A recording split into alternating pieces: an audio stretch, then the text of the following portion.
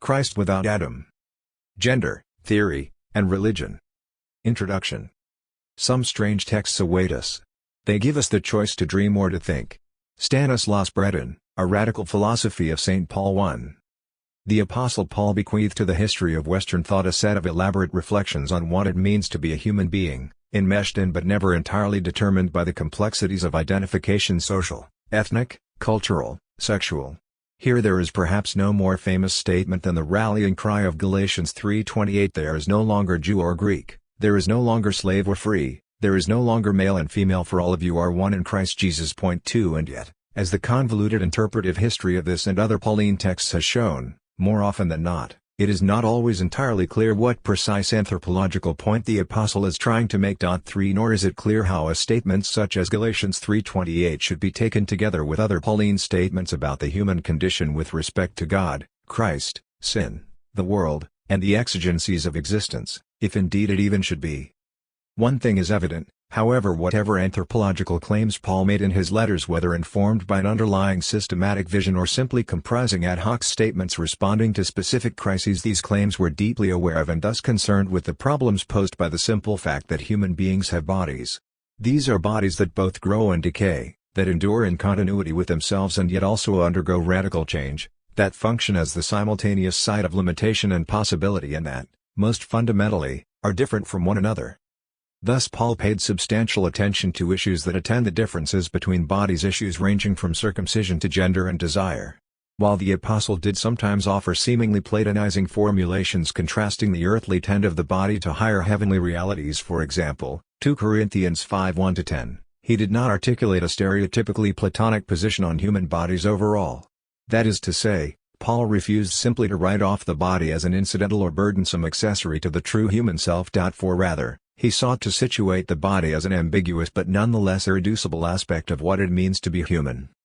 In recent years, the Pauline corpus has enjoyed a renewal of interest from an unlikely source: continental philosophy and critical theory. 5. From outside the guilds of theology and biblical studies, thinkers such as Jacob Taubes, Alain Badiou, Giorgio Agamben, and Slavoj Zizek, to name only the most prominent, have turned to the Apostle as a conceptual resource in order to theorize a variety of issues including human subjectivity, universalism, political action, and temporality. This renewal has, in turn, begun to be engaged by scholars in biblical studies, philosophical theology, and the philosophy of religion. 6. My goal in this book is to add to the discussion by turning to the place of bodily difference and Paul's reflections on such difference in the philosophical conversation. While this is an issue that requires further elaboration and analysis at multiple levels: racial, ethnocultural, religious, sexual, in this study I will focus on one specific aspect of the topic: the relationship between subjectivity and sexual difference, as it figures in selected philosophical readings of the Apostle. 7. Put most simply, given that Paul deals extensively in his authentic letters with a range of embodied issues related to sex, gender, and desire, how are we to understand the tendency of these recent readings to ignore or downplay this aspect of the Apostle's thinking? If Paul is to function as a contemporary intellectual resource for theorizing a singular universal, in what ways are the different theories of the subject that emerge from this conversation shaped by or even dependent on this exclusion? And how might contemporary Christian theological anthropology interact with both the Pauline text and its modern philosophical interpreters in order to offer alternative accounts of an embodied, gendered, Pauline subject? Thinking the human between Adam and Christ. The Adam-Christ typology. Romans 5 and 1 Corinthians 15. My starting point for the exploration of these questions is a specifically Pauline theological construct: the Adam-Christ typology, as articulated in Romans 5:12-21 and 1 Corinthians 15. As I have argued at length elsewhere, in these passages Paul lays out a certain kind of anthropological space in which to theorize what the human being is, with an eye not only to humanity's present situation, but also backward to its creation and forward to its eschatological destiny. 8. Here the Apostle's reflections unfold with reference to two paradigmatic figures: the first Adam, i.e., the character of Adam from the Genesis creation story, and the second Adam, Jesus Christ. In Romans 5, this relationship is framed primarily in terms of contrast: for if the many died through the one human's trespass, to tohenos paraptomati, much more surely have the grace of God and the free gift in the grace of the one human, entrariti te tohenos anthropou, Jesus Christ, abounded for the many. Rom 5:15, NRSV, translation slightly modified. And yet, The contrast is not so sharp as to relegate the figure of Adam to theological irrelevance. Rather, Adam is a type of the one who is to come. Adam est in typos to melandes Rom 5:14, NRSV. Thus both figures have a representative function in Paul's thought with respect to other human beings. That is to say, Paul envisions people in a relationship of identification with Adam and Christ, these figures serving as representative paradigms of, respectively, death, condemnation and life justification. Rom 5:17-19. Human beings in the present are not entirely or exclusively identified with either one, but instead find themselves situated in the interval between the two figures, participating in some complicated way in both representative domains. What then of the body? In 1 Corinthians 15, Paul makes clear that his vision of the Adam-Christ typology has irreducibly embodied dimensions.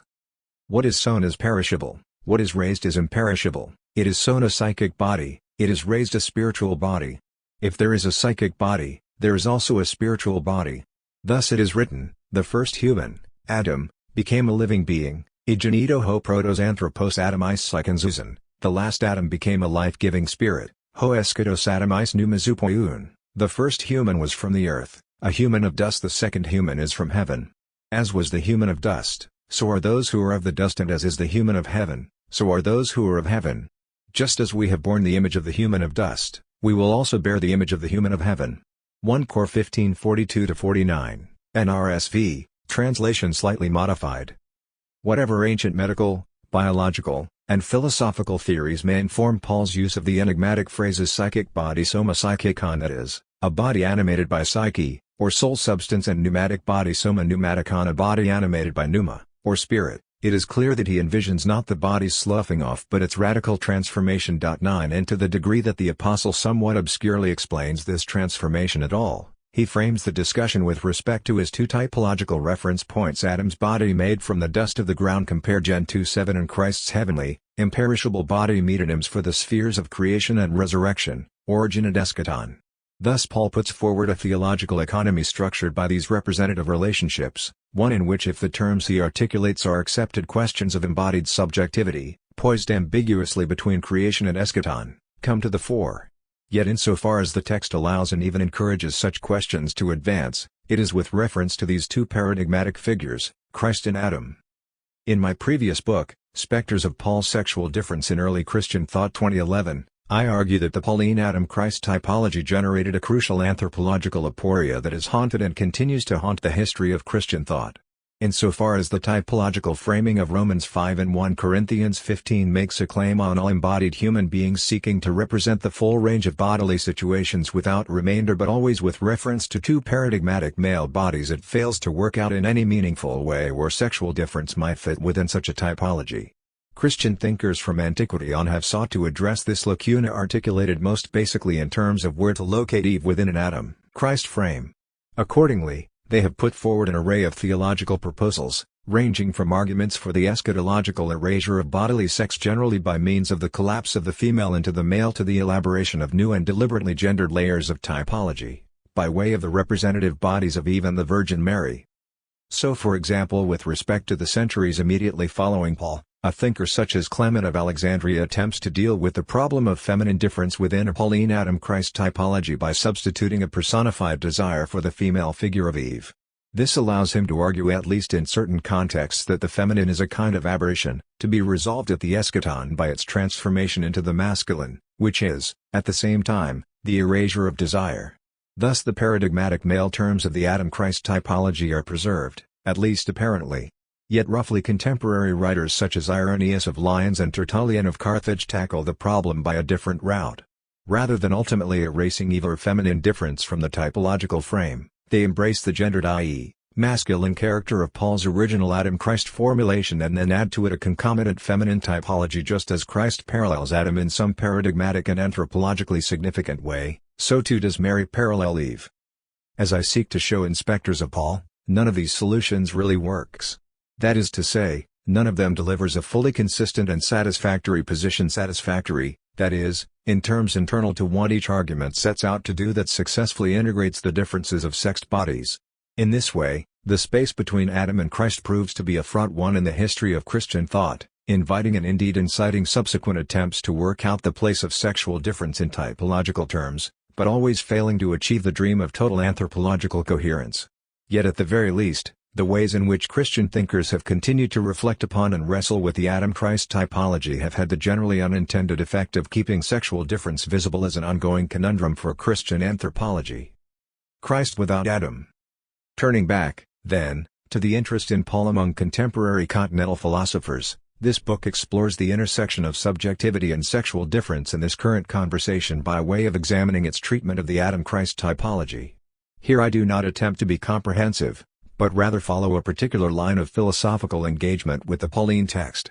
I begin with a little book entitled St. Paul 1988 English translation A Radical Philosophy of St. Paul, 2011 by Stanislas Breton. A lesser-known figure in the Turn to Paul, Breton 1912–2005 was a Roman Catholic priest and both a philosopher and a thinker with substantial theological interests. And he thus occupies a somewhat distinct space in a discussion otherwise populated by non-Christian philosophers. However, Breton is important to the conversation, especially insofar as Alain Badiou acknowledges him as a key influence on his own much better-known contribution, St. Paul the Foundation of Universalism 1997 English translation, 2003.11 My analysis therefore traces a thematic thread from Breton through Badiou and finally to Slavoj Žižek, whose work on Paul begins as an idiosyncratic gloss on Badiou's book. Here I seek to unpack the various ways that these three thinkers treat or fail to treat the Adam-Christ typology in their respective readings of Paul, with an eye to the implications for each one's model of Pauline subjectivity and the place of sexual difference within it. Thus the book argues that the Paulinisms of Breton, Badiou, and Žižek all work either to sidestep or to collapse the anthropological interval between Adam and Christ, a move that serves as a crucial play in their various projects of articulating a putatively universal Pauline subject. This shared pursuit of a new universal ends up necessarily minimizing the significance of sexual difference. As such, I argue, these readings repeat in large part a very old gesture one also employed by late ancient Christians, seeking to domesticate bodily difference by relegating it to a space of ostensible stability or indifference that poses no threat to the terms of the larger anthropological system. But the strategy employed by these contemporary thinkers to get there is distinctive, and it is my contention that we can see this distinctiveness most clearly by scrutinizing the role or absence of the figure of Adam as a typological paradigm in each one. Indeed, Adam effectively recedes in all three of these readings, though in each case in a different way and by means of a different set of interpretive or philosophical maneuvers. So why does this matter? Paul's typology situates Adam as part of an unbreakable pair, Adam and Christ. In this way, the Apostle tethers the Christ event to the Genesis narrative and figures the relationship between the two in terms of Christ's recapitulative significance with regard to the first human being. But because in the respective biblical narratives, Adam is a man just as Christ is a man, the Pauline link between Adam and Christ raises the question of where or how to situate even sexual difference, a problem that was not only clearly visible but indeed pressing to so many ancient readers of Paul. By contrast, in the Philosophers' readings, the Adam-Christ typology is refigured such that Adam plays no anthropologically significant role. The result is that these readings either cannot see or simply refuse to see the force of the problem that so exercised early Christian thinking about Pauline typology. Reading Paul's anthropology in terms of Christ without Adam works to render Eve's difference putatively incidental and thus effectively ignorable. And this, I argue, is a crucial move in propping up the problematic notion of the Pauline Christ as the paradigmatic singular universal. Chapter 1 thus explores the way in which Breton treats Paul's typological thinking as paramount, but simultaneously and somewhat perplexingly reads Adam and, by extension, Eve almost entirely out of the picture at every turn. That is to say, Breton is interested in foregrounding a relationship of typological significance between the new moment inaugurated by Christ and the biblical past. But in his consideration of this relationship, the figure of Adam receives no meaningful attention. This erasure of Adam obtains not simply in Breton's treatment of Pauline passages, but even when he offers an interpretation of the Genesis creation story. In this way, Breton delves into a deeply Pauline theological logic that insists upon an interplay between creation and eschaton, but does so in a register that fails to treat the actual human characters of the creation account in any substantive way. The result is a Pauline economy in which Adam plays no part, propped up by a truncated typological vision that acknowledges only the primacy of Christ. In Chapter 2, I turn to Badiou, who advances a reading of Paul that keeps Adam in view but minimizes his anthropological relevance. According to Badiou, Adam's only role in Paul's thought is to function as a placeholder for the invention of death, thereby rendering legible if oddly incidental Christ's crucifixion, which is figured as nothing more than participation in the human sphere of death. Underscoring the aspect of Paul's thought that really matters to him, Christ's invention of life and the resurrection, Badiou treats the typological link between the two figures in only the weakest of terms. This, I contend, is part of a larger project that animates Badiou's Book 1, in which he displaces the Pauline play of difference and continuity in favor of the putatively total and radical rupture of the event that institutes the new universal subject. And yet, I argue, here Badiou's theory of the subject remains haunted by sexual difference, and this haunting is partially visible in Badiou's unacknowledged alignment of mysticism, excess, and the feminine. Chapter 3 continues this line of inquiry with respect to the work of Slavoj Žižek, paying particular attention to the development of Žižek's thought from his earliest work on Paul in the Ticklish Subject 1999 to the more fully articulated position laid out in The Puppet and the Dwarf 2003.12. Here I trace the peculiarly Žižekian set of Hegelian-inspired moves by which the Pauline interval between Adam and Christ is collapsed. Through these elaborate hermeneutical maneuvers, Žižek works his way to the counterintuitive conclusion that Adam and Christ are one and the same. 13. If Adam is Christ in this Hegelian sense, I argue, then while Žižek continues to allow the representative function of these paradigmatic figures, the corporate identification that matters is nevertheless really only with Christ. Accordingly, the figure of Christ emerges as the paradigm of the singular universal, while any possible anthropological challenge represented by Eve recedes. Unsurprisingly, she is figured only as Adam's inconsequential companion in the primal scene of perversion, in a specific technical sense, being the central matter at issue in Žižek's reading of Genesis 3. On the whole, then, my analysis identifies in each of these three philosophical interpretations of Paul a significant, if not necessarily conscious or intentional, alignment between a specific reading strategy with regard to the figure of Adam and the treatment of sexual difference as indifferent or incidental to a theory of the universal Pauline subject. On the one hand, we see the move to expunge, minimize, or otherwise redirect Adam's anthropological particularity and import. On the other hand, and in a structurally related way, sexual difference fails to materialize in all of these readings as a question with any kind of explicit or acknowledged force of force, that is, that might trouble the claims to coherence and universality on the part of the subjectivities being propounded. It thus seems necessary to recall a point made by another contemporary philosophical interpreter of Paul, Giorgio Agamben, in The Time That Remains, a commentary on the letter to the Romans 2000 English translation, 2005. Paul's typological formulations articulate not absolute newness but rather relationship, an interplay of past time and messianic time, sameness and difference, continuity and transformation. Therefore, the Pauline event cannot be figured as a total and radical break, and concomitantly, Adam's anthropological particularity cannot and should not be effaced. As Agamben rightly argues, through the concept of typos, Paul establishes a relation, which we may from this point on call a typological relation, between every event from a past time and hone in kairos, messianic time. It follows that in Romans 5:14, Adam, through whom sin has entered the world, is defined as typos to melantos, the figure of the future, meaning, the figure of the Messiah through whom grace will abound for men, a tension that clasps together and transforms past and future, typos and anti-typos, in an inseparable constellation. 14. For Agamben then, and on this issue, I would argue, he stands in substantial agreement with the typological logic of the Pauline text. There is no antitype without type, no Christ without Adam. The two paradigmatic figures need to be thought together, as an inseparable constellation. This specific point regarding typology proves to be consonant with Agamben's broader treatment of universalism in The Time That Remains. Positioning his analysis in large part as a critique of Badiou's universal Pauline subject, Agamben instead maintains that for Paul, it is not a matter of tolerating or getting past differences in order to pinpoint a sameness or a universal lurking beyond. The universal is not a transcendent principle through which differences may be perceived, rather, this transcendental involves an operation that divides the divisions of the law themselves and renders them inoperative, without ever reaching any final ground. 15. For Agamben then, the Apostle's intervention does not set aside or move past divisions, but rather multiplies them and radicalizes their force, producing not a principle of identity above cuts and divisions, but rather division of divisions, and always with it, some remainder. 16. In this way, he argues for a messianic openness to Paul's thought, rooted in the failure of every identity to ever coincide fully with itself. The messianic vocation separates every klesis from itself, engendering a tension within itself, without ever providing it with some other identity. 17. Thus the inevitable necessity of a messianic remnant that exceeds the eschatological all, and irremediably so. 18. With respect to the more focused problem of typology and sexual difference, Agamben has no more to offer than Breton, Badiou, or Zizek, but, I suggest, for a different set of reasons. Insofar as Agamben's reflections on universalism in the time that remains are situated primarily with an eye to conclusions not about anthropology or identity politics but rather about messianism and temporality, the relationship between the universal and the body is not really at issue.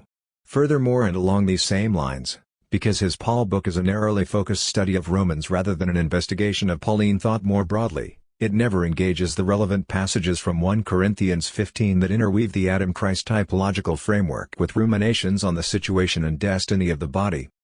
More generally, Agamben has been rightly critiqued by feminist critics for his failure to engage embodiment and bodily difference in substantial ways.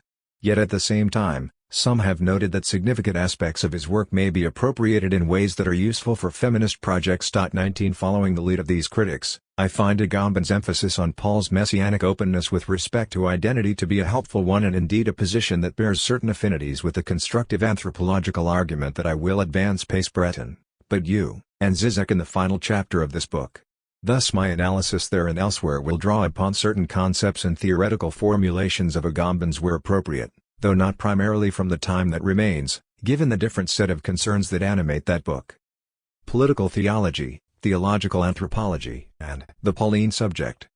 While 20th-century continental philosophers and theorists had given attention to Paul's writings prior to the 1980s, Jacob Taubes's Heidelberg lectures from 1987 are often credited with jump-starting the current resurgence of interest. 20 Taubes characterized his interpretation of the Apostle as a study in political theology, positioning it as a critical engagement with the project of the same name undertaken by the conservative German legal theorist Carl Schmitt. 21 Political theology in this sense is primarily concerned with the question of sovereignty, and thus it should be understood as distinct from if not entirely unrelated to progressive and radical Christian theological projects with avowedly political dimensions, for example, liberation theology. 22 But as Elizabeth Castelli rightly notes, political theology construed in this way has emerged as a preeminent theoretical category in the first decade of the 21st century. As such, the category has significantly determined the shape of the massive cottage industry of commentary that the so-called philosophical turn to Paul has generated. 23. The present book is not primarily an exercise in this mode of political theology. Rather, its goal is to make an intervention in contemporary Christian discussions of theological anthropology. Here I define theological anthropology as speculation on the nature and meaning of what it is to be human, in often critical dialogue with the concepts, terms, and intellectual resources of the Christian tradition. 24 And yet my argument proceeds by way of analyzing a philosophical conversation that is decidedly political in its concerns, taken up with the project of articulating a Pauline theory of the subject that could prove usable for the contemporary purposes of radical leftist politics. Apropos of this perspective is Agamben's now famous comment as well as its reuse by Zizek that St. Paul only became readable in the 20th century. 25 In this view, neo-apocalyptic tremors presage what, on Zizek's diagnosis, is the self-propelling explosive spiral of global capitalism, pointing toward a moment of social, ecological, even subjective collapse, in which total dynamism, frantic activity, will coincide with a deeper immobility. 26 And in this dire political moment, the Pauline text becomes uniquely legible precisely because of the resources that it may offer us for a new theory of the subject in the twilight of late capitalism. However, while I do not in any way want to minimize pressing concerns about the excesses and brutalities of late capitalism and globalization, my contention is that these philosophical attempts to read political subjectivity out of Paul engender claims about the subject that are not only political but also anthropological, in that in fact the two registers are always already implicated in each other and as such cannot be cleanly or easily separated. Thus I want to resist the kind of shell and kernel thinking also expressed as a form-essence dichotomy that informs Zizek's reading of Paul, wherein a theological, religious, or institutional shell ultimately superfluous is seen as housing the strictly political, radical kernel of Paul's thought. Indeed, such a distinction especially needs to be refused when it implicitly sets Pauline theological speculations and the materialist political dimensions of Christian thought in an overly rigid relationship of contrast or opposition. 27 Rather, I maintain that theological anthropology as an exercise in theorizing the shape, boundaries, and significance of the human is precisely the domain in which Paul's thought shows itself to be both speculative in an overtly theological sense and irreducibly material in the sense that attends the materiality of bodies, an interrelation whose political dimensions call for critical interrogation. Accordingly, I consider the philosophical articulations of Pauline subjectivity examined in this book to be an entirely appropriate and indeed important set of interlocutors for the project of contemporary Christian theological anthropology.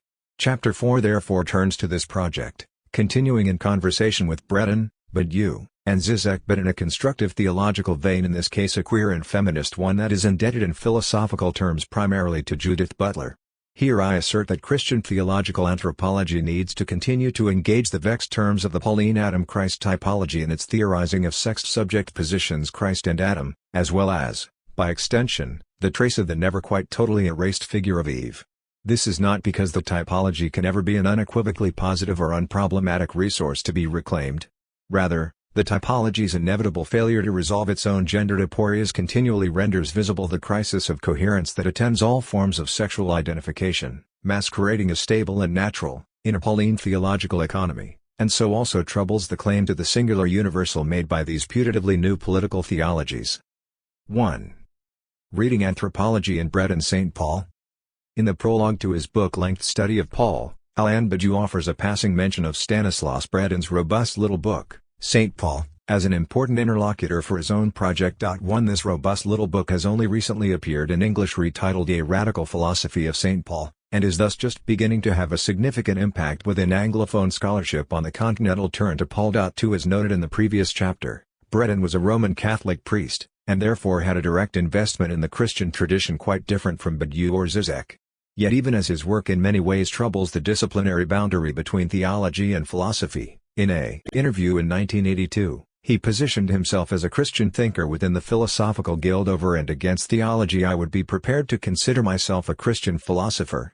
But I would insist that philosophy and theology are separate, if equally valid, disciplines of thought. Whereas the theologian can presuppose the Christian tradition as a series of revealed doctrines, the philosopher, even the Christian philosopher, cannot. The theologian believes truth is given, the philosopher goes in search of it. 3. While one could take issue with this rather wooden and monolithic definition of theology, a discipline understood by many of its academic practitioners today as an irreducibly critical intellectual enterprise that does not presuppose truth as given, the point is that Breton understood his readings of Christian texts to have decidedly philosophical purchase. With respect to Paul specifically, Ward Blanton's important introduction to A Radical Philosophy of St. Paul argues that Breton presents us with a figure of Paul, described in relation to Western philosophical, theological, and political history, that helps us to understand the fundamental paradox of recent readings of Paul, that the self-proclaimed apostle of a resurrected Christ would stand in as perhaps the best indication, the shortest pathway, to a theory of subjectivity that is avowedly materialist. 4. Elaborating on this claim, Blanton draws attention to Breton's close connections to and intellectual affinities with Louis Althusser, and also to the ways in which his Paulinism anticipates important aspects of not only Badiou's but also Agamben's and Zizek's arguments. Blanton thereby decisively situates Breton's work on Paul within the current philosophical discussion. Yet on Blanton's reading, Breton's interpretation of Paul is far more than a mere precursor to later, more fully developed positions. It is rather, on its own terms, a rich, novel, and unpredictable philosophical resource that invites a necessarily vertiginous form of meditation. Accordingly, Blanton contends, at a moment when variously prescripted and ready-made identities claim to determine theory or always already to have oriented freedom like so many safely gated neighborhoods, Breton's philosophical encounter with Paul invites us to think otherwise, and in thinking otherwise to find ourselves living a more difficult freedom. 5. It is this invitation to think subjectivity otherwise yet in terms that remain resolutely Pauline that this chapter will analyze and interrogate. Here I will attend specifically to the set of issues outlined in the introduction: typology, the character of Adam, embodiment, and sexual difference, as they figure or fail to figure in Breton's reading of Paul. As we will see, typology broadly construed, that is, as a mode of articulating a meaningful relationship between Paul's messianic present and the biblical past, is central to Breton's interpretation. Also central to his reading is the importance of creation and its interrelation with resurrection and eschatology, a deeply Pauline notion. Yet these points notwithstanding, Breton's typological orientation is characterized by a thoroughgoing Christocentrism that effectively ignores the anthropological significance of Adam. Indeed, to a greater degree than either of the other two philosophers examined in this book, Breton presents a theory of Pauline subjectivity in large part shaped by a Christ entirely without Adam. The result, I argue, is a reading of creation and resurrection as poles of anthropological orientation that refigures both in terms of singularity, that is, the singularity of Christ. It is this singularity that gives rise to the possibility of Breton's universal Pauline subject, but that also works to neutralize any force that sexual difference might carry as a central anthropological problematic, relegating it instead at least apparently to the sphere of the inconsequential and indifferent. Allegory and typology. Breton's reading of Paul places what he terms the Pauline allegorical method at its center. In view here is not allegory in its broadest sense, but rather a hermeneutic driven and defined by a concern with questions of time and history. For Breton, this is a method that is irreducibly linked to a Christic narrative, communicating the economy of salvation 65 as it unfolds historically. While allegorical techniques appear frequently in the texts of Hellenistic and Neoplatonic thinkers, the particularly Pauline mode of allegory that interests Breton here is deployed along a temporal dimension from a perspective according to which the God who is or the one who is, which has sometimes been made the divine name par excellence, is also and above all the God who comes 57. The necessary reciprocity 60 of God's eternal being and God's temporal action in history provides the conceptual underpinnings for this apostolic reading strategy. In what way does this play out? Breton notes that to read and interpret the complex history of the Jewish people as recorded in their scriptures is to engage in a project of selection. And he does not begrudge Paul, making ample use of his right to choose 62. Not engaging in a rigorously systematic application of an allegorical hermeneutic, Paul instead selects and privileges particular figures and events from the Jewish scriptures for rereading according to a relatively simple principle. These things happened to them to serve as an example, and they were written down to instruct us, on whom the ends of the ages have come. 1 Corinthians 10:11, NRSV. In accordance with this principle, certain chosen fragments 62 from the Jewish scriptures work better than others as fodder for generating idealized Christian models or anti-models. And Paul reads accordingly. Yet this is not all. There is more to the relationship that Paul works to forge here than just a straightforward exemplarity. In addition, his method forcibly conjures an even more robust, theologically significant, and intimate correlation between different figures and events along a temporal axis. This hermeneutical force that Paul unleashes moves in two directions. First, from the Christ event into the past life in Christ, by the intensity of its exultant fervor, is spontaneously converted into a perceptual a priori. It opens up a horizon, making possible the appearance of a world 63. Breton aligns this world in a provisional or perhaps superficial sense with the mundane past of the Jewish people, but he sees little here of significant interest for Paul. Rather, the point is the surprising and transformative power of this backward-reading hermeneutical operation. It is this history whose terrain is covered in reverse and which begins to take shape as it is illuminated by that light whose name we know 63. This is an act of retrospective interpretive force whose length is not fixed in advance, and thus it is potentially capricious, but it also preserves a sense of breathless openness to new possibilities for the meaning of the past, now refigured in Christ. The second direction or temporal trajectory of this Pauline hermeneutic is from the past into the future. So Breton argues, the events and figures are not merely the concern of the past. The gaze that parses their contours enshrouds them in a discreet aura of annunciation. All of them prefigure a future that is inscribed in their being like an inspired scripture or a prophetic word, and that exceeds the limits of space-time 63 to 64. In this way, meaning reverberates forward, at once already refigured by the long shadow that the God who comes casts backward into history and at the same time bearing down relentlessly in the direction of its goal en route toward Christ. This being toward reflects a restlessness of transit 64. This restlessness indicates hermeneutical dynamism and movement, but also instability. And here Breton identifies what he terms an excess and overabundance of meaning that cannot quite be contained in the quotidian order of signification, and that thus makes the identity of these events tremble. This is an excess to which we will need to return. Together, these two movements constitute what Breton calls typology, a more precise and thus probably more helpful term than allegory for the mode of hermeneutics that he seeks to explicate. 6 Both movements are necessary, according to Breton, to ensure the full integrity of the relationship that Paul's mode of reading puts into play. The new, that is to say Christ and his light, needs the shadow that ensures to him, as the horizon of the past, a depth of duration. The old, unfolding in history, only achieves clarity in light of the advent of Jesus 64. And indeed, Breton makes clear that even drawing the distinction between the two movements at all, while perhaps helpful at a particular moment for heuristic reasons, is ultimately of limited usefulness where we might distinguish two movements. The allegorical method invites us to discern the correlative aspects of a single process, for the going back toward the past is also, and indissolubly, the moving forward of the past toward the one who comes 67. Thus a doubleness of movement resolves itself, or, rather, reveals itself to have always been a unity but not in the sense of a dreary repetition of the same 67. While Breton sees clearly the danger of tautology if X implies Y and if Y implies X, how to avoid the conclusion that X implies X. Insofar as allegorical hermeneutics proposes a widening of the Christic present, it is never a simple reduplication, but always a more complicated interplay of repetition and difference. 67. 68. As envisioned by Paul, Jesus is alive and present in the community, though the spirit and typology enriches the layers of signification by which that presence is known in history. Specific examples multiply quickly, including Hagar and Sarah in Galatians 4, Adam in Romans 5, and the Exodus in 1 Corinthians 10:62-63. Note that this is the first and only mention of Adam in the book, a point I will expand upon below. With respect to these examples, Breton stresses the need to be attentive to the historical and typological particularities of different moments in Israel's history. Each epoch has a singular style of anticipation. Abraham is not Moses. The time of kings, dominated by the figure of David, is not that of the Babylonian exile. 65. In this way, as an interpreter of Jewish scripture, Paul must look to each historical moment for its own specific and original contributions to the dynamism of the larger typological project. Breton figures this dynamism, this play of differences, as additive, each difference augmenting the larger cumulative picture. Yet the ultimate result is not salvation historical cacophony. Rather, the function of time, imagined as scriptural space, is to integrate the differences inscribed within it as it moves along. 65.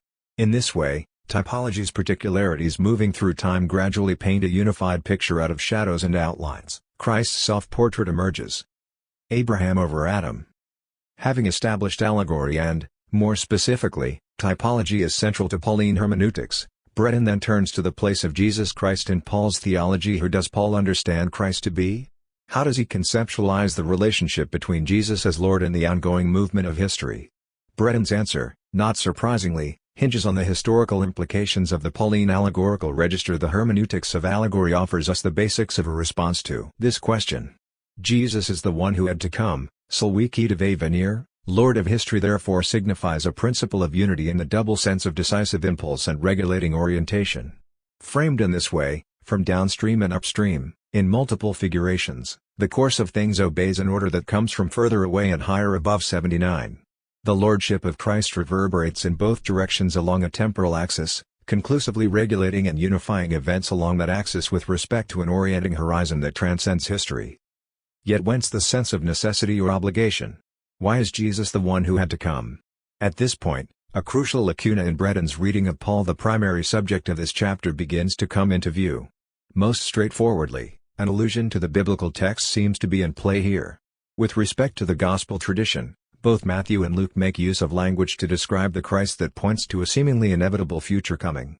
In Matthew 11:3, John the Baptist sends his disciples to inquire of Jesus, "Are you the one who is to come, or Homenos, or are we to wait for another?" NRSV compare Luke 7:18-19. And Paul also makes use of a similar though not identical formulation. Note, however, that the apostle sets it within a very specific theological project, the typological explanation of the relationship between Adam and Christ. Yet death exercised dominion from Adam to Moses, even over those whose sins were not like the transgression of Adam, who is a type of the one who was to come, hos est in typos to melantos, Rom 5:14, NRSV. These biblical formulations imply necessity, and Breton's elusive gesture to them rhetorically emphasizes and underscores that necessity. Beyond rhetorical presentation, however, such necessity would also seem to be implied by the fundamental logic of Paul's theological position. For Paul too, Christ had to come, precisely because it is the typological relationship between the two figures, Adam and Christ, that functions for the apostle as the matrix in and through which God brings salvation. If the many died through the one human's trespass, to tohenos per aptomati, much more surely have the grace of God and the free gift in the grace of the one human, en charite tohenos anthropou, Jesus Christ, abounded for the many. Rom 5:15, NRSV, translation slightly modified.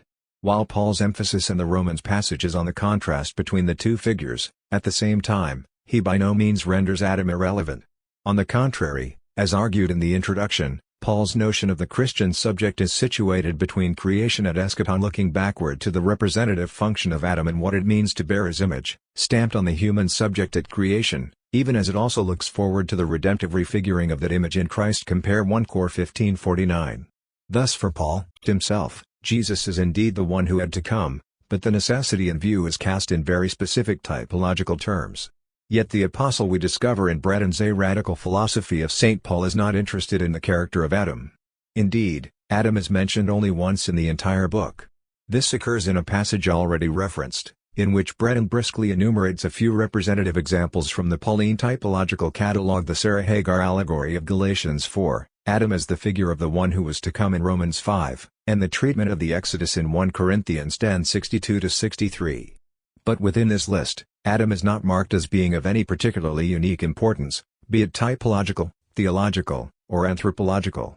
All of these examples, Adam included, simply illustrate the larger point about exemplarity that Paul makes in 1 Corinthians 10. As Breton mentions rather casually, we could multiply the citations 63.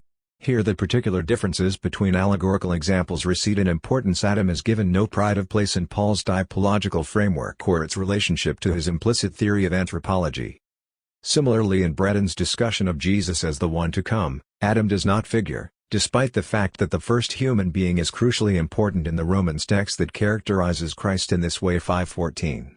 Instead, Breton turns to questions of covenant and law, and as such, his interest centers on another biblical character, namely, Abraham. Thus he argues, from the biblical point of view, history is not neutral. It is the history of a covenant 79. Given this relentless focus on covenantal history, Breton contends, Paul is not concerned with speculating in the abstract on philosophical problems such as the one and the many. Rather, he engages this perduring philosophical conundrum in a specific form, the universal and the particular, by means of a critique of the law. The scandal that irritates Paul is instead the conflict between the simplicity of the essential, whose formulation he reiterates, and the aberrant proliferation that ends up concealing the essential 87. This conflict between the essential and its concealment finds specific expression in the fact that the law is not universal. Insofar as the Gentiles exist outside its purview, it is of no consequence how many individual commands and prescriptions proliferate to constitute the law in its entirety. Instead, what matters is the necessarily limited reach of the law's jurisdiction 88. And here no biblical personage better illustrates the point than Abraham, at once both belonging to the genealogy of Israel and yet also bearing witness to a more radical authority that preceded the law, the persistent reality of a pre-nomic element 88, or as Paul puts it in Galatians, the promise of the Spirit through faith Gal 3:14, NRSV. Thus within Breton's reading of the larger Pauline typological schema, Abraham is set in stark contrast to Moses, the paradigmatic lawgiver. The presence of Abraham's narrative within those traditions of Israel that are represented as prior to the law signifies within the history of Israel itself another dimension that the prestige of Moses cannot erase. 90. Or a bit later, while remaining in solidarity with Israel in the prehistory of its patriarchs, at the outset but also in virtue of its history's allegorical figuration, faith no longer bears allegiance to the prestige of Moses. 92-93. By means of this contrast between Abraham and Moses, metonymic representatives of all that is signified by faith and law respectively, Breton thereby elevates Abraham to the pinnacle of typological significance. Although many figures within the Old Covenant announce the coming of Christ, there is among them one who, for Paul, incarnates the model of an attitude of faith par excellence.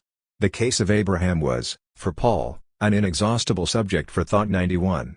In this way, the central importance of Adam to the argument being made in Romans 5 is rendered invisible, and Breton's allusion to Romans 5:14, Jesus as the one who is to come, proves to be situated within the scope of one and only one theological problematic, not the ambiguous status of human beings caught in the typological interplay between creation and eschaton, but the apparent conflict between law on the one hand and the complex of faith, promise, and grace on the other. 7 And under the terms of the latter, Abraham is indeed a seemingly limitless hermeneutical resource. Accordingly, Breton contends, Paul does not eliminate such conventionally narrow, localized, and territorial notions as election and promise, but instead broadens their scope so as to encompass at least potentially everyone and everything. Put differently, he universalizes both of them. Election and promise will, from now on, be the hope of all. 93. This is not a particularly new move in the history of interpreting Paul's theology. Indeed, Blanton calls attention to the presence of Rudolf Bultmann in Breton's treatment of Paul, a presence also felt in Badiou's book. 8 While we will turn to Badiou's Paul in Chapter 2, thought that Breton is original here, but rather that the specific way in which he arrives at this version of Paul as apostle of the universal needs to be interrogated and its implications considered. By taking two quite distinct typological arguments, Romans 5 and Galatians 3, and implicitly using the latter argument to delimit and reimagine the former in a way, I would argue, that does some interpretive violence to the text. Breton effectively displaces Adam from any ongoing theological significance. Hence Abraham, Breton's allegorical representative of the Christian universal over the Jewish particular, emerges as the Pauline typological figure par excellence. This skews the subsequent citation of Galatians 3:28. There is no longer Jew or Greek, there is no longer slave or free, there is no longer male and female, for all of you are one in Christ Jesus, NRSV, in the direction of the specific issue that Breton's Abraham represents. In Christ, then, the universal saturates and overflows the particular, but the ardor of this momentum finds its significance for Breton primarily along an Abrahamic axis, law versus faith.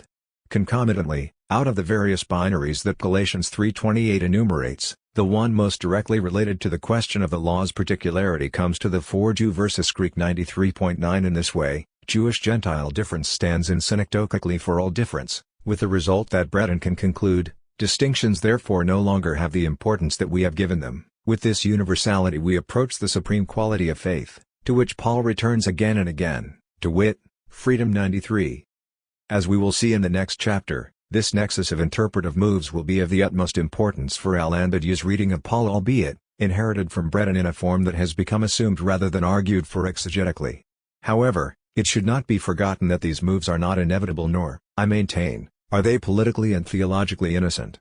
Instead, they represent, at least in Breton's case, a contingent and highly idiosyncratic reading of the Pauline typological edifice. Unsurprisingly, Breton closes this section of his meditation on Paul with yet another appeal to Abraham. The true Christian is one who knows how to rediscover the novelty of his faith in the shadow of the ancient patriarch 94-95. Granted, the shadow of Abraham does loom long in Paul's argument. But there are other typological shadows in the apostles' theological universe, most pressingly, of course, the shadow of Adam, the primordial type to Christ's antitype. What then becomes of Galatians 3:28, and specifically the erasure of male and female difference when reading the shadow cast by Adam rather than by Abraham? In terms of theological anthropology, where might such difference fit, whether preserved, resolved, collapsed, or erased in a typological framework defined around the bodies of Adam and Christ? As discussed in the introduction, this was a problem that haunted many of Paul's earliest Christian interpreters and has continued to trouble the history of the tradition. But in Breton's reading, it becomes seemingly invisible or irrelevant. While not necessarily ascribing any conscious intent to Breton here, I would like to suggest nonetheless that the interpretive result fits a certain pattern of thought, one that we will also see operative, if in somewhat different forms, in the Paulinisms of Badiou and Zizek. Thus Abraham's displacement of Adam intensifies the urgency of the distinction between law and faith, while the aporias of other registers of difference among them, and most important for my purposes, sexual difference, necessarily recede. Creation, cosmos, resurrection. I do not mean to imply that Breton is uninterested in creation or the interplay of protology and eschatology in his interpretation of Paul. And yet, I will argue, his reading of creation and cosmos, following as it does on the heels of the argument for Abraham's typological preeminence, is awkward in its avoidance of the creation story's two central human characters, Adam and Eve. Here Breton shows a marked concern for Paul's depiction of the world ho cosmos, a notion that cannot be understood apart from the biblical elements that supported this discourse as a kind of inheritance, that is, the creation story is given in the book of Genesis 99. But in Breton's hands, the story becomes strangely depopulated. It is a tale whose purpose is to link the being of the world and the meaning of actions in history 101-2, thereby subtending a more specific Christological conclusion: the Lord of history and the Lord of the world are in fact one and the same Lord, Jesus Christ. 96.10 Creation itself testifies to this state of affairs, the starting point for a vector that will traverse the full length of the cosmic history. Thus in Breton's reading of the opening chapters of Genesis, what clearly emerges in the beginning is, in the first place, the universality of an omnipotence that nothing escapes and which is called Being 100. Breton conceives of this encompassing totality as less an object than a sphere of expansion, one that comes to be differentiated through God's creative fiat. Being, then, is no simple or flat monism, but neither is it a play of differences careening recklessly out of control. Rather, at the idealized primordial moment, order, before being the object of speculation and a subject for contestation and argument, has the energy of a commandment. Each element in the cosmic ensemble incorporates an imperative that gives it its destination 101. God's "let there be" In other words, embeds a volition within both being writ large and individual beings, an obedient echo that points unremittingly toward a divinely ordained teleological conclusion. In this way, Breton is able to find the basic hermeneutical assumptions of Pauline typology in the opening moments of Genesis: correlation of being and meaning, of meaning and finality, of finality and mission or vocation 101. And Paul's life and work, in response to God's call, embody these correlations and the dynamic apostolic action that they give rise to. While Breton sees some version of these connections operative not only in Paul's thought but also in Thomism, the most basic and important payoff that emerges here is the notion that the being of the created world, the actions done within that world past and future, and the meaning of those actions form an indissoluble nexus. The result, then, is the universal primacy of a teleology, now inseparable from a theology 102, an appraisal of the cosmos that is, so Breton argues, testified to by the book of Genesis. But what is at stake in this hermeneutical unity that characterizes the world? Breton notes that as articulated thus far, it remains, in the unfolding of Paul's thought, relatively abstract 102. Yet in order to render this unity more concretely imminent, Breton turns not to Paul's typological uptake of the very tangible story of human creation from Genesis 1-3, but rather to a somewhat unexpected scriptural resource, the Christological hymn found in Colossians 1:15-20. He is the image of the invisible God, the firstborn of all creation, for in him all things in heaven and on earth were created, things visible and invisible, whether thrones or dominions or rulers or powers, all things have been created through him and for him. He himself is before all things, and in him all things hold together. He is the head of the body, the church. He is the beginning, the firstborn from the dead, so that he might come to have first place in everything. For in him all the fullness of God was pleased to dwell, and through him God was pleased to reconcile to himself all things, whether on earth or in heaven, by making peace through the blood of his cross. NRSV. Now, as is well known, the Pauline provenance of Colossians is dubious, a fact that Breton hurriedly acknowledges, inspired by Paul if not written with his own hand. 103 before moving on. 11 Colossians 1 would therefore seem to be quite tenuous textual ground for fleshing out the Pauline cosmos in concrete terms. So why make this move? I propose that this recourse to a probably non-Pauline textual linchpin proves too tempting to resist within the terms of Breton's larger project, insofar as it allows him to read the typological interplay of creation and eschaton entirely in terms of the primacy of Christ and only Christ. That is to say, the Colossians passage fuels a redirecting of the Pauline correlation between creation and resurrection. No longer a typological interplay between first Adam and second Adam, the correlation is now defined by Christ alone, firstborn of all creation and firstborn from the dead. Let me unpack this claim in further detail. Colossians 1:15-20 is a text saturated with allusions to Genesis 1. The declaration that he is the image of the invisible God, the firstborn of all creation, recalls God's initial creation of humanity. Let us make humankind in our image, according to our likeness, and let them have dominion. So God created humankind in his image. In the image of God he created them, male and female he created them. Gen 1:26-27, NRSV. Breton rightly notes that the Colossians text's reference to a primal human being created in God's image is mediated through the later Hellenistic Jewish wisdom tradition. He specifically cites a passage from the Wisdom of Solomon, for she, i.e., wisdom, is a reflection of eternal light, a spotless mirror of the working of God, and an image of his goodness. Wis 7:26, NRSV. But it should not be forgotten that this tradition is itself heavily invested in exegetical speculation on the opening chapters of Genesis. Accordingly, then, Colossians 1:15 rereads the anthropology of Genesis 1:27 as Christological. While making no specific claims to Christ's created nature, the text nonetheless evokes the Genesis 1 tableau, presenting him as the paradigmatic offspring and image of the divine. For Breton, what matters here is that in both Genesis and Colossians, the notion of the image icon is a dynamic one. With respect to the creational mandate, the image is not an inert epiphenomenon. It is in solidarity with a power that extends to the earth as to heaven, incorporating an imperative to dominate. And similarly, the application of the divine icon to Christ reflects an equivalent dynamism. 104. This dynamic movement points inexorably forward from creation toward an eschatological fulfillment in the form of resurrection and reconciliation.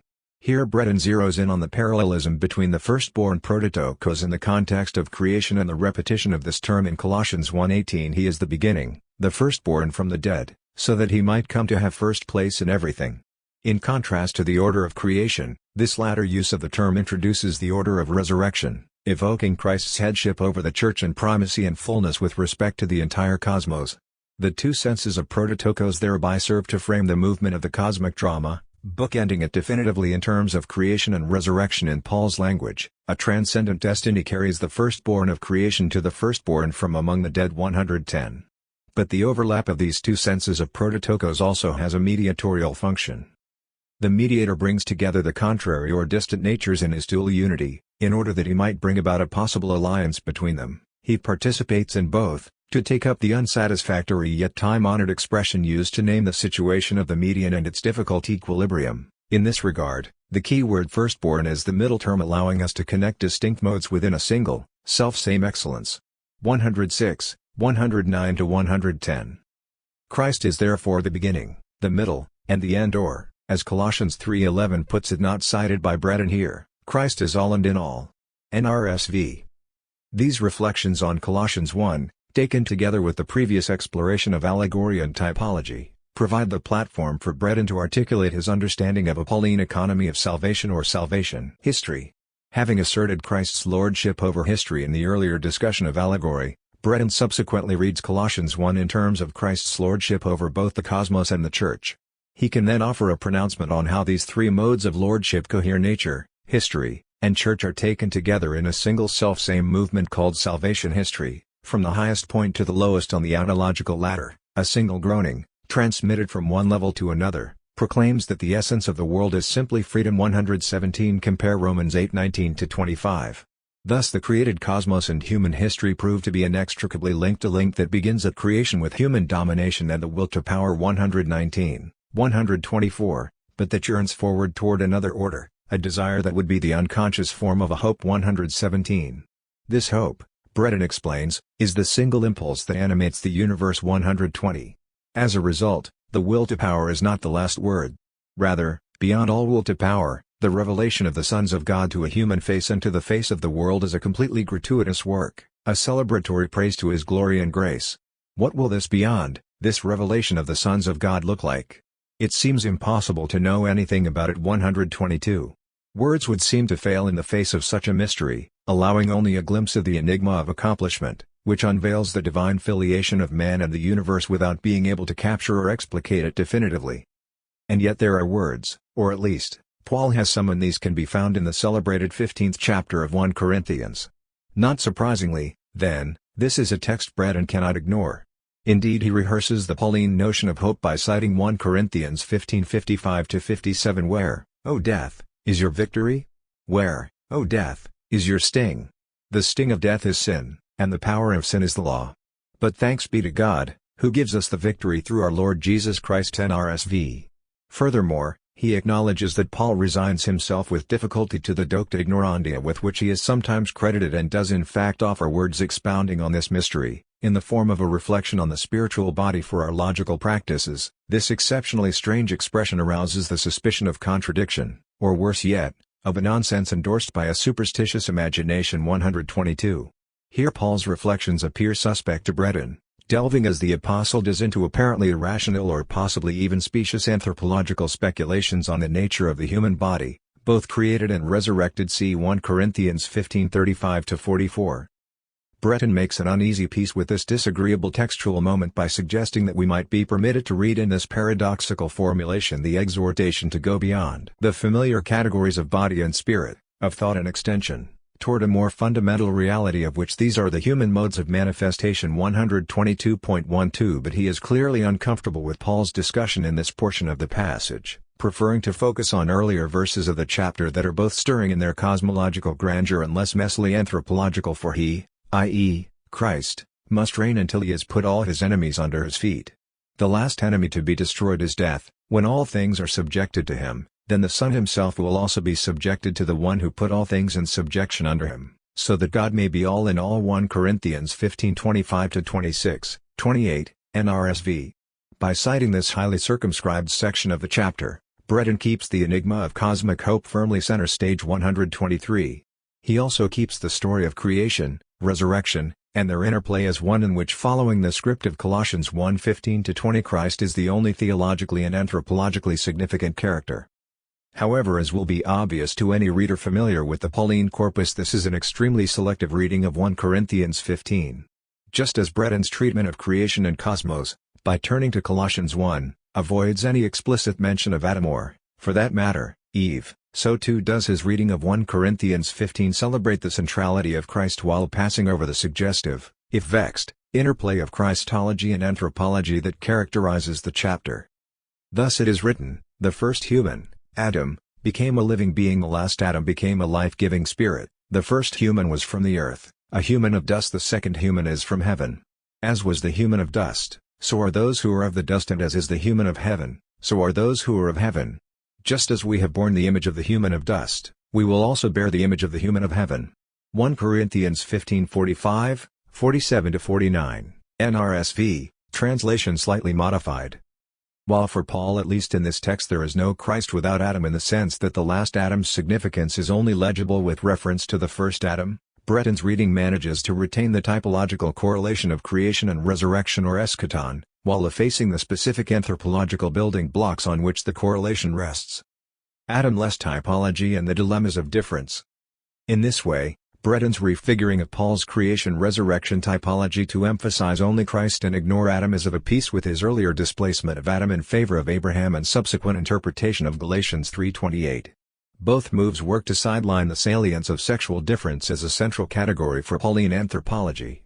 As I noted earlier in the chapter and have argued extensively elsewhere, the typological correlation of Christ and Adam not only as abstract representative figures but in the very constitution of their bodies. Compare 1 Corinthians 15:44 foregrounds the urgency of gendered embodiment as a question, precisely because both paradigmatic bodies are seemingly male, whereas some of the other human bodies they are meant to represent are not, beginning of course with Eve. Given this, where do sexually differentiated human bodies, both female and male, fit theologically in the space between creation and resurrection, ambivalently poised between the bodies of Adam and Christ? Though never addressed explicitly by Paul himself, this is a problem that is pressed variably but unrelentingly on the history of Christian thought. However, in Breton's work, the question recedes, even as his readings delve directly into or, in some cases, graze selectively across the Pauline texts most relevant to the issue. This is especially striking, given that when Breton turns to the Pauline church, that is, the Christian community as defined and sustained by communion, fellowship, koinonia, he is intensely interested in the place and function of difference. Thus he argues, the very prominence of koinonia in Paul's vocabulary signals the essentially relational condition of the Christian. The Christian is defined by a system of relations, rapports, referring him or her to Christ 128. The conclusion Breton draws from this primacy of Christocentric relations is that the community, while always held together by Christ as all in all, is at the same time an extremely heterogeneous plurality, a heterogeneity whose members have been freed from any concern to be uniform or identical. 132. Far from a flatly homogeneous or woodenly monistic vision, then, oneness in Christ is in some sense about differences and the way that those differences find their variable places in an overarching nexus of relations. And yet, within this heterogeneous plurality, the messy and motley differences specific to gendered embodiment do not seem to matter. The explicit gendering of the remark in the previous paragraph regarding the system of relations that refers either the male or the female Christian to Christ 128 is the work of Breton's English translator, emphasizing a gender inclusivity that is allowed but in no way rhetorically foregrounded by the French text qu'il est chrétien se définit par un système de rapports qu'il est référent au Christ.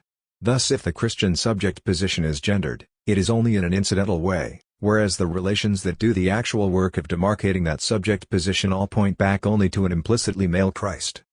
The same minimizing of sexual difference is also evident in the not entirely surprising ways that Breton makes use of Scripture in this section, either turning to verses that represent a tradition of critically revising Galatians 3:28 or applying the verse itself, but in a truncated form. Accordingly, the scriptural support adduced for Paul's heterogeneous plurality is not the famous Galatians verse but its revision in Colossians 3:11, an adaptation that drops any explicit reference to women, while keeping specifically male bodies, i.e., bodies either circumcised or uncircumcised in view. In that renewal there is no longer Greek and Jew, circumcised and uncircumcised, barbarian, Scythian, slave and free, but Christ is all and in all. NRSV. Or again, in Breton's subsequent discussion of slavery in Pauline communities in Christ, we repeat, there is no longer free man or slave. 137. Here Breton is careful not to figure Paul anachronistically as a modern abolitionist, but instead argues that Christianity, de jure if not always de facto, instead of shattering the structures, could insinuate the generosity of Christ into human relations of mastery and servitude, where the Stoicism of Epictetus, in the same era, was tempted to harmonize the two in a philosophical ideal. 137. Be that as it may, my point here is that this selective application of the Galatians verse contributes to a vision of Pauline theology in which the complicating force of sexual difference as an anthropological conundrum is felt only minimally, if at all. Still, gender does trip Breton up to some degree, particularly insofar as he wants to see flexibility and freedom across multiple registers as the hallmarks of Pauline community and extremely label reality, reflecting a time when everything was still bathed in the light of an unsupervised, in survey, horizon. 133.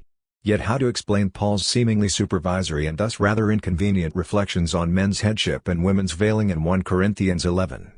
Breton acknowledges an order of nature argument at work here, one that relies on a hierarchy that subordinates woman, as innate reflection of man, to a masculine image of God. 136.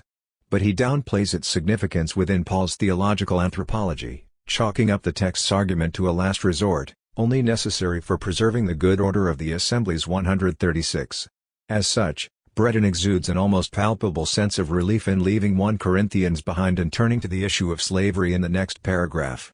In this context, as already noted, an allusion to Galatians 3:28 in abbreviated form allows Breton to ignore the apparent tension between the full form of the verse and the Corinthians passage just discussed.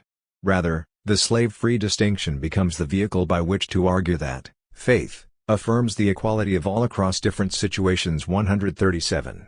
The result is that the gendered implications of these passages for Breton's construal of the universal Pauline subject seem to be systematically minimized. As elsewhere, texts that would foreground or simply raise persistent questions about those embodied situations inflected by sexual difference have been passed over, cited and analyzed only in part, or read otherwise. At the same time, gendered language and concepts are operative and arguably even crucial in Breton's overall vision of Paulinism. Yet these concepts are reserved to do the work not of anthropology insofar as sexual difference has been relegated to just one of many differences, all rendered incidental under the universality of faith. Compare 93, but rather as figures available for exploring and illuminating the state of the cosmos and the place of the Pauline Church within it. Thus Breton highlights the trope of the groaning cosmos as a woman in the pains of labor, but also in the expectation of the joy with which the world opens before the gaze of a child. 120 Compare Romans 8:22. He also explores Paul's image of Christian subjects as offspring, here sliding easily between gendered and non-gendered registers: sons of God, feasted you, children of God, unfonded you. 121 Compare also 124 precisely because the larger project treats the anthropological stakes of such slippage as ostensibly irrelevant. Similarly, in his treatment of the analogy between the church and the human body, Breton draws connections to the gendered bridal imagery of the traditional Pauline corpus. The mystery of the church, assimilated by a final metaphor to the bride of Christ. F. 5:21-25, invites us to a deepening that plunges the reader in perplexity. 139. This reference to Ephesians 5:21-25, be subject to one another out of reverence for Christ. Wives, be subject to your husbands as you are to the Lord. For the husband is the head of the wife just as Christ is the head of the church, the body of which he is the Savior. Just as the church is subject to Christ, so also wives ought to be, in everything, to their husbands. Husbands, love your wives, just as Christ loved the church and gave himself up for her. NRSV might reasonably lead the reader to expect the reappearance of actual gendered bodies as in some way significant to the analysis at hand. But Breton passes over the bodies invoked by the biblical text. And because he only cites the Ephesians passage parenthetically, rather than actually quoting any portion of it, that is, the bride of Christ. F. 5:21-25, the force of this potential expectation is in large part stifled. Yet insofar as the church is both a mystery and a body, this brings together two concepts in an obscure combination that requires unpacking. The adjective mystical, applied to the body, is at first glance more puzzling than the spirituality that has gone by that name in the history of Christianity. 139. And strikingly, here Breton comes back to the chapter that is central to Pauline theological anthropology and to the argument of the present book. 1 Corinthians 15:35-50, a text that will, he writes, throw some fragile light on the enigma, without dissipating it. 140. What he finds in this text are dichotomies: earth and heaven, the physical body and the spiritual body. Breton uses these oppositions to draw an analogy to another dichotomy: particular churches, as spatio-temporal, empirical bodies that are being integrated into the universal and the church, in the singular, the body of Christ. My emphasis, construed as a body world, extending in every direction without borders, requiring a principle of unity proportionate to its scope. 140. What is this principle of unity? And what relation does it have to Adam, who would seem to be an irreducibly important figure in the theological anthropology being put forward in the Corinthians passage? The principle, Breton tells us, is that Paul does not separate the passion from the resurrection. 140. And consequently, as I have argued throughout this chapter, Adam remains necessarily absent from the analysis, a narrative superfluity that contributes nothing to the centrality of Christ and Christ alone. Rather, the very phrase Jesus, the Christ, encodes the conjunction of passion and resurrection. Breton therefore reads this formulation as signifying the death of the first Jesus so as to yield the advent of the second, the Christ. In this way, he argues, just as it is necessary that Jesus dies, so that Christ may come, so too analogously the localized attachments of particularity must give way to the body of resurrection or spiritual body. This movement is what founds the universality of the Church, and with it, the new mode of subjectivity that Pauline Christianity brings into being. Conclusion. So where does this leave us? On the one hand, Breton is absolutely right that Paul does not separate the resurrection from the passion, in contrast to Badiou's curious emphasis on the resurrection at the expense of the crucifixion, to be discussed further in Chapter 2. On the other hand, in a somewhat different but no less important theological register, Paul also does not separate the resurrection from the creation.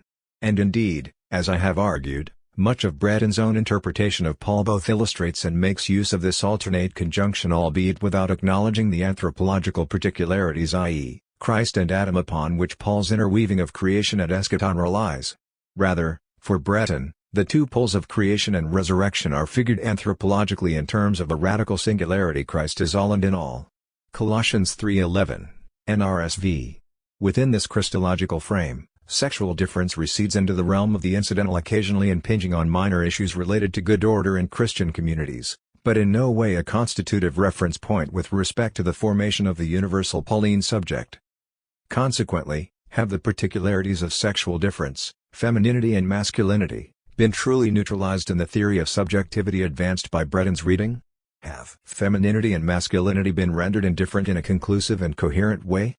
Or, as I will suggest in an argument that has begun here but will be elaborated further in the chapters that follow, have their difficult and unstable distinctives been pushed aside and under, a repressed always threatening to return, to bubble up from within?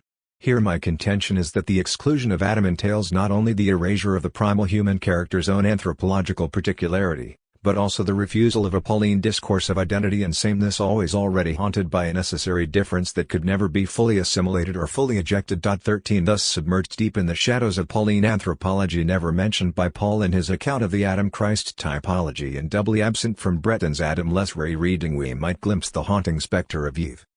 Articulating an economy of salvation based on the principle of Christ as all in all may manage to deflect or superficially hide the problem, but it does a significant injustice to the anthropological complexity of Paul's thought.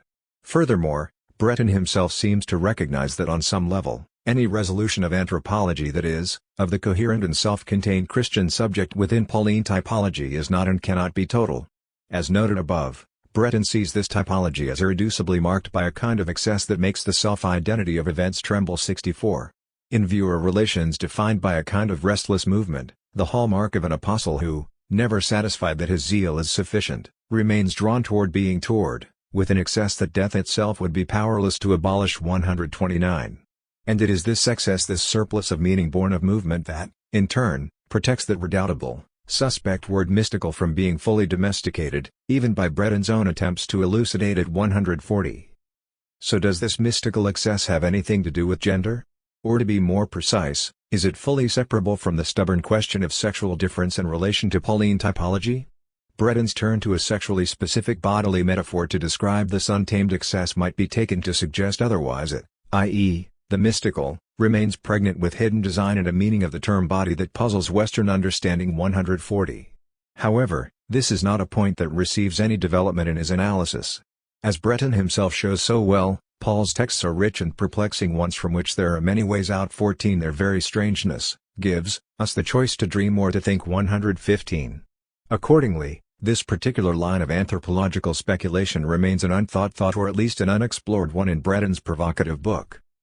By contrast, as I will argue in the following chapter, Badiou's reading of Paul building in significant ways on Breton's structurally aligns mysticism, excess, and femininity, even as the mystical is repudiated and the alignment disavowed.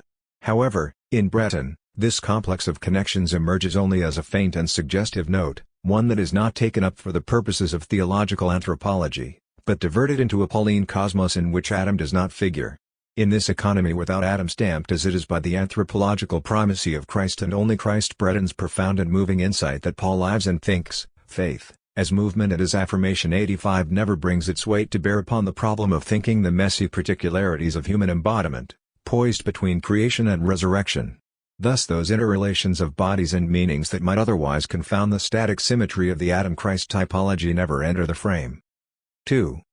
Mysticism, femininity, and difference in Badiou's theory of Pauline discourses. In St. Paul, the foundation of universalism, Alain Badiou turns to the figure of the Apostle Paul to polemicize against the political significance of identitarian differences including sexual difference and sexuality and to argue instead for a theory of the subject defined in terms of a universal singularity. 1. In Badiou's analysis with reference to the contemporary situation, the proliferating fragmentation of identities in the postmodern world generates political impotence and only works to feed the all-devouring machine that is global capitalism. So he argues, in a thickly sarcastic vein. What inexhaustible potential for mercantile investments in this upsurge taking the form of communities demanding recognition and so-called cultural singularities of women, homosexuals, the disabled, Arabs. And these infinite combinations of predicative traits, what a godsend. Black homosexuals, disabled Serbs, Catholic pedophiles, moderate Muslims, married priests, ecologist yuppies, the submissive unemployed, prematurely aged youth. Each time, a social image authorizes new products, specialized magazines, improved shopping malls, free radio stations, targeted advertising networks, and finally, heady public debates at peak viewing times. The capitalist logic of a general equivalent and the identitarian and cultural logic of communities or minorities form an articulated whole. This articulation plays a constraining role relative to every truth procedure. It is organically without truth. 10-11. In response to this capitalist proliferation, Badiou seeks to articulate a structural model for a truth procedure from which every form of identity category has been necessarily subtracted. He thus poses the central question of the book: what are the conditions for a universal singularity? 13. Badiou's response invokes Paul as a poet-thinker of the event who proclaims a singular truth procedure that operates as diagonal relative to every communitarian subset. It neither claims authority from, nor constitutes any identity. It is offered to all, or addressed to everyone, without a condition of belonging being able to limit this offer, or this address to. 14. Building in part upon Breton's work, he argues that Paul's gospel announces and thereby institutes a new kind of universal subjective figure. It is a discourse that wipes out prevailing differences, and thus produces a subject who answers to nothing but the radical singularity of the event. 58. Fidelity to this event, Christ's resurrection, which Badiou treats strictly as a fiction, becomes that on which these new universal subjects depend, subjects characterized by Badiou as the sons, les fils, co-workers in the enterprise of truth, under the aegis of the universal Son, du Fils universal. 60. But where does this advent of a universal subject Son leave the divisions of sex, gender, and sexual difference in Badiou's theory of the Pauline subject? On the one hand, Badiou reads Galatians 3:28 as evidence that sexual difference is just one of many differences, falling under the imperative that Christian militantism must traverse worldly differences indifferently and avoid all casuistry over customs. 100.2. On the other hand, however, the filial terminology on which Badiou relies to articulate his Pauline Christian subject position generates an ambiguity regarding the placement and significance of sexual difference. 3. As Tracy McNulty notes, Badiou's work on Paul makes a bold but also highly questionable claim, insofar as it denies any real difference and especially sexual difference, instead figuring this difference as a problematic internal to particularity. For the result, she worries, seems to be the neutralization or even elimination of the feminine as such, which disappears under this filial and fraternal.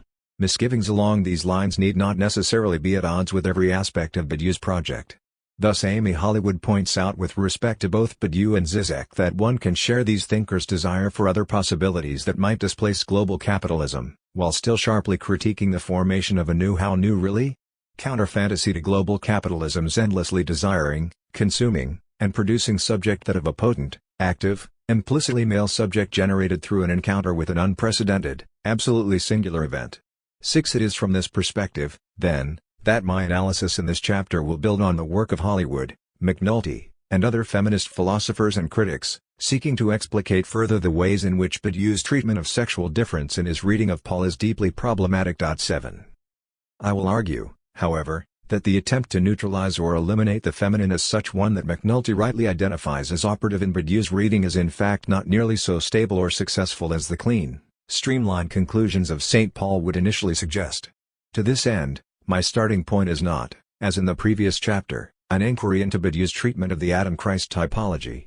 Instead, I will begin by exploring how Badiou situates his putatively universal Pauline subject in relation to four epistemological configurations that he terms discourses: the Greek, the Jewish, the Christian, and the mystical. As we will see below, Badiou is most explicitly interested in the first three and the way in which the radicality of the Christian discourse, born out of the event, overturns the terms of both the Greek and Jewish discourses to make way for what is claimed to be an absolutely new form of subjectivity. But at the same time, Badiou acknowledges that a fourth discourse, mysticism, is necessary, if only to mark the margin of the valorized third discourse. However, he consistently rejects any endorsement of the fourth discourse that might go beyond this relatively weak acknowledgement of its necessity. What is at stake in this thoroughgoing dismissal of the mystical? As is suggested by Badiou's own analogy between his theory of Pauline discourses and the four discourses of Jacques Lacan, and as I will explore further in connection with Lacan's own elaboration of the mystical, Badiou's fourth discourse retains some relation to the stubborn particularities of sexual difference. Consequently, if these particularities in fact remain operative in an unacknowledged way in Badiou's treatment of the mystical, a discourse that is both always necessary and always refused in relation to the Christian discourse, then this has significant implications for his Pauline Christian subject. What then of the figure of Adam and also the Pauline project of thinking the human poised between Adam and Christ? Like Breton, Badiou has no interest in giving Adam a significant typological role in his account of Paul's thought. However, unlike in the former, Adam is not effectively invisible in Badiou's text. Rather, the first human appears, but in a highly circumscribed role, the human inventor of death. What Adam decidedly is not, on this reading, is any sort of typological paradigm, especially not one with an anthropologically meaningful relationship to the figure of Christ. In this way, I argue, Badiou moves Adam to the periphery of Pauline typological speculation, with the result that Adam does not matter very much for his project and Eve does not matter at all. Accordingly, it would seem that, as in Breton, the universal Pauline subject can be thought only and entirely in terms of Christ. Furthermore, this subject's universality would seem to be secured without any substantial engagement with the challenges of bodily particularity. Thus, in contrast to the Pauline text, the paradigmatic relationship between Adam's body and Christ's body is not a consideration for Badiou and, by extension, neither is the problem that Eve's body poses for such a framework. And yet, I contend, Badiou's circumscription of Adam and ignoring of Eve do not in fact manage to neutralize fully the stubborn trace of difference. Rather, the necessity of the mystical to his Pauline discourse is aligned, I will argue, with excess and femininity ensures that this trace persists and does so in a way that potentially imperils the theory of the subject being propounded. Indeed, Badiou's supposedly non-gendered universal subject can never be fully viable or secure in the way that he claims, insofar as the specter of the feminine irresolvably and ineluctably haunts its very conditions of possibility. Badiou's theory of discourses in tripartite form. The fourth chapter of St. Paul, Theory of Discourses, lays out what Badiou calls a mobile schema, wherein Paul's Christian discourse is instituted and therefore must be articulated and understood in relation to the proximate discourses from which it differs. 41.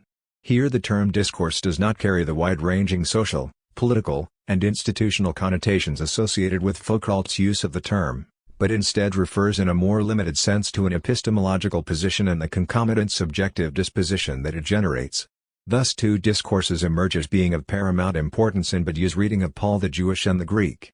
He argues that the Greek is not a synecdoche for Gentile in Paul's thought, and that more generally, the terms Jew and Greek do not designate nations or ethnocultural formations. 40 to 41.8 Rather, what are in view are different kinds of subjective figures. When Paul appeals to the trope of the Jew and the Greek, he is actually laying out a framework of discourses, the purpose of which will be to situate a third discourse, one that is represented by his own preaching. 41. Greek discourse, then, is the discourse of philosophy, cosmic order, nature, and totality, and the subjective figure that it constitutes is that of the wise man. Jewish discourse, by contrast, is the discourse of the sign, the exception, the notion of election, and the transcendence associated with divine power. It too constitutes a subjective figure, that of the prophet. 9 As Badiou makes clear, while the two discourses are in some sense discrete and autonomous spheres and likewise the subjects that they generate distinct figures, at the same time they cannot be entirely separated. On the contrary, insofar as both discourses position themselves in relation to the cosmos, they necessarily exist in an intimate relation that entails both sameness and difference. Greek discourse bases itself on the cosmic order so as to adjust itself to it, while Jewish discourse bases itself on the exception to this order so as to turn divine transcendence into a sign. 41-42. Part of Paul's genius, according to Badiou, is to articulate and clarify the co-constitutive nature of this relationship. Jewish discourse and Greek discourse are the two aspects of the same figure of mastery. For the miraculous exception of the sign is only the -1, the point of incoherence, which the cosmic totality requires in order to sustain itself. 42. There can therefore be no discourse that seeks to master the cosmic order in its entirety without implicitly positing the exception to that order that renders possible the totality as a coherent and delimited whole. Conversely, the discourse of exception similarly requires the natural totality on which to base itself as that which lies beyond. 41. This constitutive interdependence turns out to be the deficiency of both discourses. Badiou argues that this interrelation of totality and exception necessitates that neither discourse can ever be universal insofar as both presuppose the continuation of the other discourse. Furthermore, since the two discourses both unavoidably define themselves in terms of the cosmos or universe as it stands, they share the presupposition that the key to salvation is given to us within the universe, whether it be through direct mastery of the totality Greek wisdom, or through mastery of a literal tradition and the deciphering of signs Jewish ritualism and prophetism. 42. Either theory of salvation, in Badiou's eyes, amounts to an uncritical capitulation to a law, that is, some form of legal mastery situated within the cosmos as we know it. Both Greek and Jewish discourses are thus discourses of the Father. That is why they bind communities in a form of obedience to the cosmos, the empire, God, or the law. 42. In contrast, Badiou's Paul proclaims a third discourse, that of the Christian, which is a discourse of the Son. Here he rejects both the cosmic totality and the exceptional sign as starting points.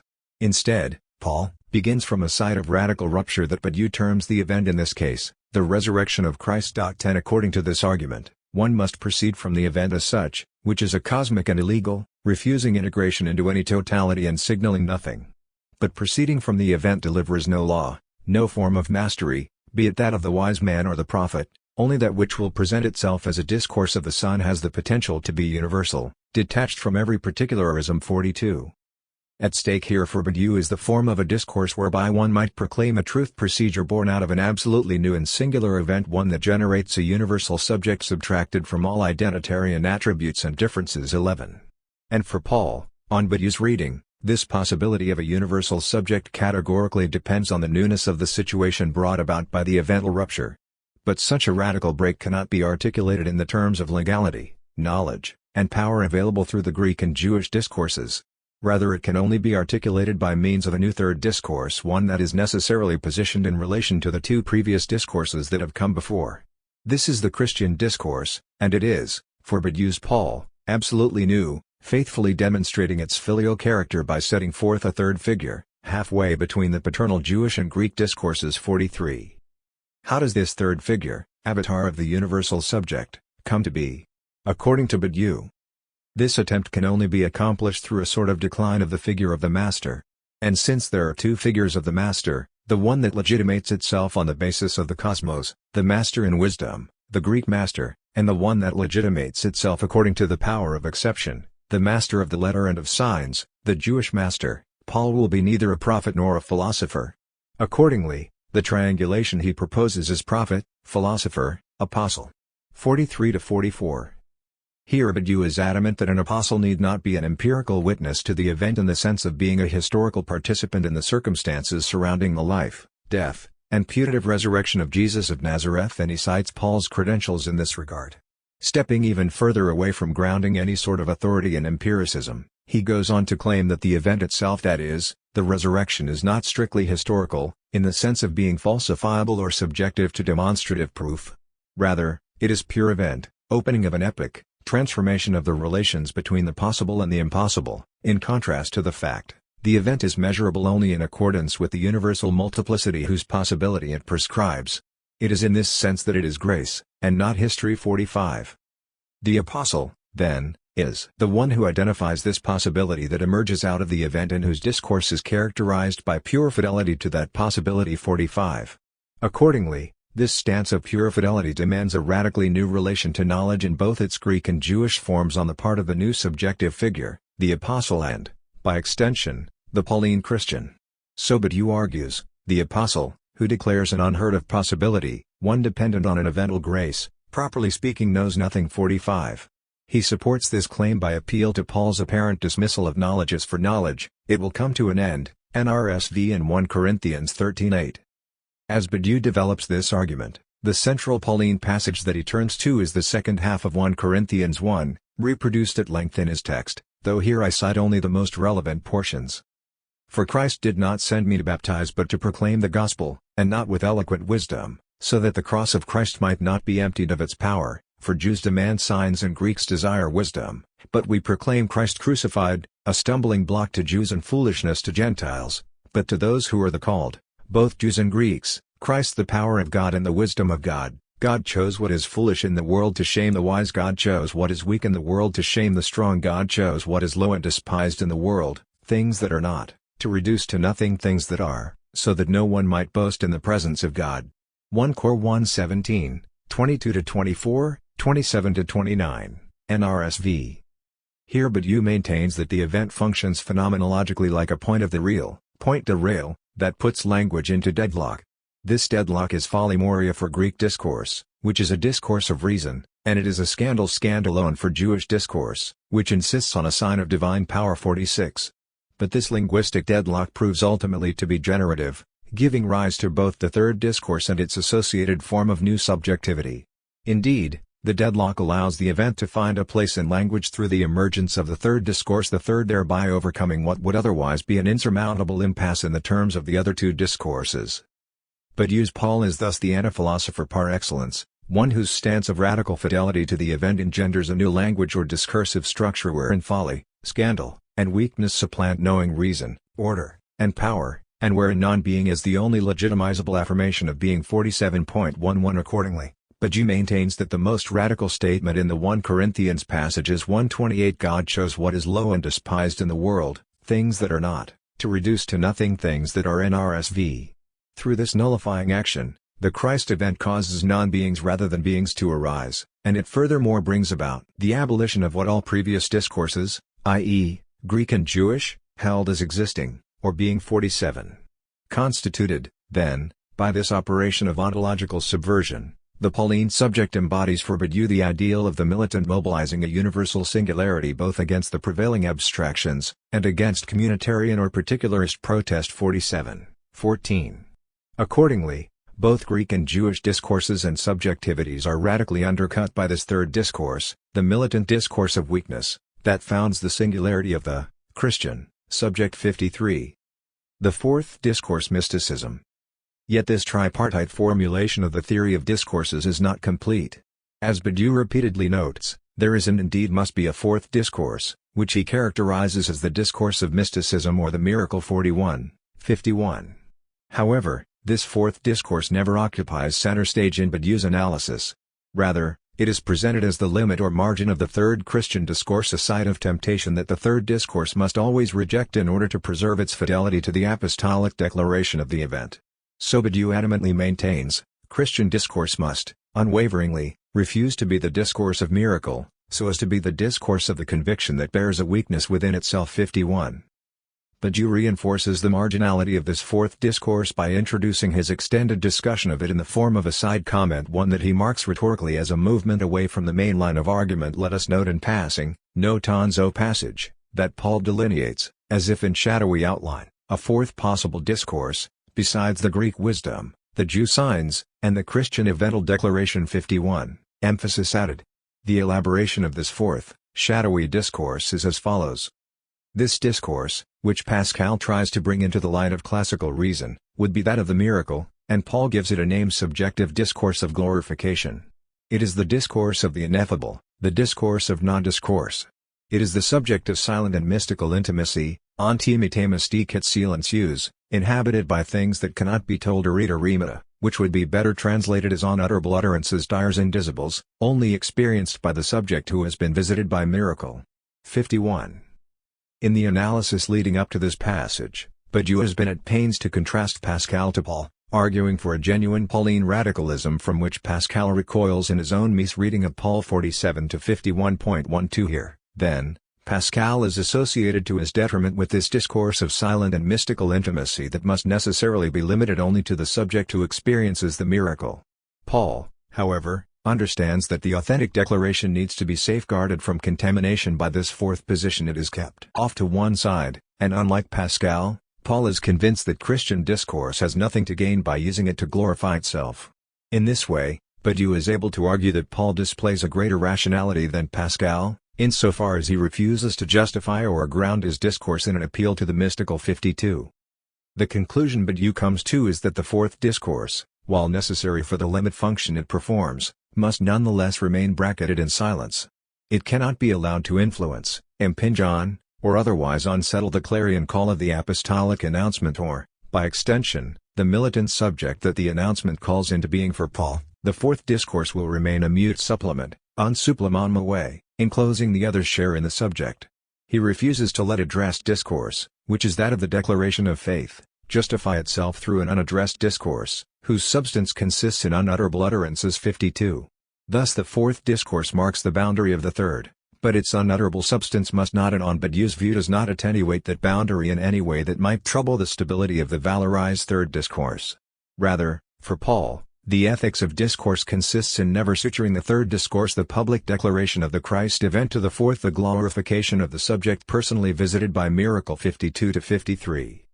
The ethical position in view here is one that Badiou characterizes as profoundly coherent, situating the fourth discourse in relation to the other three as follows.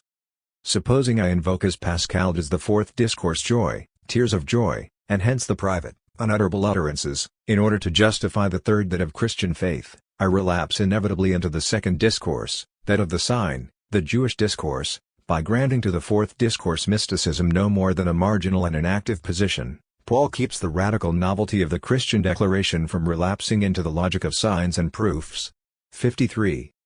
The crux of the matter seems to be that mysticism, construed as a kind of sign or exception, runs the danger of collapsing back into the second Jewish discourse, that is, the original discourse of sign-exception in the tripartite form of the theory.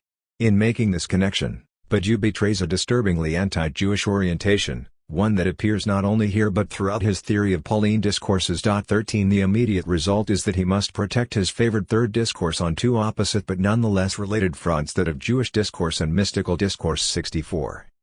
What, ultimately, do these two discourses have in common that Badiou sees as so irredeemably problematic? The second and fourth discourses must be revoked because they unify the subject. Only the third discourse holds to its division as a guarantee of universality. 64. The crucial opposition being deployed is between unity characterized as fixed and frozen on the one hand, and division characterized as ongoing process on the other.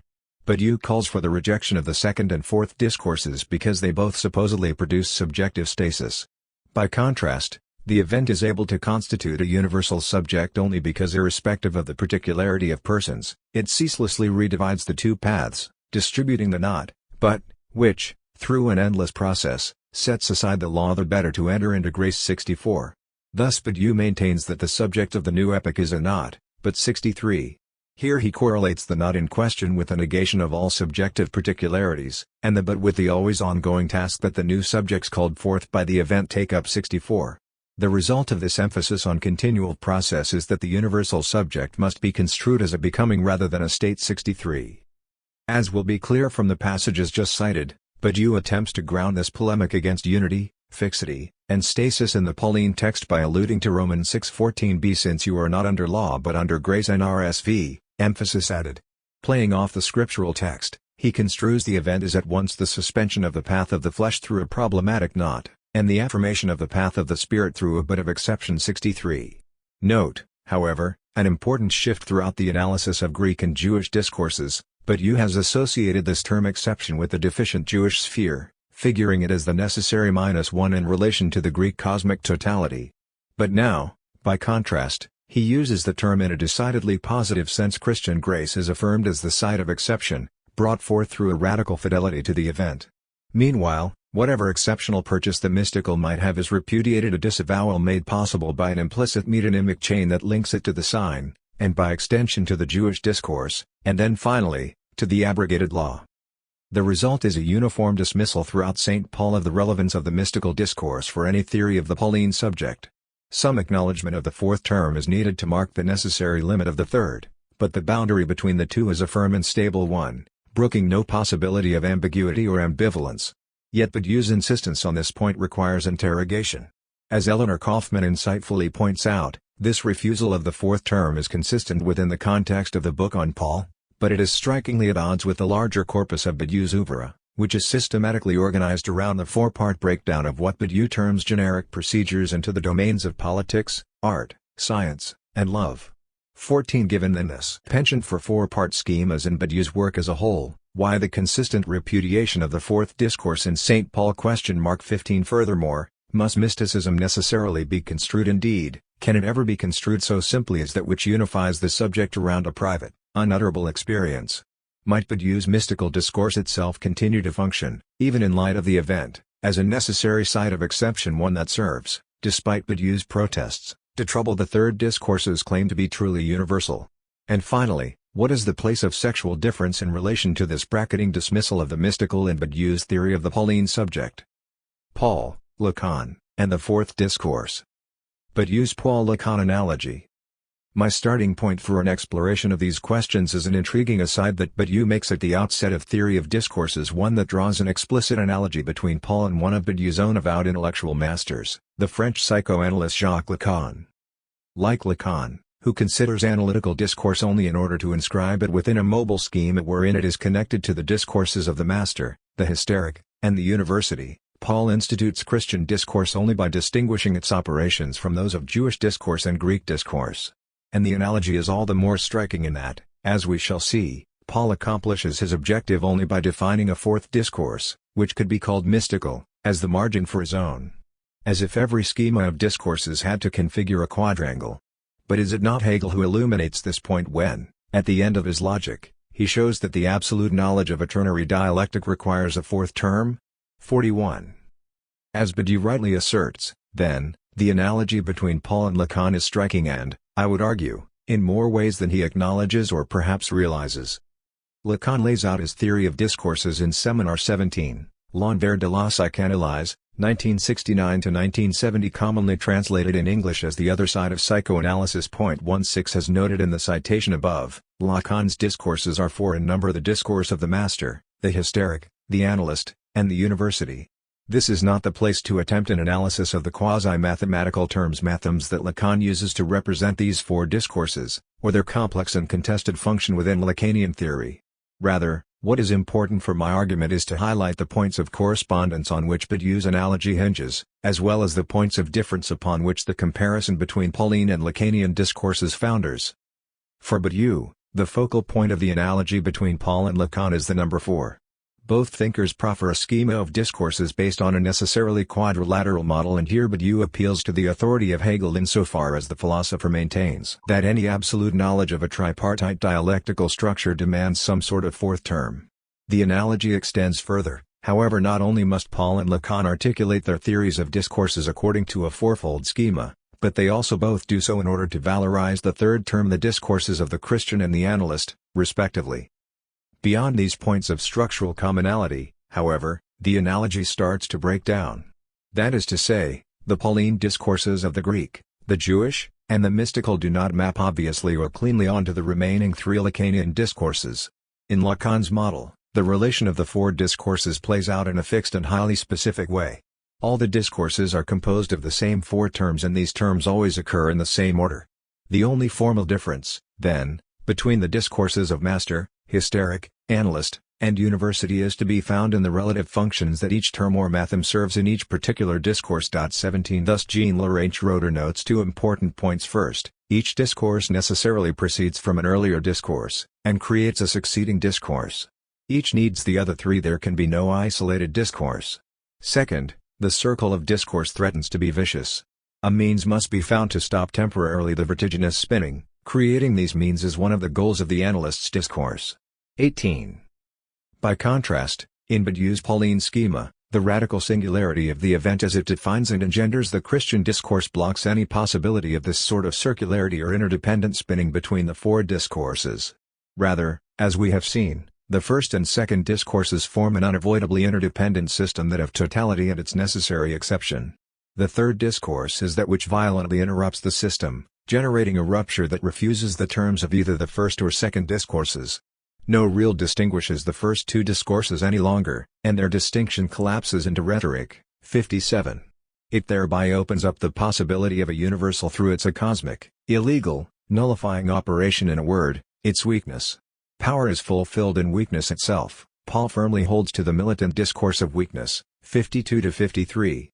And the function of the fourth discourse, always shadowy in form, is nothing more than to mark the limit that defines and encloses the valorized third. Analytic discourse at its limit: mysticism and sexual difference. The figuration of the fourth discourse as limit thus marks a significant difference between the models of Badiou's Paul and Lacan. Yet although in a strict sense the terms of the analogy break down at this point, I would argue that Badiou's analogical appeal to Lacan reverberates through his articulation of Pauline's subject positions in another way. For while no one of the four Lacanian discourses correlates precisely with Badiou's mystical fourth discourse, in his later work, Lacan does reflect at length on the limits of what can be articulated by analytic discourse, i.e., the Lacanian discourse analogous, on Badiou's reading, to Christian discourse. And as in Badiou, the theme that Lacan turns to in these reflections is that of mysticism. In Seminar 20, Encore, 1972-1973, published in English as On Feminine Sexuality: The Limits of Love and Knowledge, 19, Lacan returns to the terms of his four discourses: mastery, hysteria, analysis, and knowing, and he does so, as Juliet Mitchell and Jacqueline Rose suggestively note, in an account of the sexual division. 20. In this way, sexual difference comes to the fore in Lacan's exploration of the limits of analytic discourse. The mystical is by no means that which is not political. It is something serious, which a few people teach us about, and most often women or highly gifted people like St. John of the Cross, since, when you are male, you don't have to put yourself on the side of f. the phallic or masculine speaking subject. 21. You can also put yourself on the side of not all, pot out. There are men who are just as good as women. It does happen. And who therefore feel just as good. Despite, I won't say their phallus, despite what encumbers them on that score, they get the idea, they sense that there must be a jouissance which goes beyond. This is what we call a mystic. These mystical ejaculations are neither idle gossip nor mere verbiage, in fact they are the best thing you can read. Note right at the bottom of the page, and the écrit of Jacques Lacan, which is of the same order. 22. As Amy Hollywood glosses this dense passage, Lacan's association of his own linguistic practice with mysticism is related, I think, to his distinction between the goal of analytic discourse, which is capable of being formulated, and an aspect of his teaching that cannot be articulated. Lacan points here to an aspect of his writing and performing practice that resists the very terms of analytic discourse.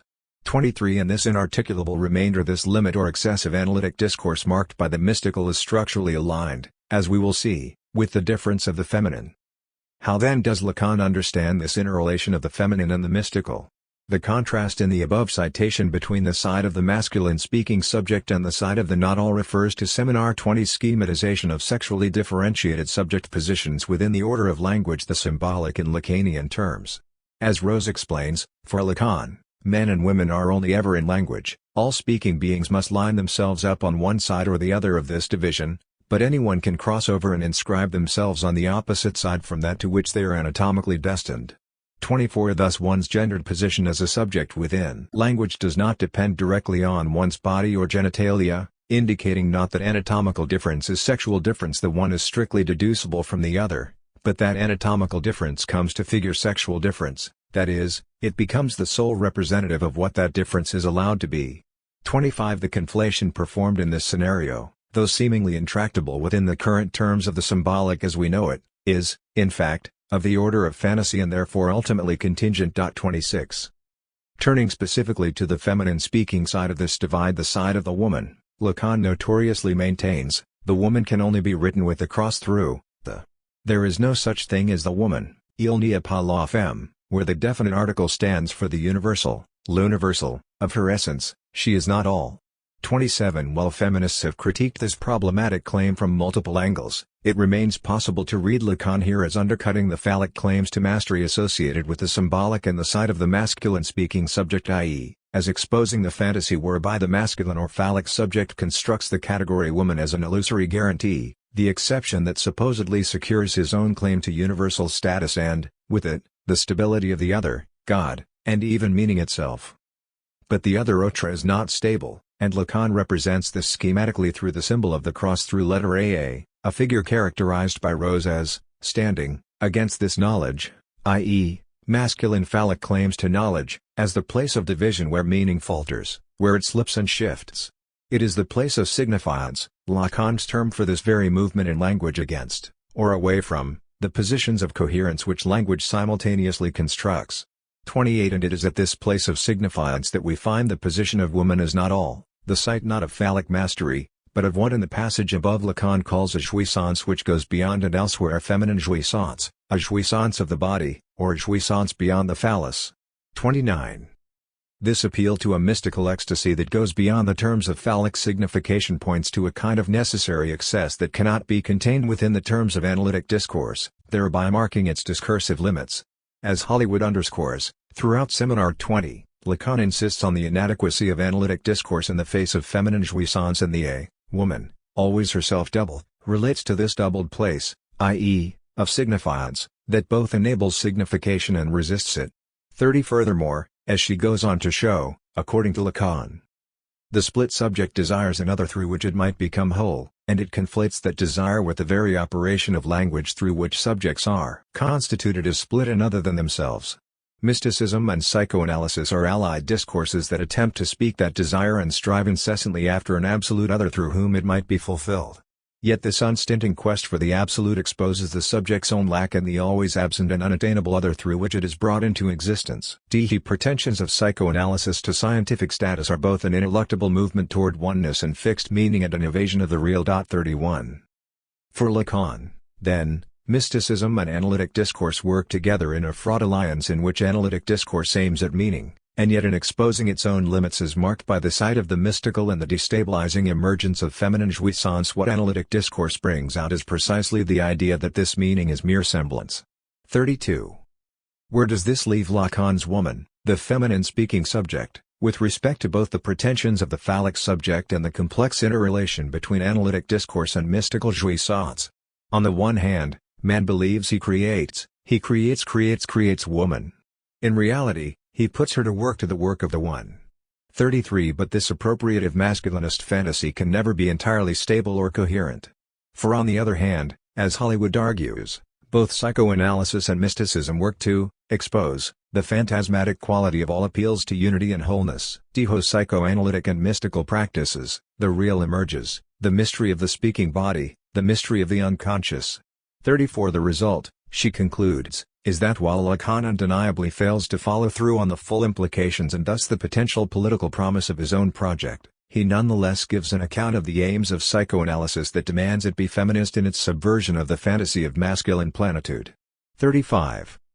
Lacan's woman and Badiou's universal subject. Returning, then, to Badiou and Paul, I would argue that this detour through Lacanian theory can shed light on the placement and function of sexual difference in Badiou's theory of Pauline subject positions. This is not to deny that Badiou and Lacan are engaged in distinct and not always compatible projects or to gloss over their different understandings of the relationship between language and subjectivity. 36 Rather, the point I wish to make is analogical, one that simultaneously relies on and extends the scope of an analogy introduced by Badiou himself.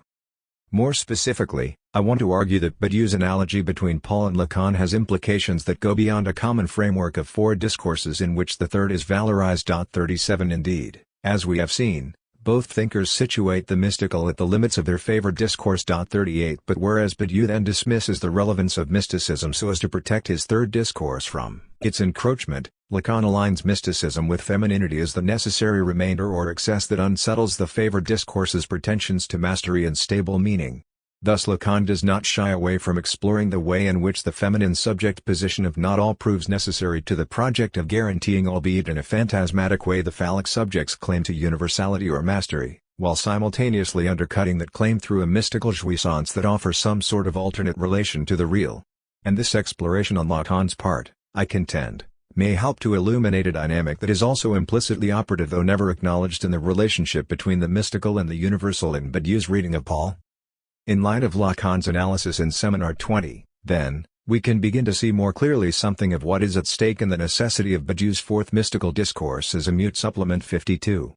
To recap briefly, according to Badiou, Paul establishes the third discourse and with it the Christian subject by delineating a fourth discourse that he terms mystical. This fourth discourse performs a necessary function insofar as it marks the limit of the third, but for Badiou, the boundary between the two must remain clear and inviolate.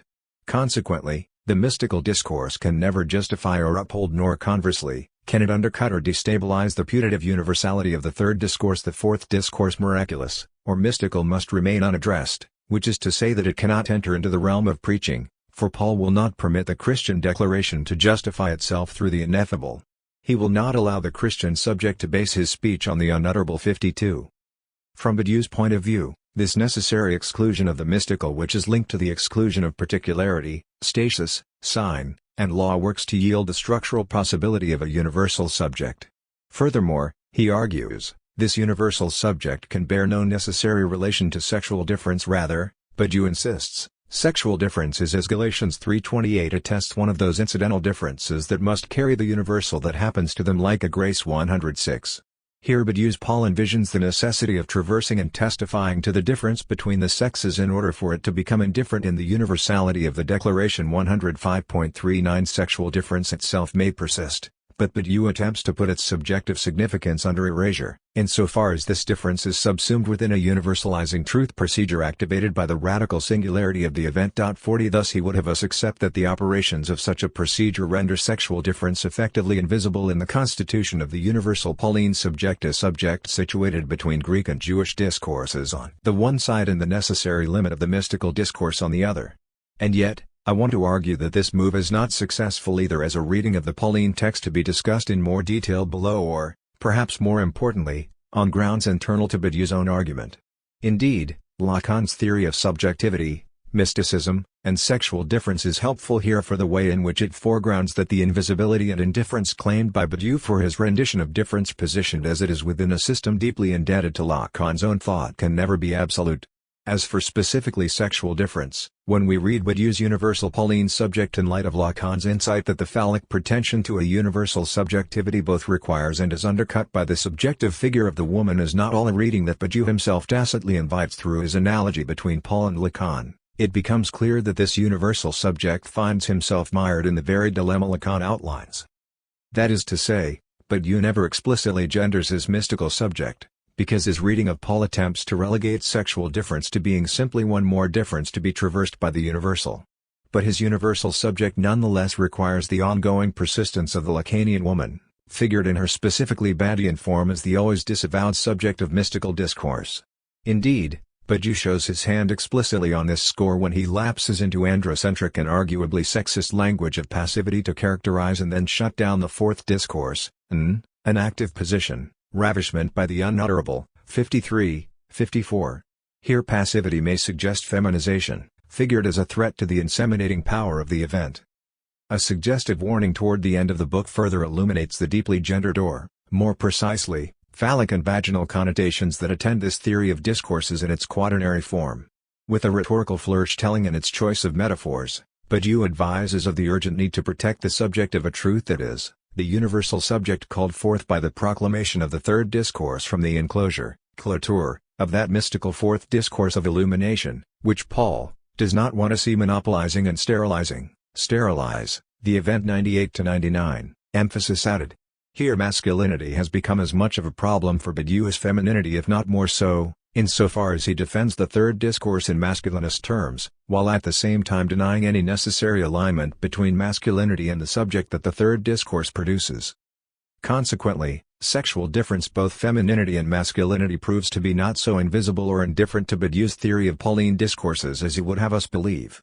Rather, its significance persists, remaining stubbornly evident in Badiou's active attempts to stave off the supposed dangers of the mystical.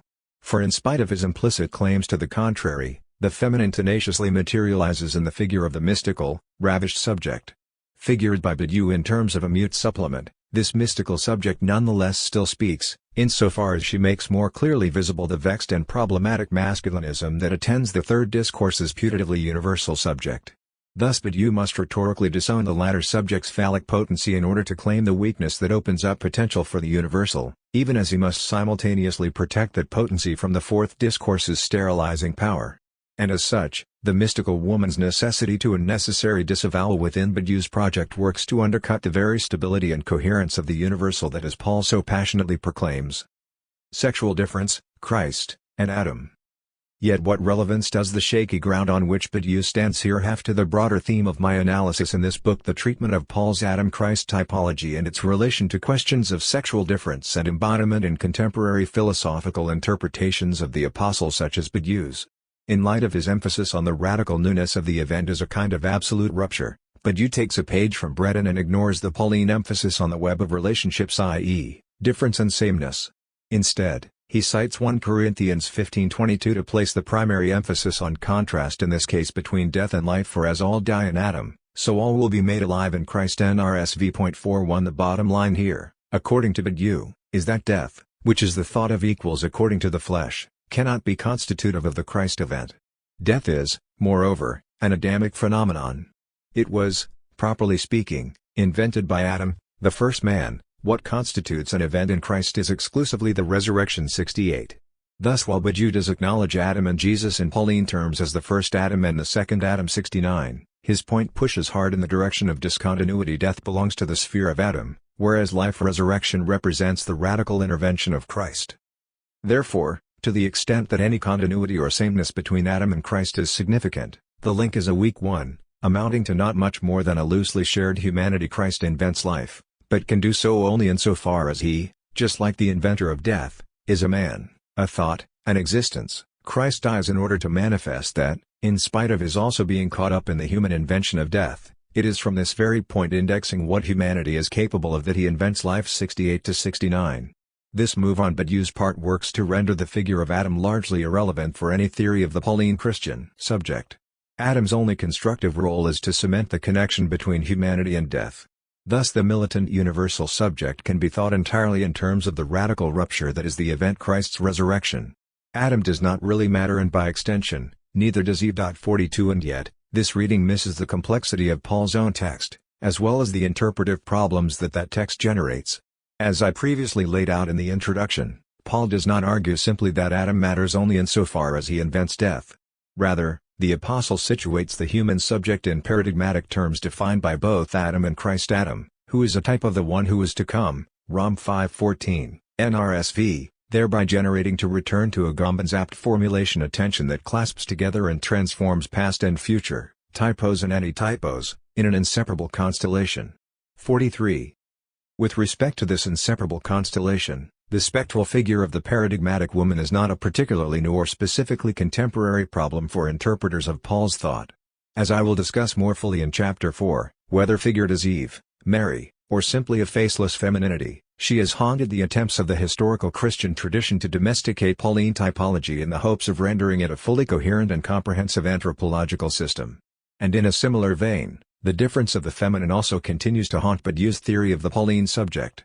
Indeed, the specific deployment of sexual difference in Badiou's theory of the Pauline subject repeats in large part an early Christian gesture, one that seeks to domesticate the difference by relegating it to a space of ostensible stability, posing no threat to the terms of the larger subjective anthropological system. As such, Badiou's project represents the contemporary working through of a desire ancient in its origins to close any gap or resolve any excess here figured as the sexual difference of femininity that might undermine the dream of a single, universal fullness characterizing both signification and the human subject. Still the specter persists, though in Badiou's reading, this persistence does not take one of the forms so familiar to the ancient Christians, such as the problem posed by the character of Eve or Mary, but is rather refigured as the always refused feminized mystical subject. Yet just as the early Christians failed to situate femininity or, for that matter, masculinity within an Adam-Christ typology in an entirely consistent or coherent way, so too does Badiou's theory founder in its attempt to fully relegate sexual difference to a register of indifference traversed by the universal. That is to say, Badiou may mute the ravished subject of his mystical discourse, but he cannot fully erase or neutralize the gendered quality of her subject position or, by extension, the gendered implications for his Pauline Christian subject. Thus insofar as the universality of the third discourse requires the fourth in order to be legible, a point Badiou freely admits, then the interplay between these two subjective figures irreducibly inscribes sexual difference, both masculine and feminine, as a conceptual linchpin within a project whose fundamental claim is to render incidental this and all other such differences. Conclusion. In the middle of Theory of Discourses, Badiou poses a question that seems to point to the heart of the matter: can there be another subject, a subjective path other than the one we know? 49. As we have seen, Badiou turns to the Apostle Paul to answer this question in the affirmative and to argue, over against the manifold and increasingly complex field of differences that constitute contemporary identity politics, for the possibility of a universal subject engendered by a radically singular break that he calls the event. This is a subject inaugurated out of a Christian, i.e., evental discourse erupting in revolutionary newness, a rupture made possible, at least in part, by ignoring the full typological force of the Apostles' Adam-Christ parallel and relegating Adam to a relatively unimportant role in the argument. Here then, we again confront a contemporary philosophical appropriation of Paul whose argument depends, in some fundamental sense, on a version of Christ without Adam, resting on what amounts to an erasure of the Adam-Christ typology's significance insofar as both figures are acknowledged but the paradigmatic importance of their conjunction is minimized. The radical newness of Badiou's third discourse refuses the terms of both Greek and Jewish discourses, that is, totality and sign, and also resists justifying itself on the basis of an ineffable fourth discourse, that of the mystical. Within this schema, sexual difference is ostensibly reduced to nothing more than one more inconsequential difference among many. Paul demonstrates in detail how a universal thought, proceeding on the basis of the worldly proliferation of alterities, the Jew, the Greek, women, men, slaves, free men, and so on, produces a sameness and an equality. There is no longer either Jew, or Greek, and so on. 109. But Badiou notes that the project is a fragile one, the universality of the third discourse being always at risk insofar as the treasure is nothing but the event as such, which is to say a completely precarious, totalement précaire, having taken place. It must be borne humbly, with a precariousness, precarite, appropriate to it. 54. Yet while Badiou correctly identifies a certain precariousness that is intrinsic to his theory of discourses, he locates it in the wrong place. For the source of this precariousness lies most fundamentally not in the fragility of the event, but in Badiou's attempt, ultimately unsuccessful, to firmly stabilize a boundary between a putatively non-gendered, universal militant subject and a necessarily feminized mystical subject on which the former depends to mark its or, rather, his limit. Thus this is not a precariousness that can be placed fully within the domain of the third Christian subject, maintaining himself in the precarious becoming of the spirits, but 68 as he wards off the gendered dangers of the fourth discourse. Nor does the insecurity in question call for some other form of defensive solution, as so many Christian thinkers have pursued historically. Rather, it is a predicament, as Lacan shows, that emerges inevitably on the border between third and fourth discourses, an unstable boundary that is constitutive of the very subjectivity Badiou's project seeks to articulate. As such, Badiou's refusal of the feminine as mediated through the figure of the mystical does not, in fact, successfully neutralize or eliminate sexual difference, but rather renders all the more visible its persistence, thereby undermining the coherence, fixity, and finality of his universal Pauline subject. 3. Adam is Christ. Zizek, Paul, and the collapse of the anthropological interval.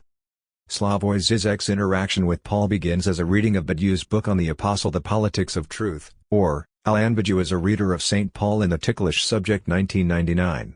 Since then, he has proceeded to develop his own quite distinctive reading of both Paul and Christian theology more broadly. See The Fragile Absolute, 2000, The Puppet and the Dwarf, 2003, and, with John Milbank, The Monstrosity of Christ, 2009.1. This chapter will treat Zizek's unfolding articulation of his position on Paul as elaborated primarily in the Ticklish Subject hereafter TS and The Puppet and the Dwarf hereafter PD.2. My analysis will concentrate on the set of interpretive steps, often quite dazzling rhetorically, by which Zizek situates Pauline typology within his larger reading of the Apostle as a whole. The result is a frenetic rendition of Paulinism, heavily inflected by both Hegel and Lacan, or at least Zizek's readings of them, that handles the Adam-Christ typology both variably and elaborately, but also, so I will argue, with an underlying consistency and perspective. 3. Thus sometimes Zizek engages or alludes to biblical passages that invoke the Pauline link between Adam and Christ in ways that ignore the specific typological thrust of Paul's thought, whereas at other times, he takes up the two figures' paradigmatic status in a substantial way.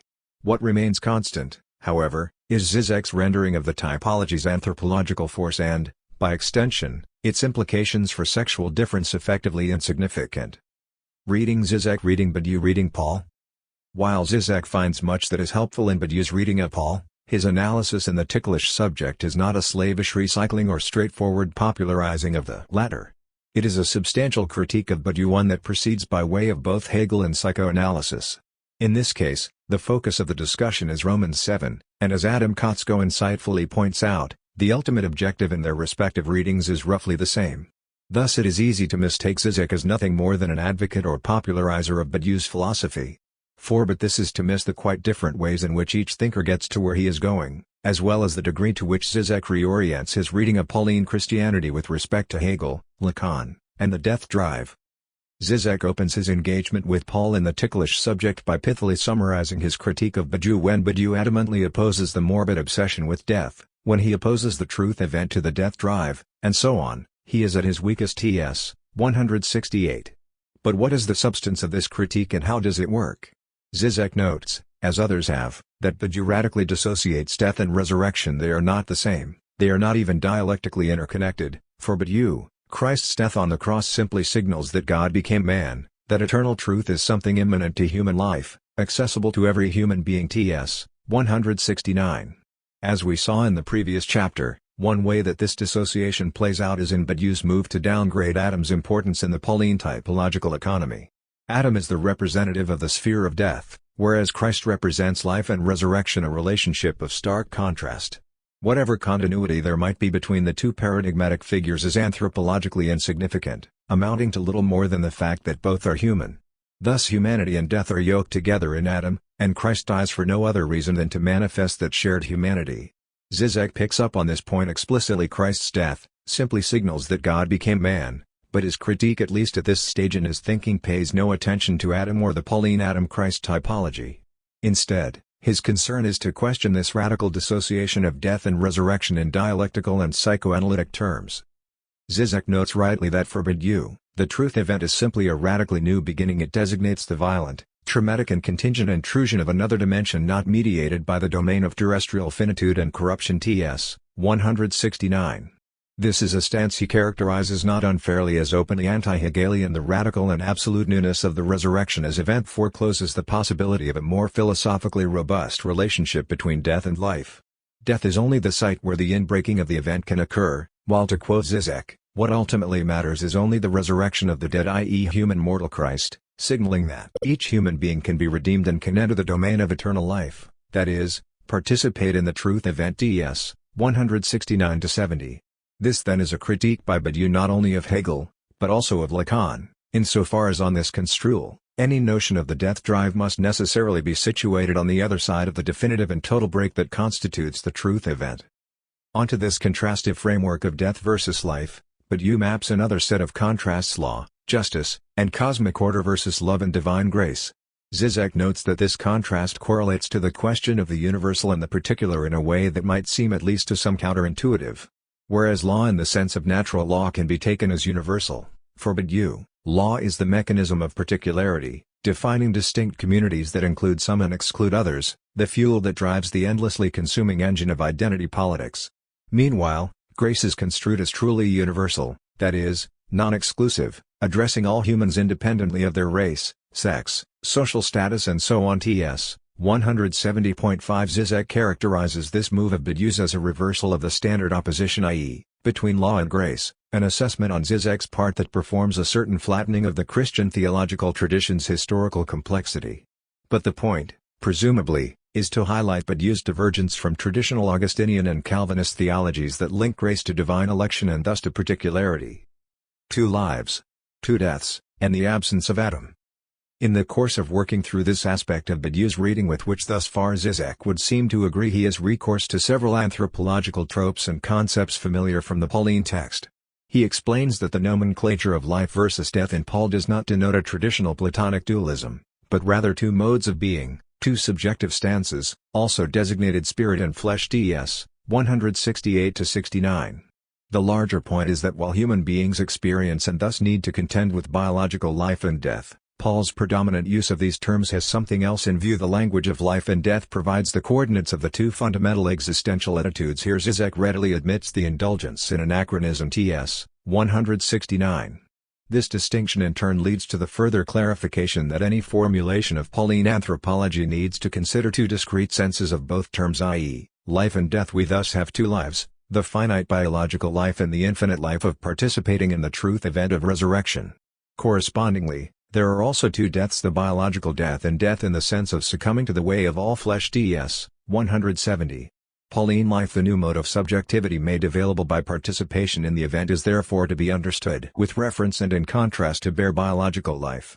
Likewise, Pauline death has biological death as an orienting reference point, but signifies something else, the way of the flesh, that is, the perverse knot of law, desire, sin, and guilt, to be discussed in detail below. Point 6. What is relevant here for the purposes of my analysis is that Zizek lays out this two lives two deaths Pauline paradigm with no reference to the mode of typological thinking that so deeply animates much of the Apostles' reflections on the two-ness of the human condition. On Zizek's reading both the restatement of Badiou and, it would seem, the starting point for the eventual development of his own more fully articulated interpretation of Paulinism, what we have here is a simple alignment of contrasting pairs. Biological life. Biological death. Life figured as truth event resurrection.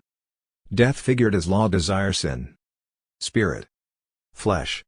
The problem with these straightforward pairings is that they efface or at the very least ignore the substantially more elaborate set of relationships, rich in their anthropological and temporal complexities, that Paul sets in motion by means of the Adam-Christ typology. 7.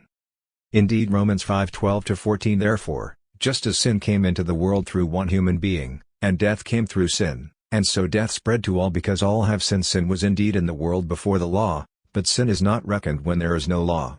Yet death exercised dominion from Adam to Moses, even over those whose sins were not like the transgression of Adam, who is a type of the one who is to come. NRSV, translation slightly modified, draws a typological connection between Adam's biological life and Christ's life in some sense, while also using Adam to complicate any notion of the relationship between death, sin, and law as historically constant, invariable, or temporal. And a further typological link between the death ushered in by Adam's disobedience on the one hand and the righteous, obedient death of Christ on the other would seem to be in view if one draws out the consequences of Romans 5:17. If, because of the one human's trespass, death exercised dominion through that one, NRSV, translation slightly modified, and 5:18, so one human's act of righteousness leads to justification and life for all, NRSV, translation slightly modified. Compare also Rom 5:19b. That is to say, Christ's death is not specifically identified as such, but seems clearly implied in Paul's reference to a single act of righteousness. Similarly, in 1 Corinthians 15, the claim that since death came through a human being, the resurrection of the dead has also come through a human being, for as all die in Adam, so all will be made alive in Christ. 15:21-22. NRSV can be read as invoking death in two different senses, along the lines of Zizek's two deaths, one biological, the other a kind of subject position. But whether explicitly or by implication, the passage situates these mutually imbricated notions of death in a complex web of connections with other anthropologically salient concepts: life, resurrection, sin, and the idea of representative paradigmatic human beings.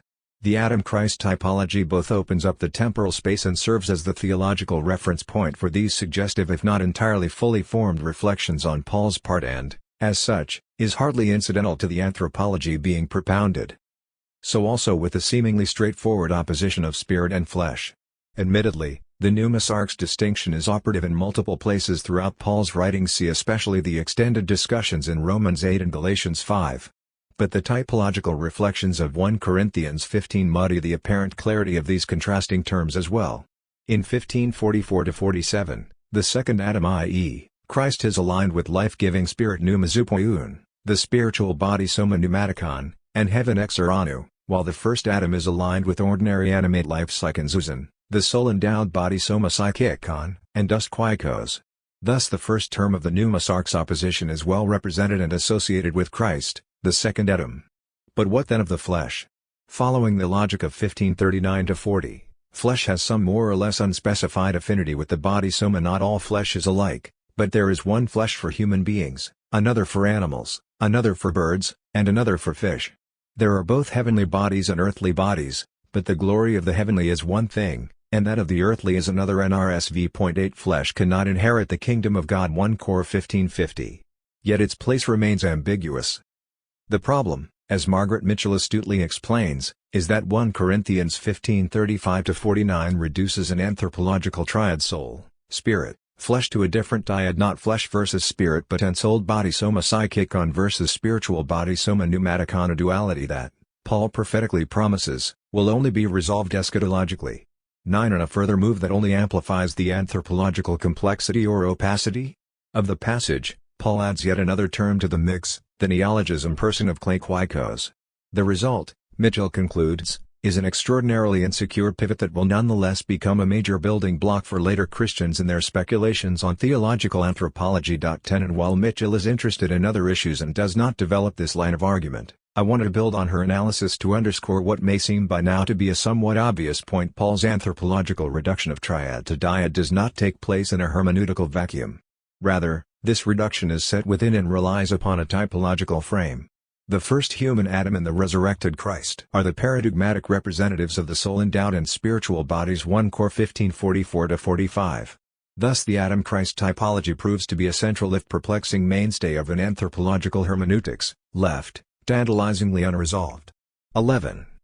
In this way, careful attention to the typological intricacies of Paul's thought is seen most especially in Romans 5 and 1 Corinthians 15 calls into question the streamlined simplicity of the two lives two deaths correspondences presented by Zizek in the ticklish subject.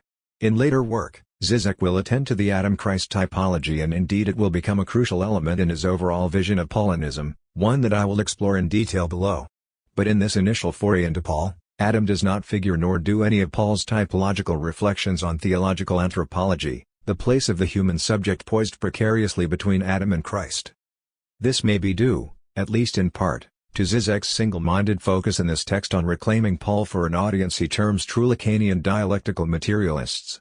Accordingly, he passionately exhorts Lacanians to read Romans and Corinthians for themselves, carefully and in their entirety, if they ever want to understand La Consecretes, 172.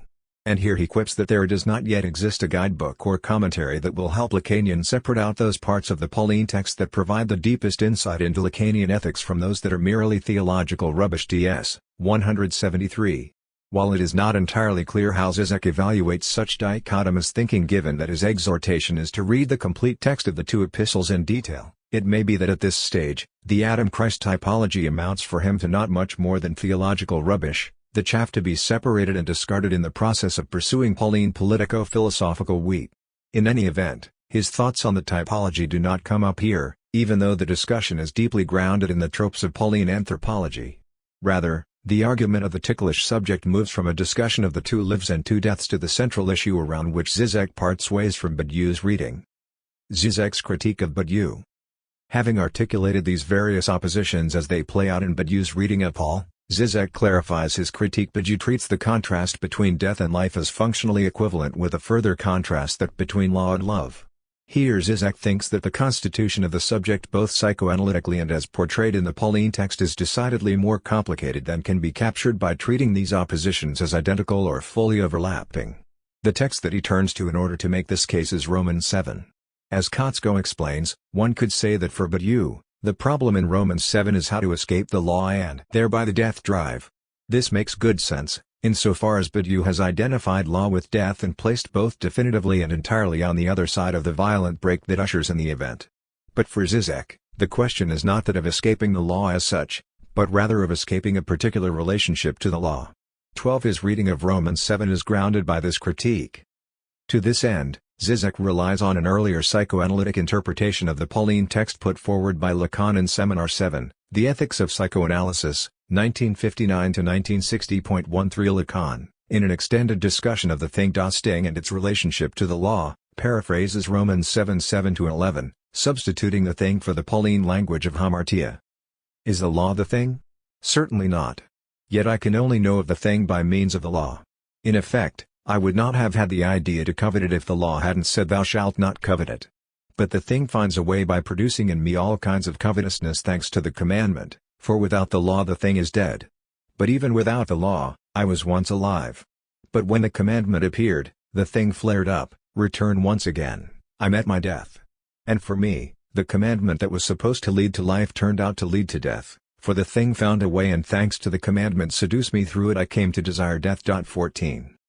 Here the thing functions for Lacan as a kind of impossible object unsignified and unsignifiable, in Bruce Fink's phrase that orients the subject's desire. 15 And while the only alteration of the Romans passage Lacan acknowledges is the hamartia thing substitution with one small change, namely, thing for sin, this is the speech of St. Paul. In fact his reading ingeniously shifts the sense of the Pauline text by replacing Paul's apektynon in 7:11 it, i.e., he hamartia, killed me with the formulation I came to desire death.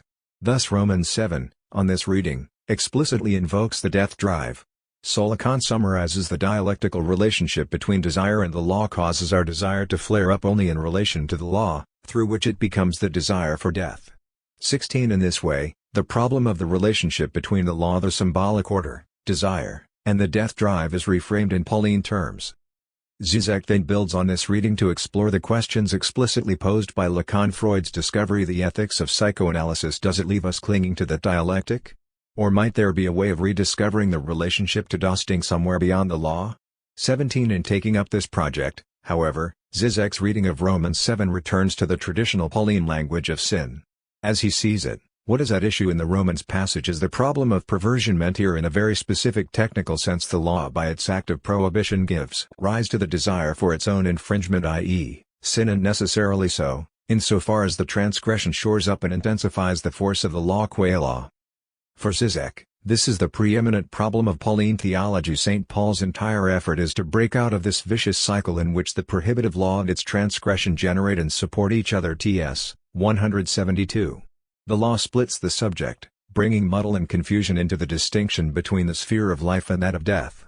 Accordingly, he argues, because of this split, my conscious self is ultimately experienced as dead, as deprived of living impetus, while life, ecstatic affirmation of living energy, can appear only in the guise of sin, of a transgression that gives rise to a morbid sense of guilt. T.S. 173. The perverse result is that desire, a force that is, and therefore ought to be considered, constitutive of life, comes to be seen instead as a foreign body, i.e., sin, leading compulsively down its own morbid path in opposition to the obedience of the conscious subject. How to interrupt, unplug, or otherwise break free from this cycle? How to engender a different relationship to one's own desire?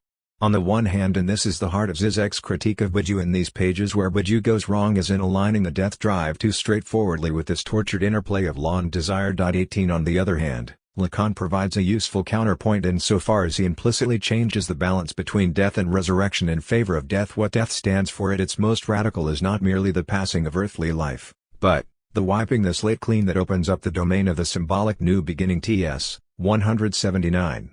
Whereas, for Badiou, the negativity of the death drive can only be figured as a betrayal of the positivity of the event. Zizek's Lacanian Hegelian riposte asserts the constitutive centrality of the death drive, the negative gesture that clears a space for creative sublimation and thereby provides the very ground of possibility for the event. DS 186.19. Zizek in the Adam Christ typology. What then of Paul? Kotsko rightly stresses that the apostle's place remains somewhat ambiguous in the ticklish subject. Zizek is obviously launching a critique of Badiou by means of Lacan's reading of Romans 7, but it remains unclear exactly what the implications are for Zizek's own reading of the truth event vis-à-vis Paul. 20 What would such a Zizekian Pauline truth event look like? Does it diverge in any substantive way from Badiou's version? And if so, in what ways are the differences philosophically and psychoanalytically, not to mention theologically, significant? Kotsko's study of the issue convincingly argues that we need to look to Zizek's later text, The Puppet and the Dwarf, to see the conclusion to the argument begun in the ticklish subject. Here Kotsko pays special attention to the impact of Erich Sentner's The Psychotheology of Everyday Life Reflections on Freud and Rosenzweig 2001 and Agamben's The Time That Remains, a commentary on the letter to the Romans 2000, English translation 2005, on Zizek's thought in the time between the two books. I cannot reproduce the nuanced results of his analysis here, but a number of points are key to my argument. Kotsko shows that in The Puppet and the Dwarf, Zizek follows Sentner in construing Judaism as operating in a relationship to the law that avoids the perversion of the law desire sin cycle described above, here designated variably as the law's obscene yet necessary supplement, for example, superego excess supplement, superego supplement, or Kotsko's preferred term, obscene superego supplement. CPD 110, 113, 127. Thus Zizek maintains that the Jewish law is already a law deprived of its superego supplement, not relying on any obscene support. PD 113.21. Taking the figure of Job as paradigmatic, he argues that what we see in the eponymous biblical book's enigmatic conclusion, in which God pointedly fails to provide an answer to the meaning of Job's suffering, is not a testimony to the all-encompassing and incontestable nature of God's power, but rather to his impotence. And whereas ancient paganism had recourse to a form of the obscene superego supplement in order to shore up the apparent potency of its divine law in ancient Greek and Roman religions, the public text was always supplemented by secret initiatory rituals and orgies. PD 127. Judaism is the religion that in a gesture of silent solidarity remains stubbornly attached to and yet always refuses to tell the secret of the divine impotence. PD 126. It is only in this light, Zizek argues, that Christianity becomes legible. It is this secret that is revealed in Christianity. This is why Christianity could occur only after Judaism. It reveals the horror first confronted by the Jews. Thus it is only through taking this line of separation between paganism and Judaism into account that we can properly grasp the Christian breakthrough itself. PD 129. As Christ's cry of abandoned despair on the cross gives way to death, the secret is revealed, not God's hidden power, only his impotence as such. PD 127. The result, as Kotsko recaps, is that the public disclosure of what Judaism kept secret makes the Jewish unplugged stance toward the law available to everyone, resulting in a new, universal form of love. 22 is exemplified in the as if not of 1 Corinthians 7:29-31. Pauline love is structured as a kind of state of emergency. Note the debt to Agamben and Carl Schmitt, suspending the investment in the obscene superego supplement whereby the law necessarily gives rise to its own contravention. PD 113. The political possibility that this opens is that of a new kind of community, grounded in a new order of relationship between law and love, a community that must always maintain its reference to Judaism and the Jewish law, but that does so in order to sustain the rootless, universalist stance of Christianity proper. PD 119. A Hegelian apostle. It is within this framework that the Adam-Christ typology, so conspicuously absent from the ticklish subject, emerges as a crucial component in Zizek's interpretation of Paul. In order to make sense of this, a few words about the role of Hegel in Zizek's argument are necessary. In The Puppet and the Dwarf, Zizek maintains that the movement characterizing the emergence of Christianity in relation to Judaism, or, more precisely, the emergence of that specific and fragile Pauline moment that Christianity as we know it soon betrayed, is a thoroughly Hegelian one. Not surprisingly, then, this is a story about the dialectically inflected progression from the particular to the universal. Paul more or less totally ignores Jesus' particular acts, teachings, parables, all that Hegel later referred to as the mythical element of the fairy tale narrative. What matters to him is not Jesus as a historical figure, only the fact that he died on the cross and rose from the dead. PD 9. Zizek aligns this Pauline orientation with Lacan's equation of the Holy Spirit and the nullifying or unplugging operation of the death drive, that is, the cancellation of the particularities of lived experience. PD 9-10. He goes on to conclude, when we locate ourselves within the Holy Spirit, we are transubstantiated, we enter another life beyond the biological one. And is not this Pauline notion of life grounded in Paul's other distinctive feature? What enabled him to formulate the basic tenets of Christianity, to elevate Christianity from a Jewish sect into a universal religion of universality, was the very fact that he was not part of Christ's inner circle. PD 10. Indeed, Zizek notes, Paul symbolically replaces Judas the betrayer, 23, and in his own way also betrayed Christ by not caring about his idiosyncrasies, by ruthlessly reducing him to fundamentals, with no patience for his wisdom, miracles, and similar paraphernalia. PD 10. The interpretive payoff here is that while Paul needs to be read within Judaism, here Zizek aligns himself, albeit loosely, with a so-called new perspective. The result of such a reading is to render visible Pauline Christianity's radical undermining, or perhaps more precisely, sublating of Judaism from within. Paul did not simply pass from the Jewish position to another position, he did something within, and to the Jewish position itself. What? PD 10. This is the question that frames the book. To unpack what Paul in his fragile moment, i.e., Christianity and becoming, PD 10, do with respect to both Jesus and Judaism, Zizek turns back to the problem of the obscene superego supplement, explicitly identified in this context as the hidden perverse core of Christianity. PD 15. He offers two biblical examples: one, God's own perversity in the Genesis narrative, whereby the divine creation of the prohibition functions as a strategic move, one that necessarily leads human beings to fall in order that God can then save them; to Judas's betrayal of Jesus, at one and the same time condemned as the height of transgression and yet absolutely necessary to the fulfillment of the divine plan, thereby rendering Judas heroic in his willingness to accept damnation in order to play a part that both God and Christ seemingly need. Pd. 15-16. How to break out of this perverse logic at the core of the Christian narrative. In Zizek's own language, is it possible to read the relationship between Judas and Christ in a different way, outside this perverse economy? Pd. 16. Or in a parallel vein, is it possible to read the seemingly perverse relationship between creation, fall, and redemption differently? Here Hegel offers Zizek an apparent way out. With an eye to offering a reinterpretation of creation, fall, and redemption, he begins with an analogy to Hegel's discussion of the penis and the phenomenology of spirit.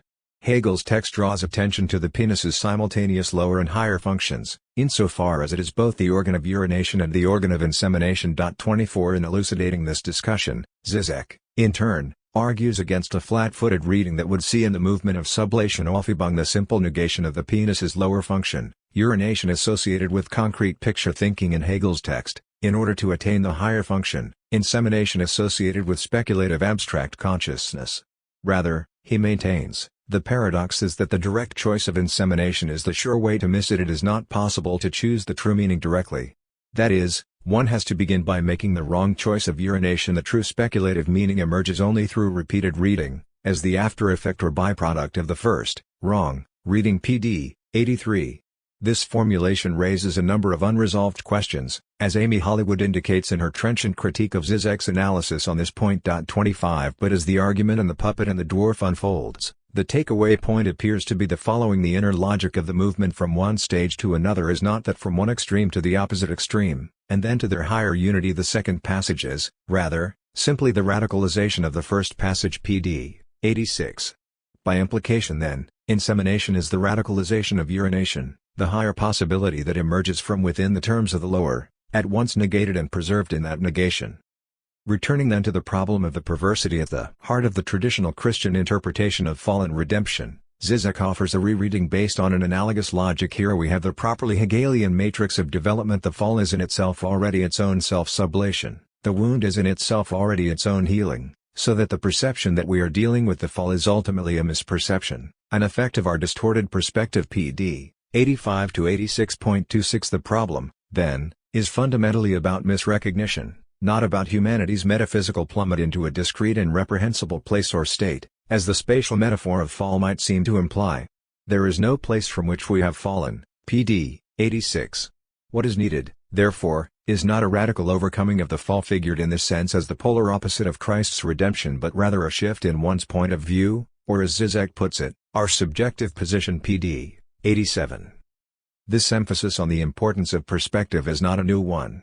In the ticklish subject, as part of the discussion of Romans 7 and the obscene superego supplement, Zizek argued that St. Paul and Badiou seem fully to endorse Hegel's point that there is evil only for the gaze that perceives something as evil. It is the law itself that not only opens up and sustains the domain of sin, of sinful urges to transgress it, but also finds a perverse and morbid satisfaction in making us feel guilty about it. Ds. 174. And now in The Puppet and the Dwarf, he draws the circle of intertextual connections tighter, reiterating the same point but with respect to the problem of fall and redemption. Here again, one should apply Hegel's dictum that evil resides in the gaze which perceives evil. The true fall is in the very gaze which misperceives the first move as a fall. Pd. 87. How to avoid the perversity of this misrecognition? In Zizek's view, there is only one way to insist on the absolute identity of the two gestures. God does not first push us into sin in order to create the need for salvation, and then offer himself as the Redeemer from the trouble into which he got us in the first place. It is not that the fall is followed by redemption. The fall is identical to redemption, it is in itself already redemption. Pd. 118. It is in this shift in perspective, this construal of both fall and redemption as an identical explosion of freedom seen from different angles. Pd. 118, that Zizek sees the political possibilities of the Pauline moment, possibilities that are both vulnerable and fleeting, and simultaneously potent and revolutionary. But thus far, he has not yet grounded such a reading concretely in the Pauline. Adam and Christ are one and the same. This is the problem that Zizek uses the Adam-Christ typology to solve. He thus employs a version of the point just examined, the identity of fall and redemption, to frame his reading of Adam and Christ. In the same vein, the properly Christian redemption is not simply the undoing of the fall, but stricto sensu its repetition.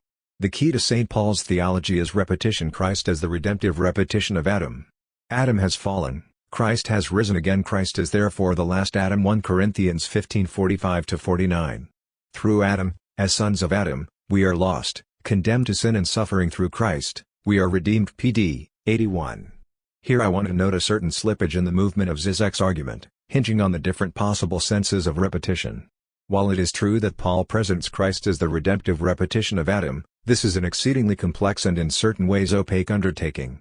Furthermore, it is one that, at least in the Pauline text, emphasizes the irreducible interplay of similarity, repetition, and identity on the one hand, and contrast, difference, and rupture on the other. Whereas Badiou, as we have seen, more or less dismisses the significance of the Adam-Christ typology by emphasizing Christ's radical difference from Adam, here Zizek inverts that move, shifting the center of gravity in the direction of identity. That is to say, even though his pithy summation of the Adam-Christ typology lists a series of contrasts, the larger conclusion is one about sameness repetition. Although 1 Corinthians 15 is cited, the point seems governed by Romans 5, insofar as the concrete concerns with anthropology and embodiment that characterize the Corinthians passage are ignored. What Zizek takes to be most fundamental about the typology is the notion of repetition. But crucially, by situating the Adam-Christ typology as he does within his larger argument, he manages to pull Paul's distinctly typological sense of repetition into a new philosophical register, that is, Zizek's Hegelian notion of repetition that we have just examined. On this reading, then, the Adam-Christ typology comes to support Zizek's contention regarding the identity of fall and redemption. Accordingly, he argues, it is not that things went wrong, downhill, first with Adam, and were then restored with Christ. Adam and Christ are one and the same. Christ is Adam, perhaps the ultimate speculative judgment. All that changes in order for us to pass from one to the other is the perspective. PD 87. He goes on to elaborate and clarify the same point in technical Hegelian language, thereby tying it more tightly to the broader arc of the foregoing argument. Adam and Christ also relate as negation and negation of negation, but in the above-mentioned precise meaning Adam is Christ in itself, and Christ's redemption is not the negation of the fall, but its accomplishment, in exactly the same sense that, according to St. Paul, Christ accomplishes the law. PD 87-88, emphasis added. Thus, in what would appear to be an interpretive tour de force, Zizek brings together the various and seemingly disparate strands of argument he has been developing into a tightly drawn unity insofar as the Apostle's Adam is Christ, then both the identity of fall and redemption and the Pauline suspension of the investment in the obscene superego supplement point toward the possibility of imagining Christianity otherwise, beyond the perversity of the forms in which we have come to know it. However, I want to suggest that the elegant Hegelian unity of this reading in fact imposes a stranglehold on the Pauline text, one that stifles and ultimately suppresses its anthropological distinctives in the service of a different project. On the one hand, Zizek recognizes that there is something fundamentally anthropological about the Adam-Christ typology, that is, that it has profound implications for Paul's theology of human beings more broadly. Adam and Christ are thus, in a way, corporate persons in whom people live. We either live in Adam under the power of sin and death, or we live in Christ as children of God, freed from guilt and the dominion of sin. PD 102-103. But on the other hand, what Zizek's reading misses, or, more precisely, collapses, is the opening for anthropological negotiation that the Adam-Christ typology creates, the interval in which the question of what it means to be an embodied human being, or, to be purposely anachronistic, a subject, poised tenuously between creation and resurrection, presses for an answer, or at least for a serious engagement. 27. Why this disregard for the force of an anthropological problematic that has exercised so many of Paul's other readers throughout the history of Christianity? Most straightforwardly, as I have argued, Zizek's Lacanian Hegelian reading pulls the discussion away from theological anthropology, repurposing Paul's reflections on Adam and Christ in the service of a different problem: perversity and the dilemma of the obscene superego supplement. But I also want to suggest that Zizek is not especially concerned with these anthropological questions because he already has a vision of the subject worked out in another way, one that, despite getting there by a different and more circuitous route, is very much aligned with Badiou's. Thus the conclusion of his participationist reading of being in Adam or in Christ is the by now familiar recourse to Galatians 3:26-28 as a founding declaration of universalism: we all become sons of God, for in Christ Jesus you are all sons of God, through faith. For as many of you as were baptized into Christ have put on Christ. There is no longer Jew or Greek, no longer slave or free, no longer male and female, for you are all one in Christ Jesus. PD 103. What this means concretely for the new community of Pauline subjects becomes clear at a later point in the book. The key dimension of Paul's gesture is thus his break with any form of communitarianism. His universe is no longer that of the multitude of groups that want to find their voice, and assert their particular identity, their way of life, but that of a fighting collective grounded in the reference to an unconditional universalism. PD 130. As in Badiou, the radical break brought about by the event renders inoperative the particularistic concerns of identity politics. And yet, while such a pointed and here somewhat sinisterly sarcastic conclusion may have a certain coherence within Zizek's peculiarly Lacanian Hegelian way of reading Paul, its implications also reverberate backward onto the interpretation of Adam and Christ that supports it. This Zizekian version of Paul's gesture thereby works to undermine the significance of these two key characters in the Pauline vision of redemptive history in terms of their distinctive roles as anthropological resources with which to think. With respect to anthropology or a theory of the subject, Christ is figured as the man without properties, with no distinctions, no particular features, a singular universal. PD 80. That is, the paradigm of the universal subject. And Adam's particularity insofar as in Zizekian Hegelian perspective he is Christ matters not at all. Accordingly, it should come as no surprise that in The Puppet and the Dwarf, Eve appears as no more than Adam's incidental companion in the drama of the obscene superego supplement. Why did God put the tree of knowledge there in the first place? Is it not that this was a part of his perverse strategy first to seduce Adam and Eve into the fall, in order then to save them? PD 15. Compare also 174 and 10. By collapsing the interval between the two paradigmatic humans, Adam and Christ, so that it does not function as a space both temporal and conceptual of anthropological negotiation, Zizek's reading renders the problematic of sexual difference that haunts that space as figured in Eve seemingly indifferent or inoperative. But as I hope to have shown, this involves effacing or recasting the actual anthropological particularities of the Pauline text with respect both to Christ and most especially to Adam. Thus might we not read the Adam-Christ typology as a point of textual resistance to Zizek's Paulinism, a stubborn and not easily erased attestation to what Hollywood sharply describes as the critical difference that difference religious, ethnic, and, most pointedly perhaps, sexual continues to make? 28. Conclusion. Returning to sexual difference. In his analysis of The Puppet and the Dwarf, Kotsko puts forward a critique of a basic inconsistency or contradiction in the text's argument. Zizek follows biblical scholarship in maintaining that Paul uses the term law with reference to Torah, the specifically Jewish law, rather than pagan law with its enmeshment in the obscene superego supplement. Thus Paul's critical comments about the law need to be understood in this light, that is, law as Torah. Yet at the same time, Zizek upholds and valorizes the Jewish law as that which operates without the obscene supplement.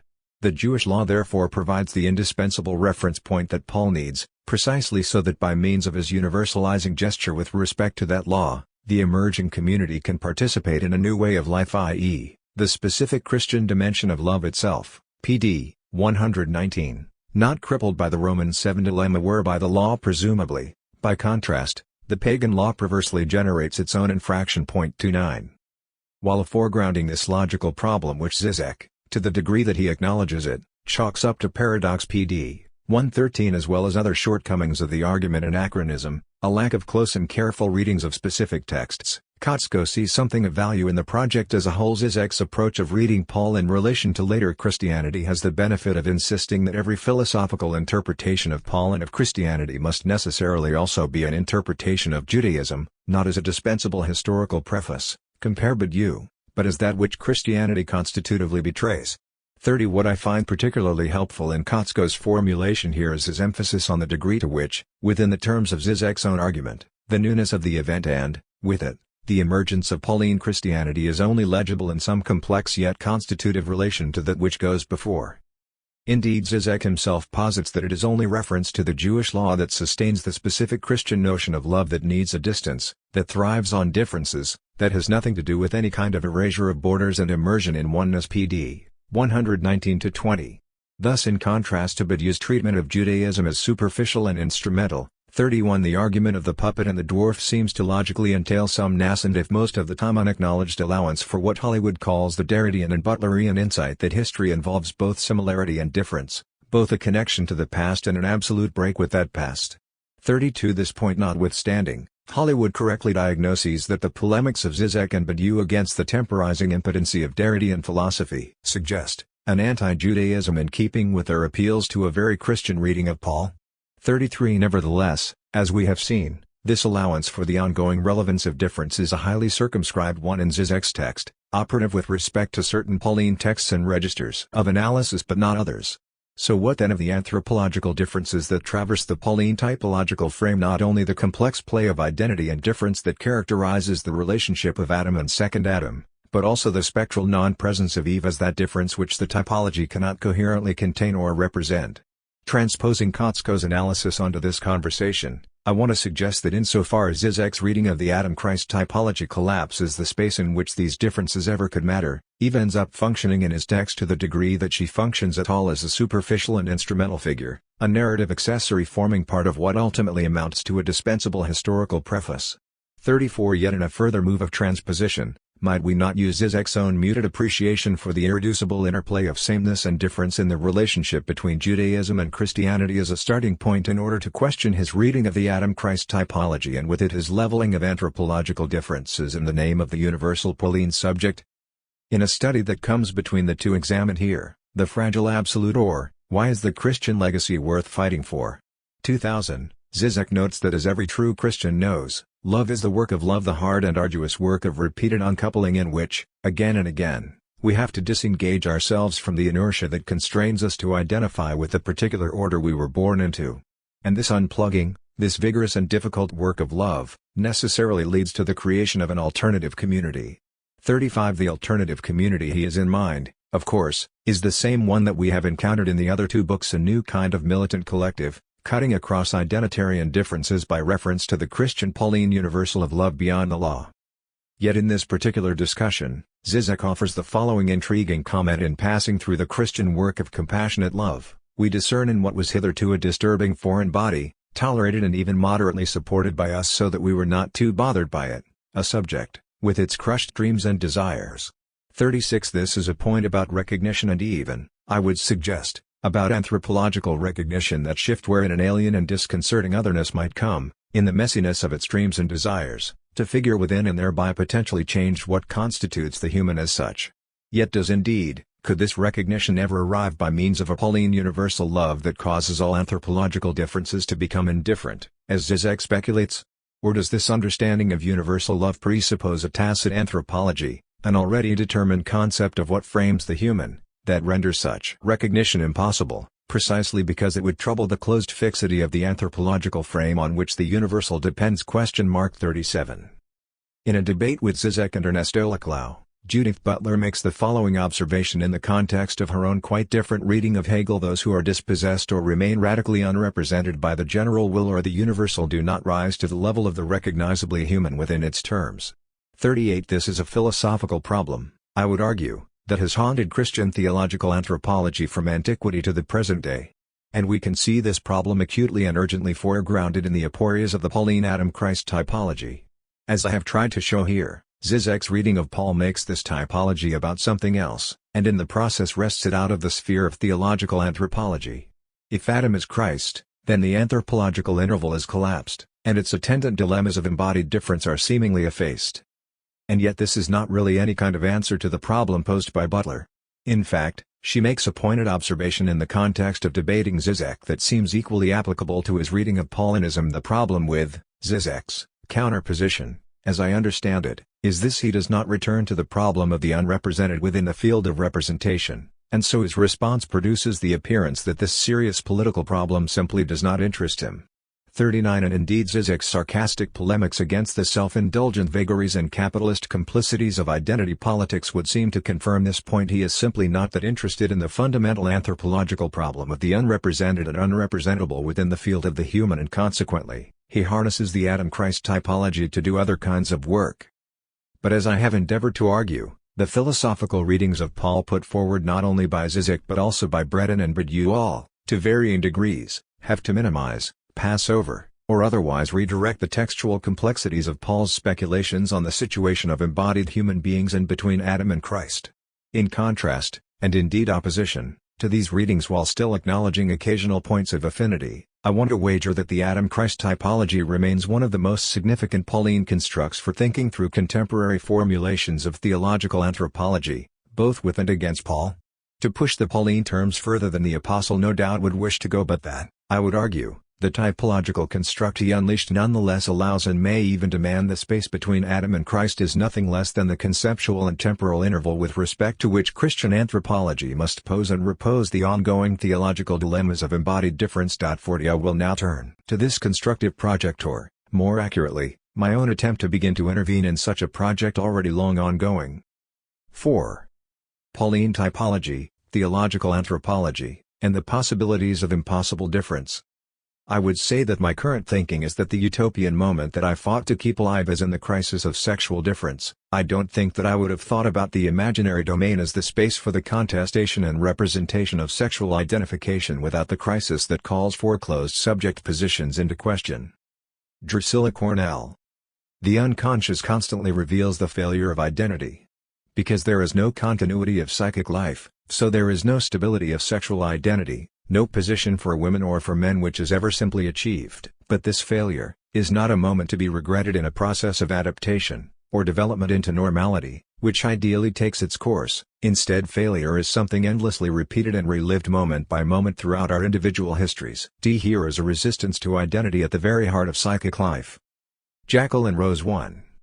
In this concluding chapter, I offer a constructive theological proposal with respect to the Pauline Adam-Christ typology, the question of sexual difference, and the domain of contemporary theological anthropology. The chapter begins in conversation with Zizek by posing a question about the mode of solidarity entailed in theological identification with Adam and Christ as paradigmatic figures, as well as the vexed question of what role, if any, the sexually specific particularities of embodiment play in that identification. Drawing on some of Judith Butler's recent work, I then go on to consider the typology as a framework, literally, the work the Adam-Christ typology does to frame the anthropological possibilities that are legible to the Christian tradition. I argue that this framing work of the typology always inevitably fails to recognize, contain, or resolve coherently the full spectrum of human differences with respect to gendered embodiment. This failure can be seen most clearly in the tradition's historical struggles to situate specifically female bodies, for example, Eve, Mary, in relation to the male bodies, for example, Adam, Christ, implied by the typology's terms. Here I revisit briefly the historical arguments of my previous book, Spectres of Paul's Sexual Difference in Early Christian Thought. Building on Austin Bush's provocative reading of Romans 5-7, I also suggest that a crucial consequence of such a failure, the typological figuration of sexual difference as both absence and spectral presence, can indeed be read not only in the later tradition but in the Pauline text itself. As a result, I maintain, the inevitable anthropological failures found in both the Pauline typology and the history of its uptake are ones that constructive theology ought to foreground and continue to explore. My contention to be explored more fully below is that the tradition's failures to locate the difference of the female feminine satisfactorily in typological terms point most fundamentally to the constitutive instability that necessarily attends every form of sexual identification within the Pauline anthropological interval, and not simply that of the feminine. Accordingly, I propose that constructive projects in Christian theological anthropology need to continue to engage the typology and especially to resist those moves charted throughout this book that work to erase the particularity of the figure of Adam. Instead, careful attention to both paradigmatic figures Christ and Adam in the Pauline typological edifice yields evidence of the ongoing inability of Christian theology broadly construed to achieve coherent closure as it works to produce seemingly naturalized sexual subject positions. The Adam-Christ typology thus can and should be harnessed to undercut the potency of positions that efface the typology's gendered particularities in order to characterize Christ and/or Adam in terms of some putative anthropological universal. In the case of political philosophical projects like those of Breton, Badiou, and Zizek, this position amounts to reading a representative male figure Christ as a paradigmatic singular universal, without engaging in any substantive way the problems this raises from a feminist standpoint. Yet some contemporary Christian theologians and biblical scholars also read a kind of universalism into the Adam-Christ typology with respect to the common condition of all human beings poised between creation and eschaton, but equally sidestepped the questions that the typology raises about gendered embodiment. So, for example, in Theology of the Body, John Paul II turns to the Pauline text to argue that by contrasting Adam and the risen Christ, or the first Adam and the last Adam, the apostle in fact shows in some way the two poles in the mystery of creation and redemption between which man is situated in the cosmos. One could even say that man is set in tension between these two poles. 2 Elsewhere he specifies, by way of an allusion to Genesis 1:27, that the universal man invoked here is intended to encompass both men and women. The first Adam, man, male and female, who was created in the state of original innocence, was a sign of the eternal mystery. 3 But no attention is given to the actual difficulties involved in situating the difference of the female body coherently between the representative male bodies of Adam and Christ. Similarly, the Protestant biblical scholar and theologian Richard Hayes frames Pauline ethics as at least in part defined by the typological poles of creation and eschaton, or new creation, and accordingly, Hayes treats Adam and Christ as paradigmatic, i.e., having universal implications for theological anthropology. Point 4. However, within this framing, sexual difference is nowhere in view. Therefore, instead of engaging questions of gender and sexuality under the purview of the typology, these Christian thinkers restrict typological reflection on these topics to biblical contexts that pair Adam with Eve rather than with Christ. 5 Indeed, with a stunning disregard for the way in which the anthropological logic of the Pauline text actually works, John Paul II even redirects the above reference to the first Adam as being in some sense both male and female to make a point not primarily about representative inclusivity, but rather about conjugal union, that is, the marriage of Adam and Eve at creation. He then uses the primordial couple, in turn, to move the discussion into an entirely different typological orbit, invoking the well-known Ephesians 5 parallel between heterosexual marriage and Christ and the Church, an indissoluble bond analogous to the indissoluble covenant of spouses. Point 6 In this way, the unresolved anthropological conundrums of the Adam-Christ typology are rerouted by way of the marriage of Adam and Eve to a thoroughly tidy conclusion about the sacramentality of the whole heritage of the sacrament of redemption in reference to the entire work of creation and redemption, and all the more so in reference to marriage. 7. Accordingly, thinkers such as John Paul II and Hayes never wrestle with the vexed question of the typological and anthropological interplay between the three figures Adam, Eve, Christ that the Pauline text implicitly sets up. Avoiding the potential gender trouble that such a theological endeavor inevitably produces, at least, I would argue, when pursued fully, rigorously, and with intellectual honesty, these positions are therefore able to use the Adam-Eve pair in a seemingly unproblematic way to underwrite binary sexual difference and heteronormativity as the natural, stable, and entirely coherent structural principle of the anthropological order. 8 Such readings of Pauline typology thus join those of Breton, Badiou, and Zizek in being able to assume, present, and actively reproduce notions of the human that are characterized by a counterfeit stability, one that is easily and too often harnessed to shut down potential spaces of greater anthropological openness within Christian thought. In what follows, I aim to explore some of these potential open spaces, spaces that might be called with as much precision as such a term allows queer. 9 But this is not to limit the scope of the discussion to the emerging discipline of queer theology in any tightly circumscribed sense. As Gerard Laughlin argues in his introduction to the polysemy of queer theology as a discipline, all Christian theology, in both its constructive and historical dimensions, has always been a queer thing. 10 By this he means multiple things, including 1 The strangeness of theologies, undertaking to think existence in relation to the story of a first-century rabbi. 2 The historical evidence of a tradition in which queer interests of one kind or another have proved to be not marginal, but oddly central. And 3 The degree to which rigorous theological reflection, at least in some forms, has always worked to outwit identity. 11 Building especially on this third point, I want to suggest here that a kind of queerness has always attended the anthropological operations of the Adam-Christ typology, an unsettled and unsettling remainder never entirely avoided or excluded from the frame of the Christian tradition. Identification, solidarity, and embodiment. Throughout this book, I have examined the place or non-place, as the case may be, of the Adam-Christ typology in the so-called philosophical readings of Paul put forward by Breton, Badiou, and Zizek. Here I have sought to chart a structural alignment between the treatment of the figure of Adam with respect to Pauline typology and the minimizing of sexual difference as a question whose anthropological force might impinge on the putative universality of the Pauline subject. As we have seen, in Breton's reading, Adam is virtually invisible. In Badiou's, he is solely the human inventor of death, exhibiting an anemic and attenuated continuity with the figure of Christ, if indeed there is any continuity at all. And finally in Zizek's, the interval between Adam and Christ is collapsed, thereby effectively erasing the specificity of the former. These varied but related moves, I have argued, produce in all three cases an equivalent result. Adam's embodied particularity, i.e., masculinity, accentuates Christ's own masculinity rather than neutrality, and also raises the question of how to situate Eve within Paul's typological logic. Thus, with Adam gone, the force of sexual difference as an anthropological problem in the Pauline text necessarily recedes. However, a more fundamental set of constructive questions has undergirded the foregoing inquiry within the terms of the typological framework that the Apostle has bequeathed not only to Christianity but to the history of Western thought. How exactly do human beings identify with these two paradigmatic figures, Adam and Christ? What impact do the bodies of the first and last Adams have on our theological conclusions about what it means to be human, poised between creation and resurrection in irreducibly embodied terms? 1 Cor 15:45-49. How and to what extent is sexual difference represented in the anthropological frame of the Adam-Christ typology? Within this frame, are women or anyone else whose embodied subjectivity is not straightforwardly represented by the male bodies of Adam and Christ even human?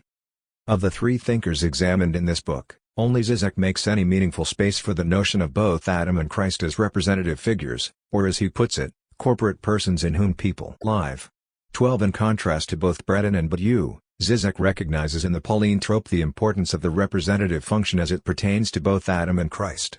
Yet because his reading at this point relies entirely on the stark contrasts of Romans 6, we die with Christ in Adam as Adam-esque creatures, and then we begin a new life in Christ. 13 It misses Paul's important if underdeveloped acknowledgement of the embodied in-betweenness that characterizes the current human condition, a complex interplay between continuity and transformation, wherein just as we have borne the image of the human of dust, we will also bear the image of the human of heaven. 1 Cor 15:49, NRSV, translation slightly modified.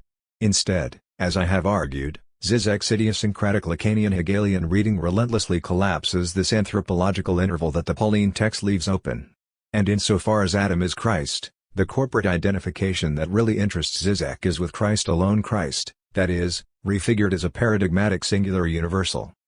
On the whole, then, Zizek's turn to the Christian tradition as a conceptual resource is located within a larger political project concerned with a particular kind of identification, one that he terms solidarity. Thus in The Puppet and the Dwarf, Zizek construes Job's silence before God's boasting as significant not because he was crushed by God's overwhelming presence, but because, in a gesture of silent solidarity, he perceived the divine impotence.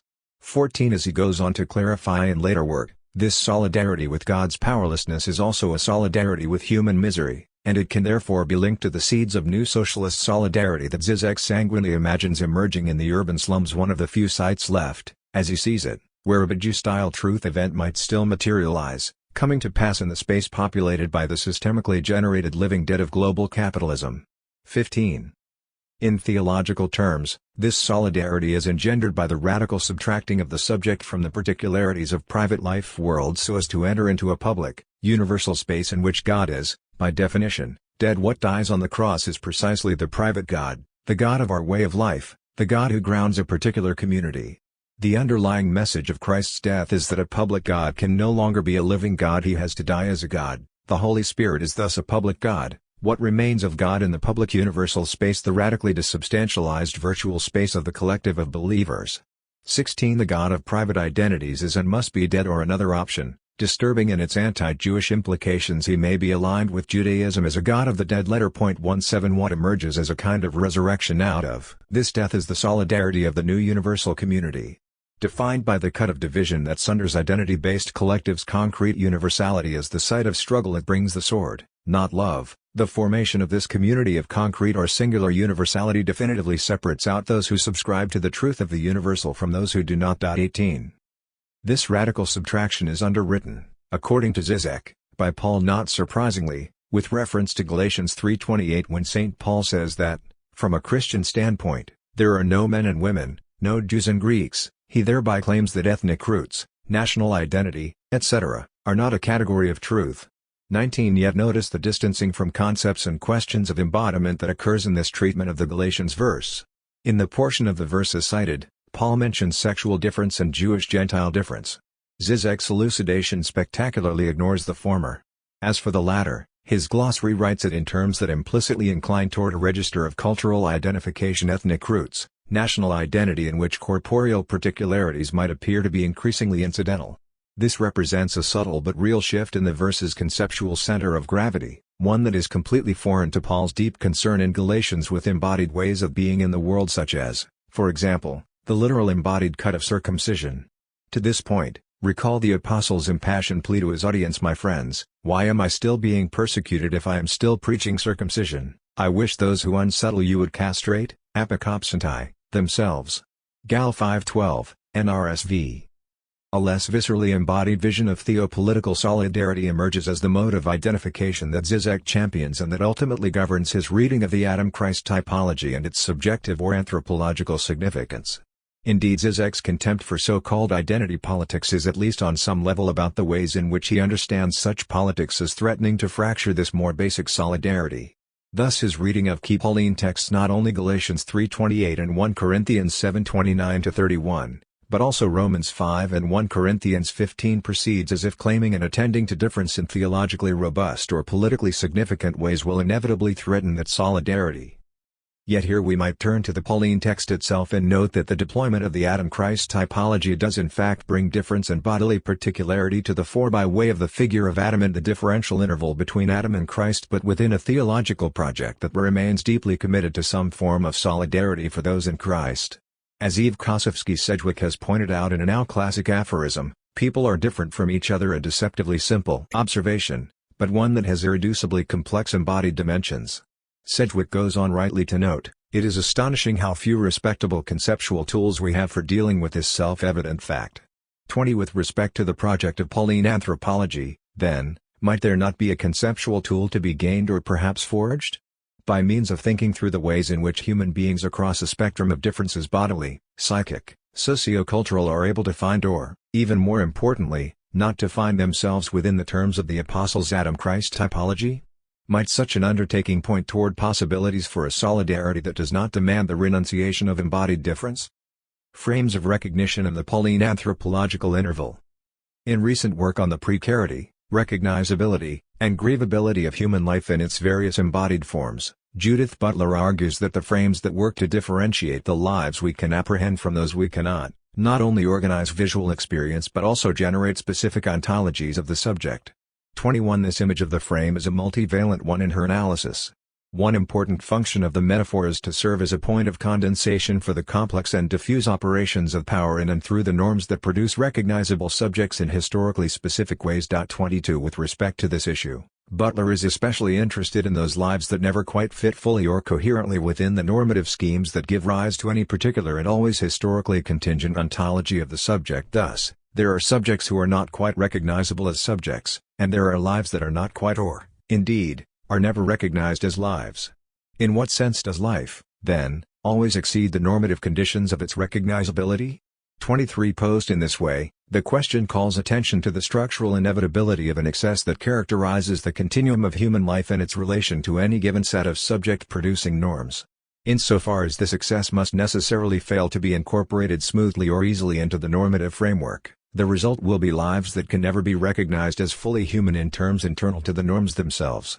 Yet at the same time indeed, because of this failure of recognition, such lives may carry the potential, at least partially, to interrupt the regime of the norm, their very unrecognizability haunting its anthropological operations from outside and within in ways that could, under certain circumstances, cause that regime to stumble. Thus Butler maintains, there is no life and no death without a relation to some frame. Even when life and death take place between, outside, or across the frames by which they are for the most part organized, they still take place, though in ways that call into question the necessity of the mechanisms through which ontological fields are constituted. 24. Her analysis then goes on to exploit more specific senses of the term frame. As she rightly notes, a frame can be a false accusation or setup whose purpose is to engineer a particular interpretation of a scene. Or it can be a physical means of situating and implicitly offering commentary on a picture. Or it can signify a kind of context that seeks to contain, convey, and determine what is seen when a photograph, or a piece of writing, or a narrative about the meaning of a larger political undertaking such as a war is reproduced and circulates. 25. Butler points out that this third sense of framing always in some sense breaks with itself, insofar as the very interability that it depends on to accomplish its purposes, for example, The broader dissemination of a photograph beyond the original circumstances of its production necessarily involves the introduction of new contexts. 26 Her explicit concerns in the matter are decidedly of the present moment. The digital image circulates outside the confines of Abu Ghraib, or the poetry in Guantanamo is recovered by constitutional lawyers who arrange for its publication throughout the world. The conditions are set for astonishment, outrage, revulsion, admiration, and discovery, depending on how the content is framed by shifting time and place. 27 Consequently, Butler asserts, the frame allows, invites, and indeed may even demand the possibility of its own subversion. Keeping in view these reflections on the different but interrelated senses, operations, and potential failures of the frame, I want to suggest that we might profitably consider the Pauline Adam-Christ typology as a mode of anthropological frame, one that works to shape and also to limit the possibilities for how embodied, sexed, and sexualized human beings can be recognized within Christian theological anthropology. This work of framing the human proceeds, as we have seen, with reference to specific persons, Adam and Christ, who function simultaneously as paradigmatic representatives of others and as metonyms for the two poles of creation and eschaton that orient the Pauline soteriological drama. Poised between the first and second Adams, creation and resurrection, embodied human beings may find their theological legibility and thus their recognition in relationship to both figures' poles, an interplay of sameness and difference, continuity and transformation. In this way, it is important to note that Paul's typology is not quite like Butler's various examples insofar as it frames not a specific object, event, or discrete phenomenon but rather an interval, that is, a conceptual and temporal space of anthropological possibility. With respect to this interval, Christian thinkers from antiquity forward have endeavored to situate coherently the chaotic complexities of human embodiment, sexual subjectivity, and desire. More specifically, the thinking of this problematic has tended to zero in on the obvious lacuna, at least with respect to gender in an Adam-Christ paradigm, the female body. Christian reflection on the issue is therefore focused on the problem of how to treat representative female figures such as Eve or the Virgin Mary, figures who have no straightforward or obvious place in the typology's stubbornly androcentric terms. Accordingly, the difference of the female body has proved, in the history of the tradition, to be the unacknowledged point at which the seamless, coherent operation of the Pauline typological anthropological machine stumbles, thereby calling into question not only the place of feminine difference, but also the theological stability of male bodies, masculinity, and, by extension, the very operation of the machine itself. 28. In contrast, then, to our three contemporary philosophers' various attempts to diminish or reinterpret the typology's full anthropological significance, primarily by redirecting its claims about Adam, I want instead to keep the interval alive and bring the framing work of Paul's typology to the fore for the purposes of feminist and queer theology. Yet one might reasonably ask, why this direction? Why try to preserve such a problematically androcentric construct as the Adam-Christ typology as an ongoing part of contemporary theological conversation? Why not just retire the trope and seek new resources, scriptural, traditional, experiential, for articulating human embodiment in theological terms? Here I contend that the Paulinisms of Breton, Badiou, and Zizek offer a stark object lesson in exactly why the Adam-Christ typology needs to be kept live in all of its particulars within discussions of Christian theological anthropology. As should by now be clear, these three philosophers' different strategies for minimizing Adam's anthropological import and, with it, the force of the problem that sexual difference poses in the name of a new universal Pauline subject end up uncritically importing, if often in understated or barely visible ways, substantial components of the androcentric anthropology that the typology supports in ways that require ongoing critical interrogation. But this is not all. The philosophical projects examined in this book are, to be sure, very different from those endeavors within feminist and queer theology that seek to discover new anthropological resources or straightforwardly recover or rehabilitate old ones. But the latter share potentially hazardous ground with the former when they simply repudiate and attempt to leave behind pivotal sources of thought out of which the historical Christian tradition has been forged. Even given the complexity and heterogeneity that characterize that tradition, some ways of thinking run so deep that when putatively abandoned or moved beyond, they merely go underground, a dynamic wherein they may continue to exert force in ways increasingly difficult to see.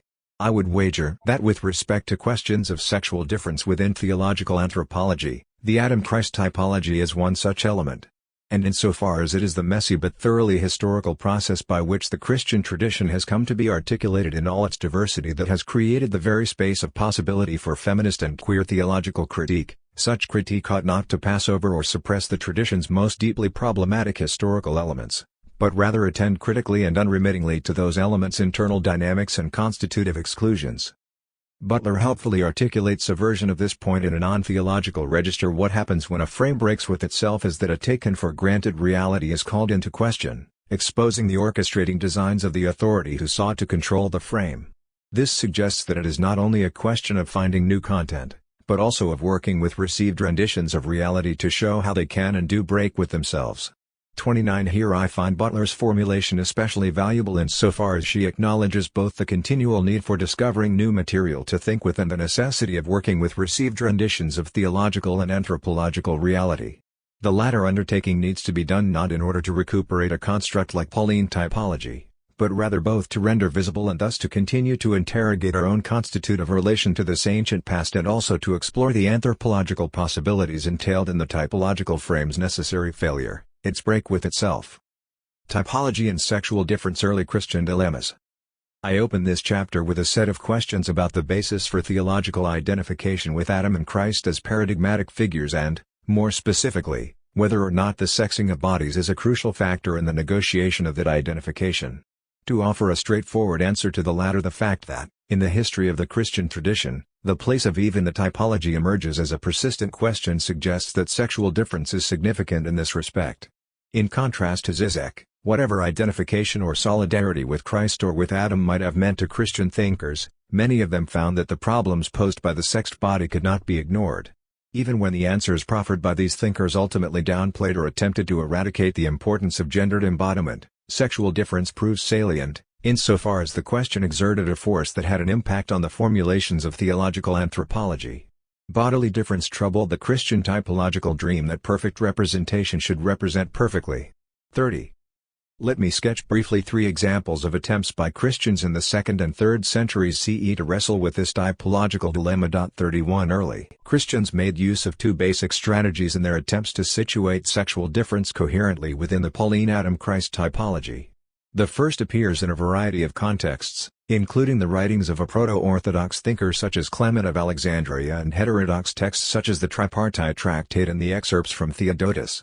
This is an approach rooted in a Platonizing stream of thought in early Christianity that we could broadly characterize as monistic, that is, it envisioned the cosmos in all its messy diversity as yearning for a kind of ultimate oneness or eschatological unity. For these early Christian monists, the female body does not fit very well into this way of thinking, functioning as what Daniel Bayarin has aptly called a site of difference, and thus a threat to univocity. 32 In response, their strategy for solving the problem involves casting the difference of the feminine as a temporary difficulty. To focus specifically on Clement, the Alexandrian thinker finds a place for woman in a Pauline Adam-Christ framework by figuring her as the site of desire, division, and lack of problematic aberration or difficulty that will be resolved at the eschaton through a unifying collapse of the female into the male. Accordingly, in his Protrepticus, he retells the story of creation in a way that displaces Eve from the narrative, figuring her in unnamed form as a kind of hypostasis of lustful, irrational, or otherwise inappropriate desire. The first human being, Ho Protos, fell before pleasure. The serpent is an allegory for pleasure, and was misled by desire epithymias. 33 This correlation of desire and the feminine is a fairly common move in the broader Platonic tradition of this period. It allows Clement to render Eve both present and absent in his creation narrative, present in the sense that desire is very much a personified character in the story, filling in the place where the reader would expect Eve, but absent in the sense that desire displaces Eve.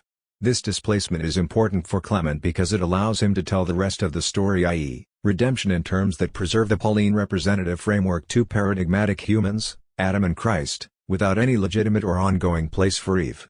Rather, Eve is a synecdoche for the difference of the feminine, fits in the story as a short-term anomaly, the solution to which is for the female to be eradicated and transformed into the male at the resurrection. For my purposes, what is most interesting about this androcentric and arguably misogynistic project are the problems that Clement runs into in trying to pull it off. On the one hand, his narrative needs to protect the prototypical human Adam from the infecting stain of the feminine, figured as desire.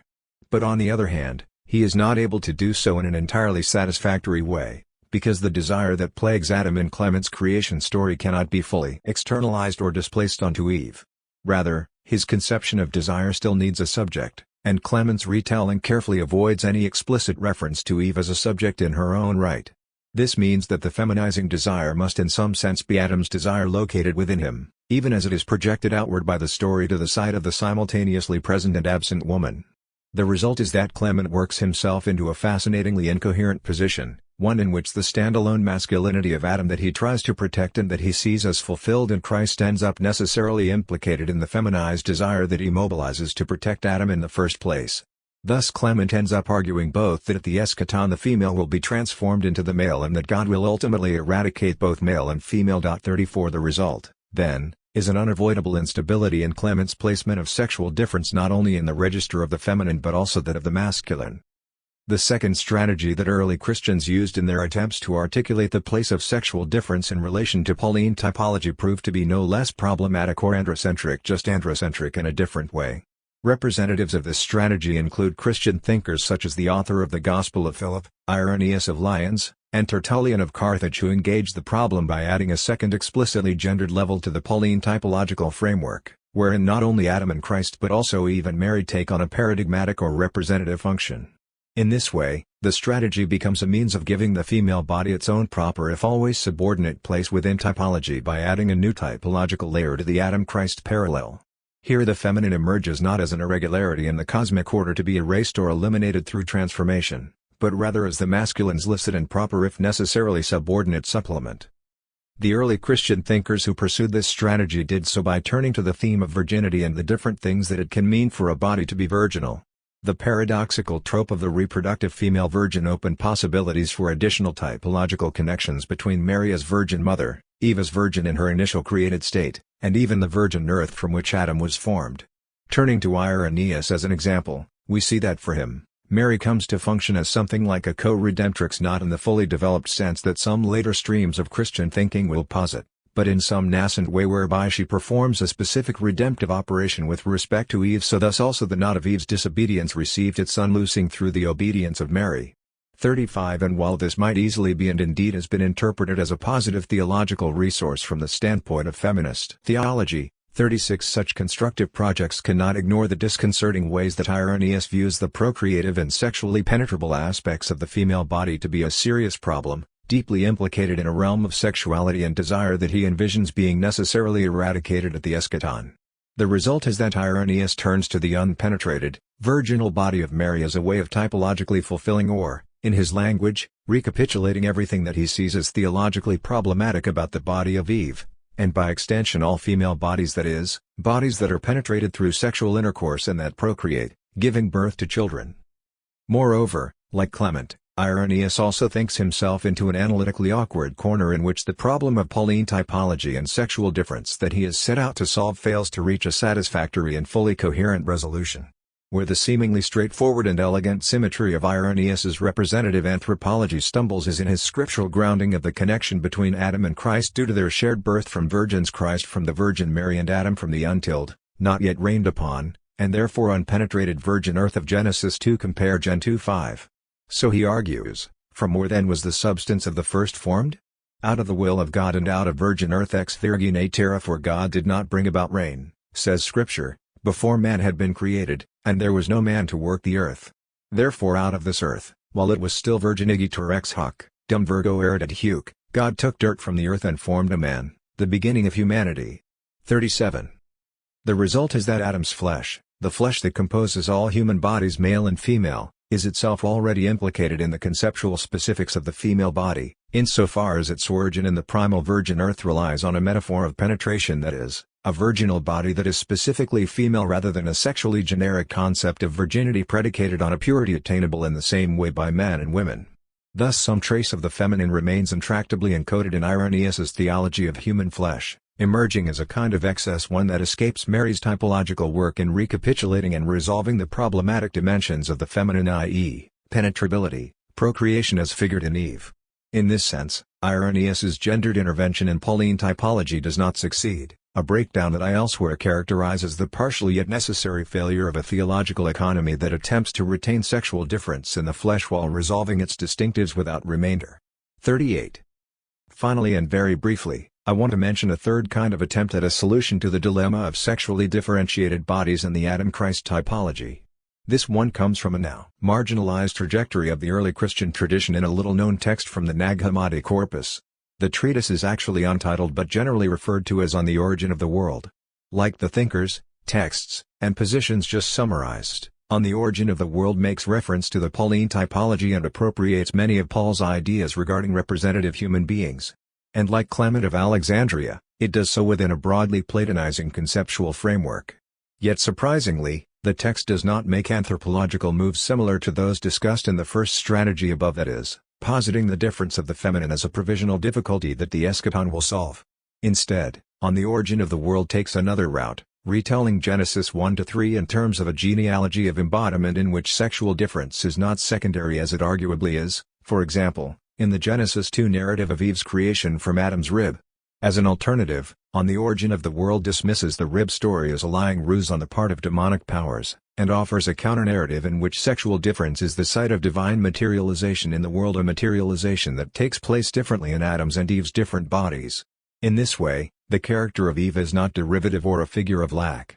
Rather, sexual duality is fundamental, grounded in two different creation processes. These are processes that the text values differently, but in a way that grants each one its own ontological integrity. However, in order to stake this ground, On the Origin of the World has to resist the traditional terms of the Pauline typology as they were articulated by Paul himself. Instead, it creatively refigures Paul's typological categories to new ends. Thus the text retains the notion of multiple Adams, in fact positing three Adams, one of which is Eve, but relegates the figure of Jesus Christ to a minor role in the narrative. In this way, it resists and subverts Paul's framework, breaking apart the singularity that attends the Apostles' version of the typological drama of creation and redemption, situated entirely and without remainder between the first and second Adams. Instead, On the Origin of the World treats the sexual differentiation of humanity as a marker of an inassimilable difference. This is an anthropology that perhaps appealingly, from the standpoint of feminist theology, offers the female body its own standalone genealogy of embodiment. But it is also one in which more problematically theological recognition across embodied human differences threatens to collapse into impossibility, insofar as the text comes close to figuring sexually differentiated bodies as absolutely and entirely incommensurable.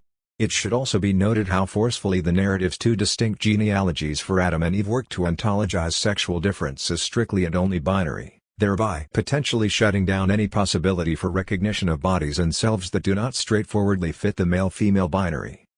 Out of this reiteration of my previous book's argument, the point I want to make and then expand upon is the following: the ancient tradition points to the conclusion that there has not been and, indeed, cannot be a definitive and fully coherent solution to the problem of situating embodied sexual difference within the Pauline Adam-Christ typology. Marcella Althaus-Reid points to a telling alignment when she notes that decent theologies struggle for coherence, the coherence that sexual systems also struggle for. Yet, we may ask, what is wrong with being incoherent theologically? 39 And indeed, the witness of the early Christian thinkers just summarized suggests that at least with respect to the entanglement of embodied subjectivity, sexual difference, and the Adam-Christ typology, such incoherence cannot be avoided. Turning back, then, to a constructive theological register, I want to suggest that this failure to fully resolve the gendered aporias of Paul's typology is not the kind of failure that needs to be denounced or moved beyond. Rather, it is a species of failure akin to that which Jacqueline Rose discusses psychoanalytically in the opening epigraph of this chapter. There is no stability of sexual identity, no position for women or for men which is ever simply achieved. This failure is not a moment to be regretted in a process of adaptation, or development into normality. Instead, failure is something endlessly repeated and relived moment by moment throughout our individual histories. 40 Thus constructive theological anthropology ought not turn away from this necessary failure, but instead intensify and radicalize its force. This is a project that has implications not only for the placement of feminine-female sexual difference so often construed in androcentric and misogynistic ways by Christian thinkers in the earlier tradition, but for the theological instability of all sexual subject positions. Romans 5-7 and the figure of Eve. What we see in the early history of Christian attempts to situate sexual difference within Pauline typology is that the theological systems proposed never fully domesticate or resolve such difference coherently, but also, and this is the crucial point, that they never render it fully invisible. Accordingly, to maintain the interval between Adam and Christ is to preserve a spatio-temporal opening for theological anthropology that is not characterized solely by Eve's absence, but always also by her shadowy, unstable presence. Whether the typological operation that the system performs has to do with the exclusion of Eve herself or some other aspect of femininity or the female body perceived by the author as problematic, in each case these later theological glosses on the Adam-Christ typology only partially succeed in covering over the trace of what they exclude. This trace, then, has a destabilizing effect not merely with respect to the question of femininity, but rather with respect to the comprehensive anthropological aspirations of the system as a whole. To return to Butler's image of the frame, insofar as the trace of what is excluded from the typological frame works to call the frame into question, it shows that the frame never quite contained the scene it was meant to limn, that something was already outside, which made the very sense of the inside possible, recognizable. The frame never quite determined precisely what it is we see, think, recognize, and apprehend. 41. Thinking analogously with Butler on this point, it seems clear that beginning in early Christianity and extending to the rest of the historical tradition, by way of the conceptual inheritance these early writers bequeath to later thinkers, the exclusion is felt if not acknowledged and reverberates throughout Christian anthropology. And yet this is a point that we need not rely only on the history of the typology's uptake in order to glimpse. Here I would like to extend the analysis at hand back into the Pauline text itself and, more specifically, into the chapter so central to Zizek's Lacanian Hegelian reading of Paul, Romans 7:7-25. Stanley Stowers has compellingly shown that in this passage, Paul resorts to the ancient rhetorical device of prosopopoia, that is, assuming the identity of either a stock persona or a well-known figure in order to make a speech in character. 42. Yet what persona or identity is being assumed? Commentators have drawn attention to the ways in which the passage may allude to the primal scene of disobedience in Genesis 3, leading to the conclusion with varying degrees of forcefulness that Paul is making some reference to the character of Adam. 43. However, in an article published in 2004, Austin Bush offers the intriguing suggestion that the seemingly inscrutable and much debated I of Romans 7 is not in fact Adam but rather Eve. 44. Reading a variety of early Jewish and Christian narrative treatments of Eve, Bush concludes that these texts capitalize on the ancient association of passivity and the feminine in order to emphasize both the passive nature of Eve's transgression and her responsibility for that transgression. The result is an ambivalent and ultimately inconsistent portrait of Eve, fraught with unresolved tension. 45. On Bush's reading, Paul appropriates this complex heritage of figuring Eve in terms of both activity and passivity and internalizes it, transforming it into the subject quite literally, of his discourse. 46. Eve, then, becomes the vehicle for Paul to offer a speech in character exploring the paradoxical tensions that attend the splitness of the self in relationship to sin, a self always characterized in terms of both active perpetration of sin as concrete infraction and passive victimization by sin as hypostasized power. How convincing is this argument? Bush notes a tendency on the part of commentators to acknowledge the affinities of Romans 7 with Genesis 3 and then to jump immediately to the assumption that the character being invoked is the male Adam rather than his female counterpart. 47. This is in part due to an unwillingness on the part of many interpreters to consider the possibility that the male apostle could assume a female persona. 48. But that move is also bolstered by the proximity of another crucial passage in which Adam appears, one already much discussed in this book, Romans 5:12-21. In mounting his argument against this position, Bush observes rightly that if one reads Romans 7 in light of Genesis 3, then the unnamed character's plaintive cry in 7:11, sin, deceived me hamartia, exepitessin me, echoes the words not of Adam but of Eve in Genesis 3:13, the serpent deceived me 70 ho alphas epitessin me, and I ate. Here Bush argues that those prone to see Adamic imagery in the passage must also come to terms with the fact that Paul always associates deception in the context of Genesis 3 with Eve, as opposed to Adam, in the extant writings. 49. He therefore rests his case that the character Paul has in mind and appropriates as a mouthpiece in Romans 7 is definitively Eve rather than Adam. Working from this fascinating and original proposal, I want to take Bush's argument in a somewhat different direction. He argues forcefully that ultimately, the only legitimate argument for understanding the I of Romans 7 in reference to Adam as opposed to Eve is the superficial similarity between Rom 7:5-25 and Rom 5:12-21. 50. Bush's concern here is with Paul's authorial intent, and the case he makes, while sophisticated and theoretically informed, is in many ways a classically historical critical argument, insofar as it seeks to unearth Paul's original intended meaning in the Romans 7 passage. While recognizing the value of this project, my interests move along a different analytical trajectory. Here my concern is less with Paul's single intended meaning in Romans 7 than with the suggestively equivocal character of the text that he produced, a passage constituted by internal tensions and ambiguities that may in fact escape or exceed the deliberate intentions of the apostle who composed it. Thus, rather than underscoring the illegitimacy of using the Adam-Christ typology in Romans 5 as a hermeneutical lens to interpret the unnamed persona of Romans 7 with respect to Paul's original intention, I want to draw attention to the larger anthropological contours of Romans that have rendered this move so plausible historically. I suggest that more is at play here than only a superficial similarity between the two passages. Rather, the climax of the Romans 7 text, in which the subject self-characterizes as wretched anthropos that I am 7:24 and offers this description in the context of an appeal to that other paradigmatic anthropos, Jesus Christ 7:25, would seem to render credible the possibility of interpreting the unnamed speaker typologically as Adam or an Adam-like figure. Indeed, the history of scholarly interpretation that Bush cites testifies to the hermeneutical and anthropological force of the Adam-Christ typology to draw the eye of Romans 7 into its Adamic orbit. However, at the same time, Bush is absolutely right that the passage's allusions to a primal fall narrative, when mapped onto the textual specifics of Genesis 2 and 3, would seem to gesture toward an identification with the figure of Eve. Accordingly, I want to assert a somewhat weaker version of his argument, not claiming definitively that Paul has even view in the passage, but rather treating the eye of Romans 7 as an anthropologically significant moment of textual undecidability. The ambiguity of this figure alluding enigmatically to the primal scene and invoking Eve's words rather than Adam's, yet resolving the conflict with resort to the Pauline two anthropos paradigm, the one wretched anthropos rescued by the other one anthropos. Compare Rom 5:15 points suggestively toward the interplay of Eve's presence and absence, a gendered shadow haunting the androcentric self-assurance of the Pauline text. In this way, the anthropological complexities of Romans cannot be fully neutered, as Zizek would have it. Chapter 7 cannot be reduced to an abstract and oddly disembodied engagement with perversion as a philosophical predicament, i.e., the conundrum of a law that generates its own transgression, one that takes place in a register in which sexual difference does not figure. Rather, as in the texts wrestling with Paul's legacy surveyed above, so too in Romans 5-7, the never totally excluded trace of sexual difference troubles the stability of the Pauline typological frame.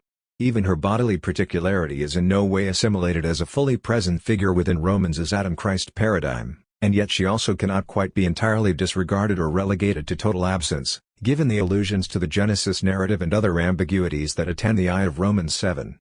What this trace calls into question, then, is nothing less than the anthropological coherence of the system as a whole, and by extension that system's pretensions to represent adequately and fully a theological space in which to situate a universal human subject.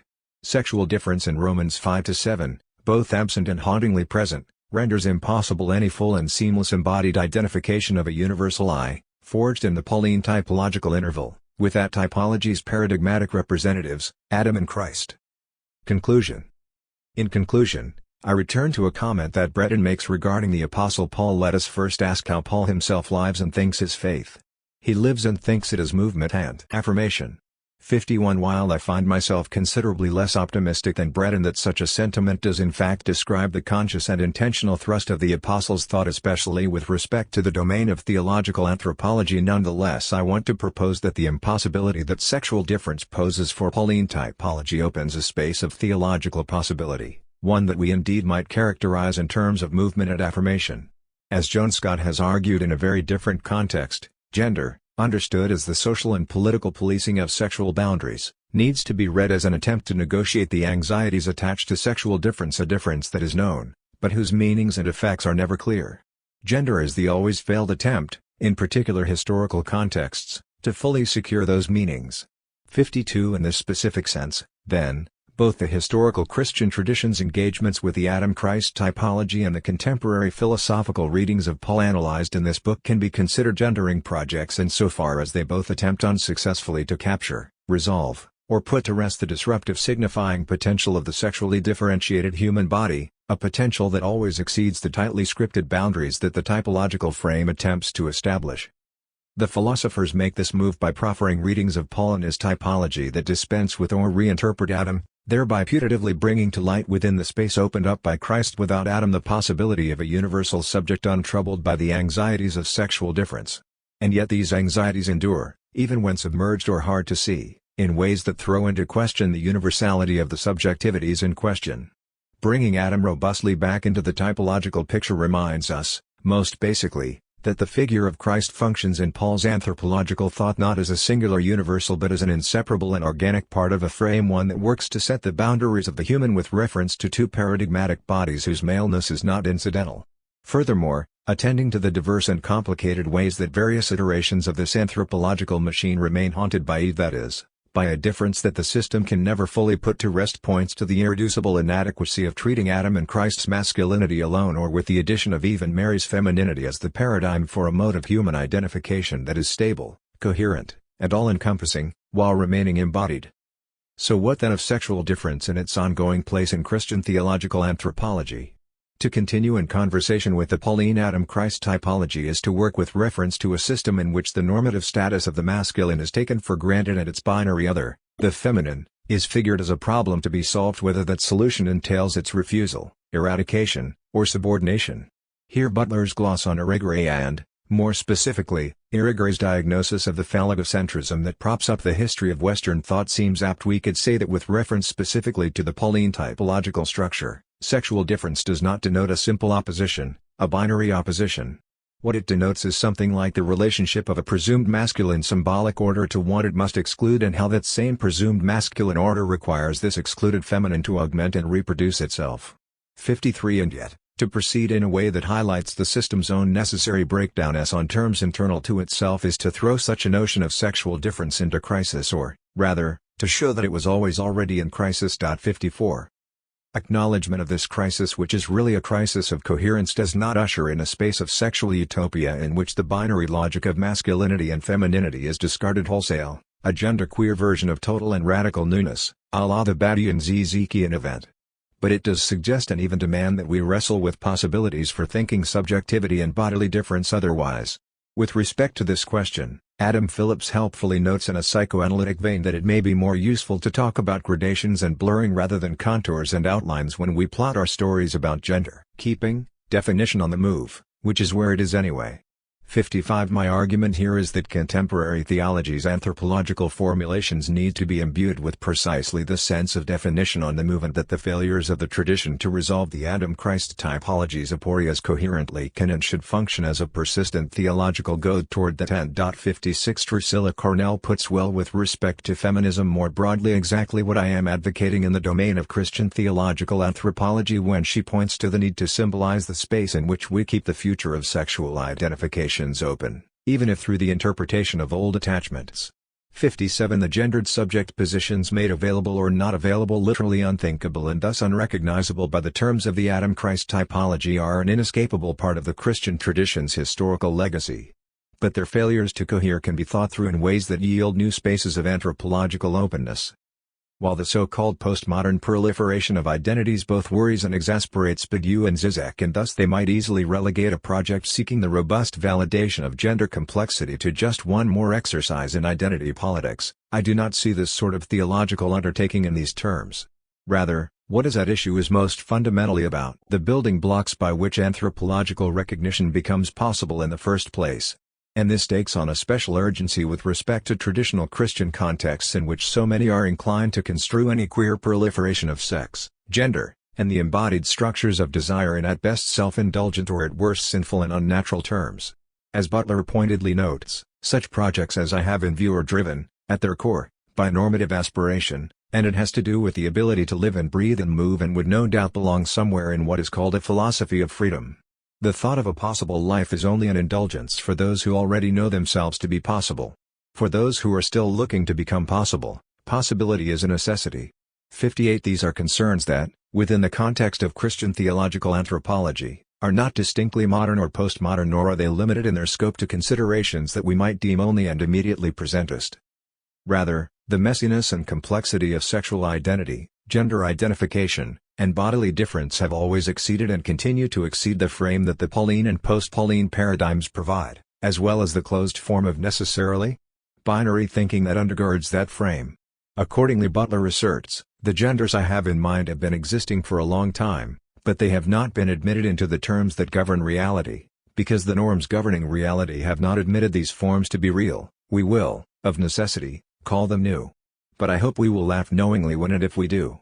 59 Here the bodily experiences of intersexed and transgendered persons would seem clearly to be a crucial entry point into the gender complexity in view. As Gail Solomon argues, genders that find no easy home within the binary system are still animated by difference. Sexual undecidability does not condemn the subject to placelessness, but rather locates difference at the heart of both subjectivity and relation.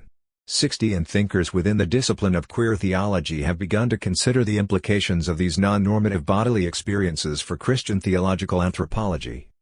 However, it remains the case that certain versions of the broadly heteronormative Christian theological position discussed at the opening of this chapter may be able to acknowledge, to some degree, the empirical realities of this complexity, i.e., intersexuality and transgenderism, as well as the lived experiences of persons who inhabit such complexity. Yet they nonetheless relegate the failure to embody idealized binary gender norms fully and perfectly to a symptom of humanity's fallen state, one that will be put right once and for all at the redemptive resolution of the eschaton. 61 Indeed, while not directly engaging intersexual or transgender issues, Richard Hayes's arguments concerning sexuality and especially conclusions such as the following: homosexuality is one among many tragic signs that we are a broken people, alienated from God's loving purpose, rely most fundamentally on his relentless emphasis on the gap between lived reality and eventual eschatological redemption. 62 Sophisticated versions of this theological position might in principle even accept Butler's argument that non-normative gender performances illuminate the ways in which no gender performance can do more than seek to approximate the ideal of a substantial ground of identity, thereby revealing gender to be a norm that can never be fully internalized by anyone. 63 Yet such positions would necessarily reject Butler's attendant conclusion that the structural necessity of this failure exposes the inevitable tenuousness of gender reality, even as that reality poses as a timeless and original ideal. 64 Rather, by appeal to a Christian narrative of fall, sin, and eventual deliverance, it apparently becomes possible to follow Butler up to a point, while still looking ahead to a notion of redemption that would eschatologically shore up ideal, stable, and mutually exclusive forms of masculinity and femininity. 65 It is here that my insistence on interrogating the specific terms of the Adam-Christ typology takes on a particular urgency. Unlike the familiar statements in the Pauline corpus that seem to be straightforwardly about the ideals of gender at some particular moment in the salvation historical narrative, whether the primal creation, everyday life in the Greco-Roman world, or the eventual eschaton, the Adam-Christ typology traverses and encompasses the full span of these various moments: creation, fall, and redemptive eschaton. My point, then, is that the very terms by which the typological frame inclusive of redemption seeks to situate sexual subjectivity are not coherent and never were. Thus a simple appeal to the mysteries of an eventual eschatological resolution that is somehow imagined to be coherent fails to produce a theologically viable solution. Rather, this sort of move only ends up short-circuiting or sidestepping the force of the anthropological dilemma posed by Paul's typology. The complexity of sexual subjectivity in view complexity, I argue, that has always attended Christian theological speculations on what it means to be human is one that the androcentric terms of Paul's Adam-Christ typology have no capacity or conceptual space to recognize. And such recognition in the sense of the simple incorporation of difference into the typology should not be a contemporary theological goal. Rather, following Butler, the task will be not to assimilate the unspeakable into the domain of speakability in order to house it there, within the existing norms of dominance, but to shatter the confidence of dominance, to show how equivocal its claims to universality are, and, from that equivocation, track the breakup of its regime, an opening towards alternative visions of universality that are wrought from the work of translation itself. 66 The Adam-Christ typology and most especially the particularity of Adam needs to be kept live in Christian theological anthropology not as a straightforward resource to be reclaimed, but rather as a constant witness to the failure of the typology and its afterlives to resolve embodied difference without remainder. And while the typology cannot itself provide the resources we need to think embodied sexual difference differently, its ongoing critical interrogation contributes to the never entirely finished work of ground clearing, thereby creating the possibility of an indeed necessity for looking to other sites, historical, textual, and conceptual within the tradition. 67 By keeping this typological failure in view, then, we glimpse with a clarity that grows sharper as one delves into both the Pauline text and its later Christian appropriations that the typology's implicit vision of stable masculinity and concomitant pretensions to anthropological universality were always a theological counterfeit. Out of this crisis and the projects of critical interrogation it incites, new modes and dimensions of being an embodied subject that have long been present if often submerged may become more easily legible to Christian anthropology, Engendered in the theological fresh air still in some complicated sense Pauline? Of movement and